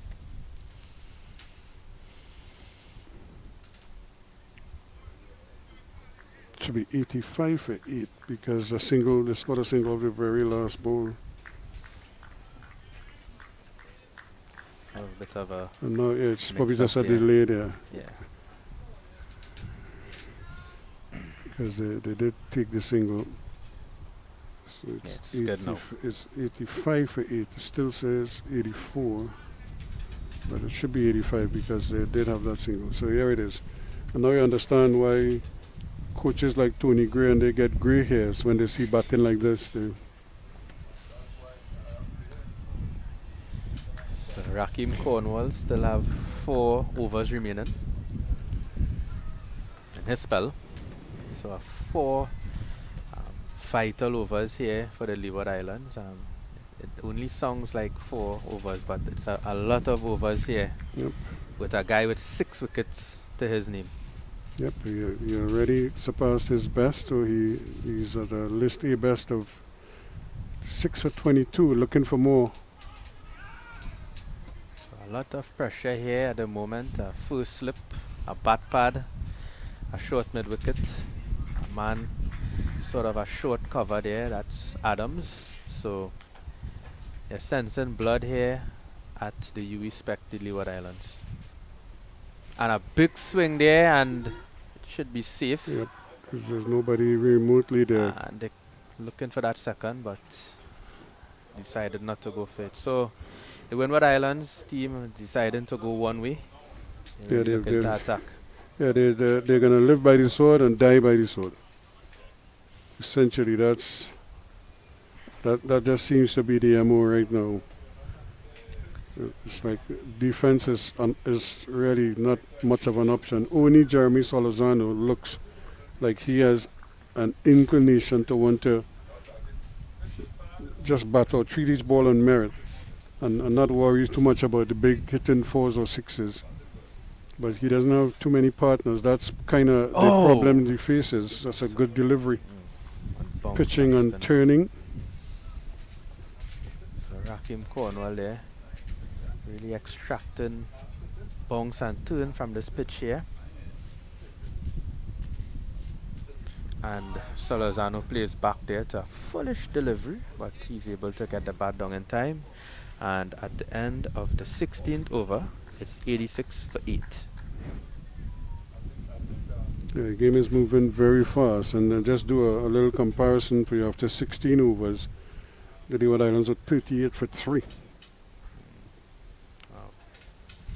So they were still trying to build an innings.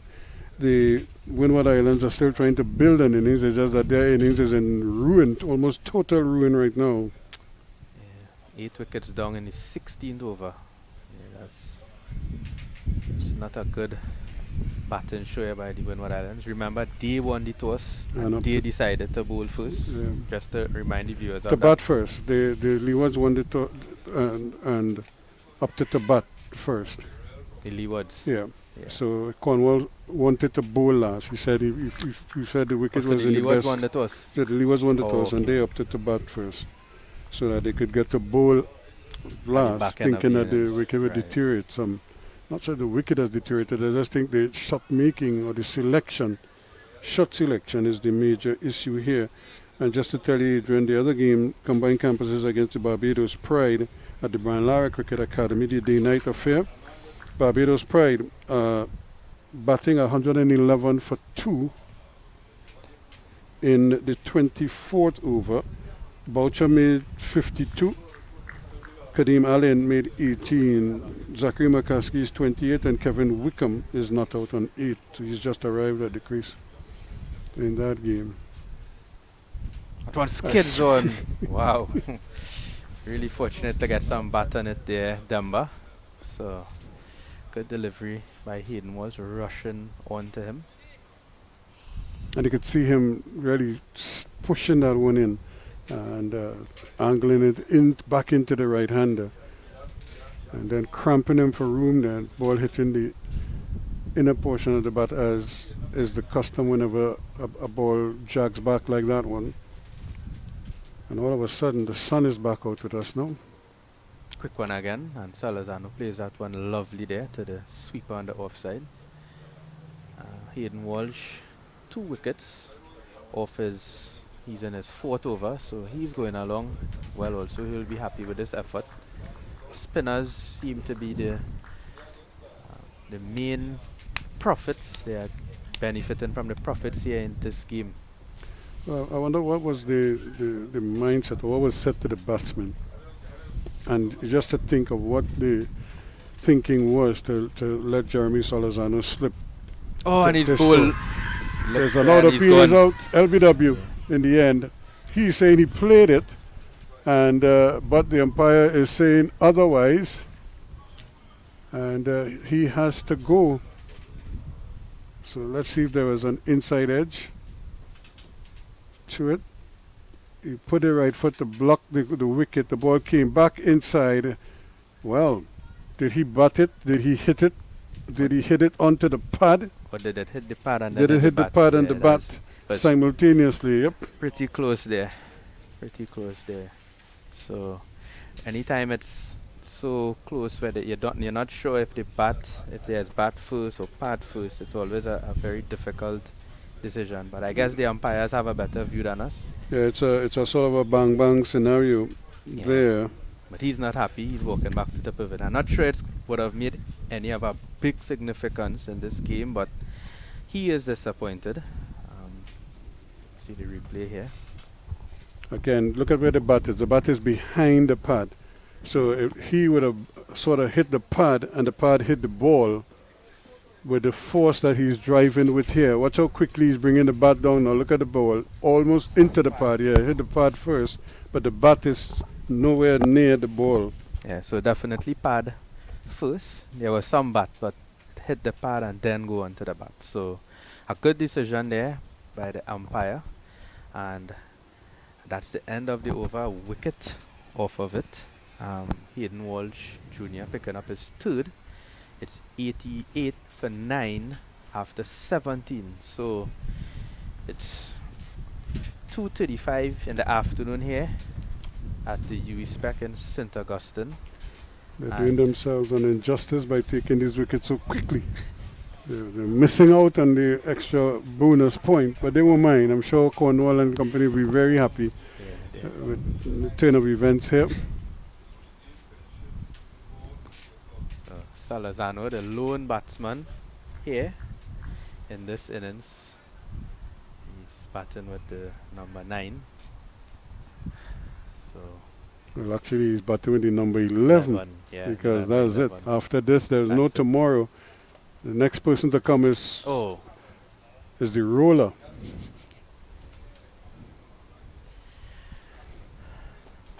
So After this pair is Ralphie next.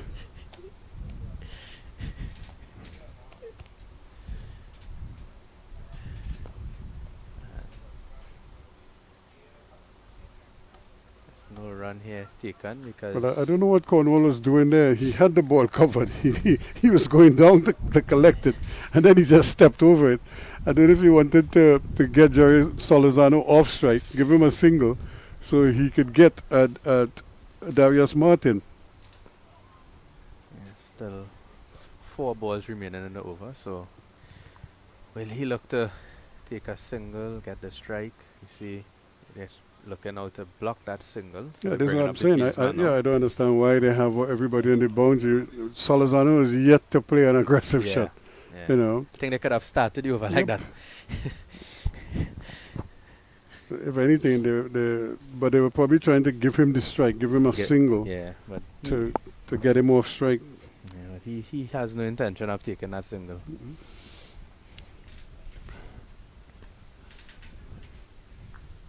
So 1 delivery left in this over. Yeah, so Solazano has to be smart now because he may have to try and pinch a quick single here, providing that his partner Martin is aware of what the plan is. Yeah, so he has to hurry. Yeah, he gets it. Yep. So Quite that was always the plan, and so you got it. It worked like a charm there. So he remains on strike. 89 for 9 now after 18.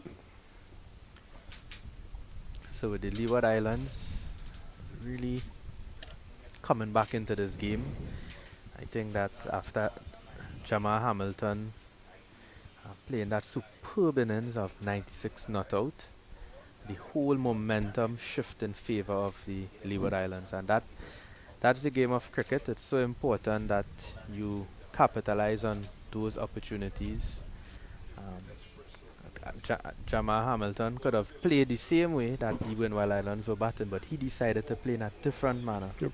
He He batted curb through his the natural innings. instincts and really just took what the bowlers gave him. If they give him a bad ball, he put it away. If not, he treated the good deliveries with respect and he pinched singles.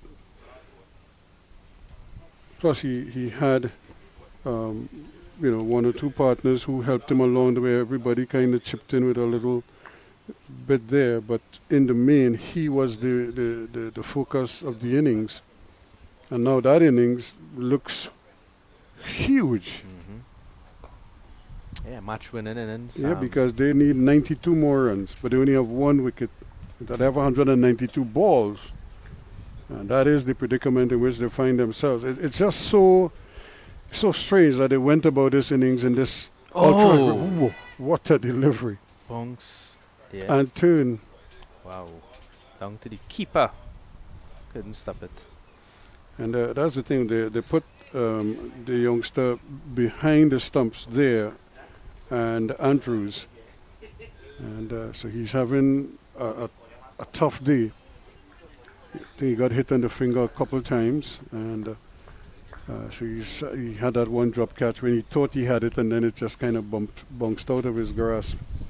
And I think that's one of the things they groomed him for. He's like a backup wicketkeeper. So I think the Leeward Islands are kind of giving him an opportunity to showcase that skill. Because normally Hamilton would be the frontline keeper.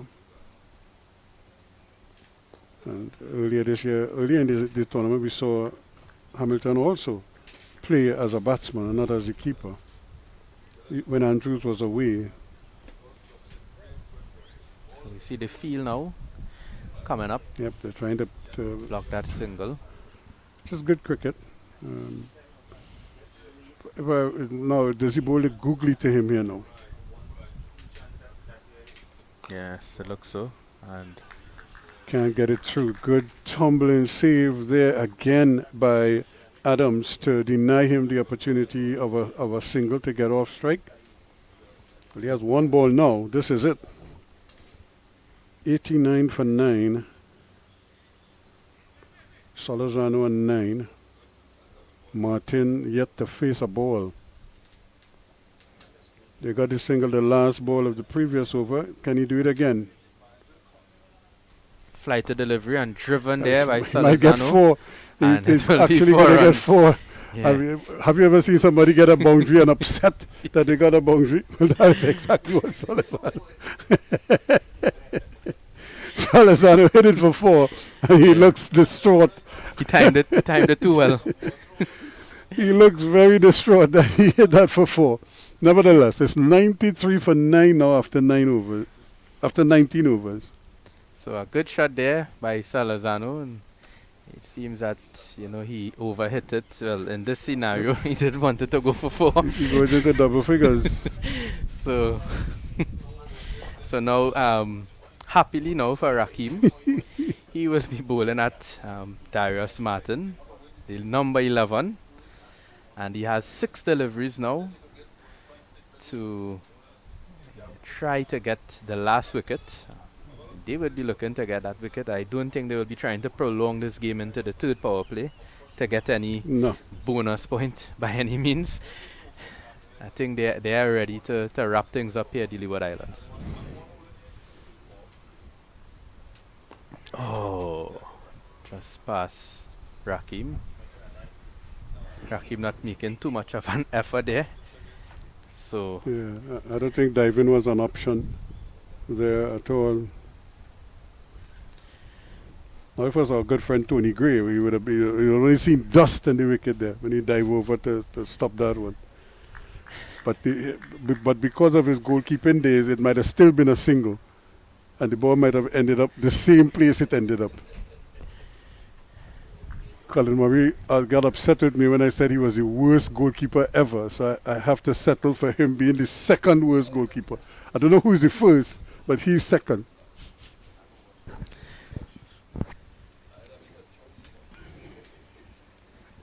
Cornwall here, continuing. Oh, and that's played there by Solozano, the last respectable batsman here Yeah, in this innings. he's under real pressure here because I'm sure he's thinking, boy, should I go hard at one or two, and get as many as possible.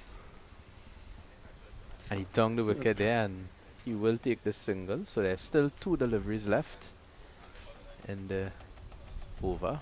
Rakeem Cornwall bowling his 9th. He has 1 after this. So he goes to 14th, which at the moment is the second highest top score of the innings. Solozano, because Atenes made 34 at the top. That's well played there by Martin, yeah. Martin, showing the top order batsman how to do it. Yeah.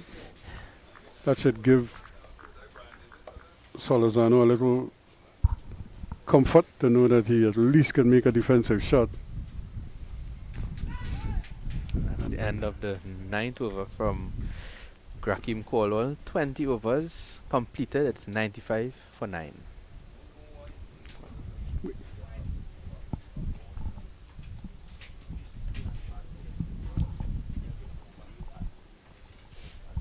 So 95 for 9 it is at this point in time. 20 overs completed, and the Windward Islands are in dire straits at the moment, but they're not singing like the band Dire Straits would normally do. They'll be playing good music.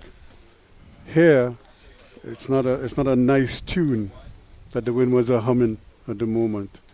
Oh there, what can the matter be? And the matter right now is a lack of wickets. 9 down. Can Hayden Walsh end it here now, or will Jeremy Solozano deny them again? Pulled away and he's dropped it. Well. That one went like a bullet. And it hit straight to Durham. And it hit him and came right back out. Yeah, that was a short delivery. Solozano looking to put it away. Found Durham. Durham missed it. So Daniel Durham coming across. Was hit straight at him. He probably didn't get his hands in. I'm not sure if he wanted to take it backhanded or to take it in the orthodox fashion. It was just kind of like that length, that height. And it came right back out. Yeah, but how quick that went to him. You didn't have much time, yeah. Yes, to think whether, Do I point the fingers down or do I point the fingers up? Yep. But the thing is, at this level, he's expected to take that. But it did come at him, you're right. It was traveling. And Solozano again finding a way to pinch a single off the 4th ball. So it's 2 now to Martin. Now, if Martin gets a single, should Solozano run? If I was Hayden Walsh, I would serve up a nice, lovely flighted or a quick one or the other. He went with the quicker one, trying to go right through, but Martin, to his credit, Martin hasn't played too badly. He's played well, just coming forward, covering the line of the deliveries nicely.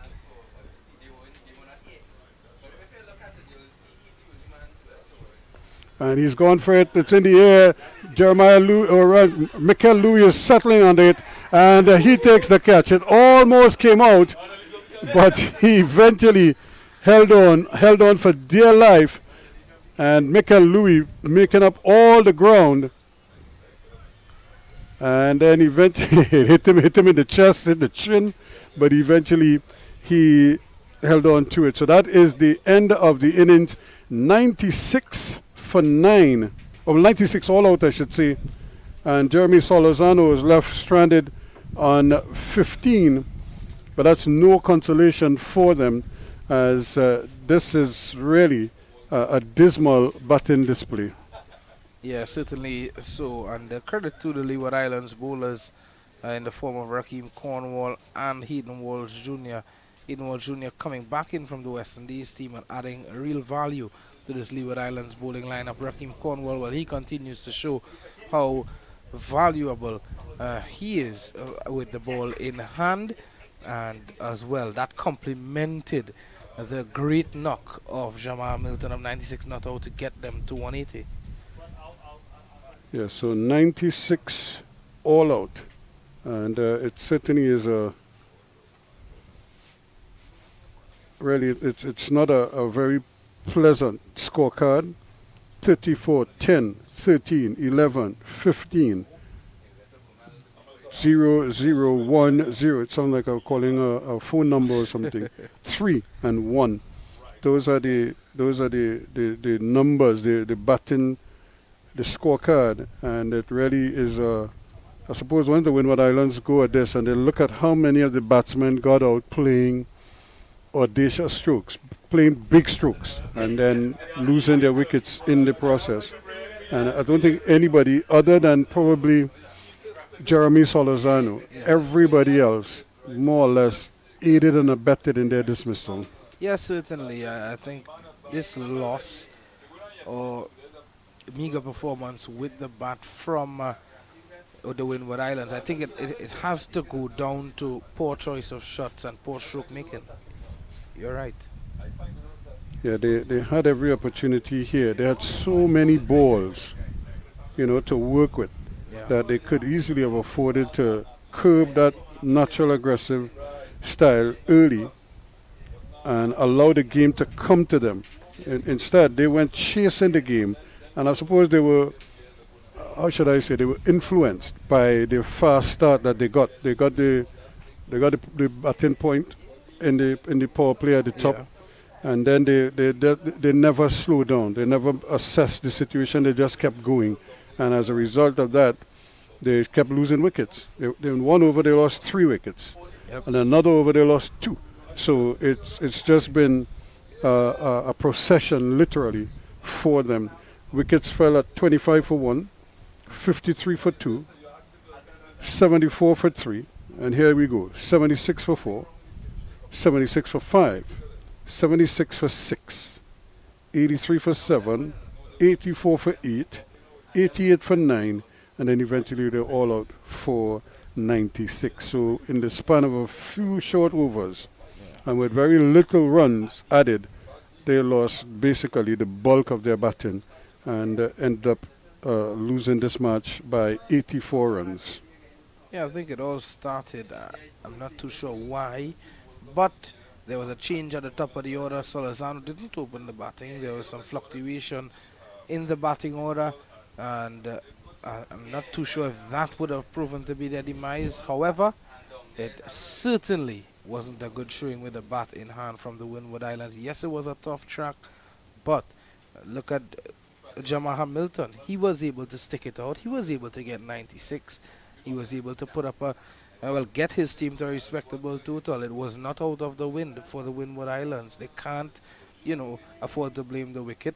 But again, kudos to the Leeward Islands. Good bowling performance from Rakeem Cornwall and Hayden Walsh Jr. I'm not too sure who's going to get that Man of the Match award, whether it's Cornwall, whether it's Hamilton.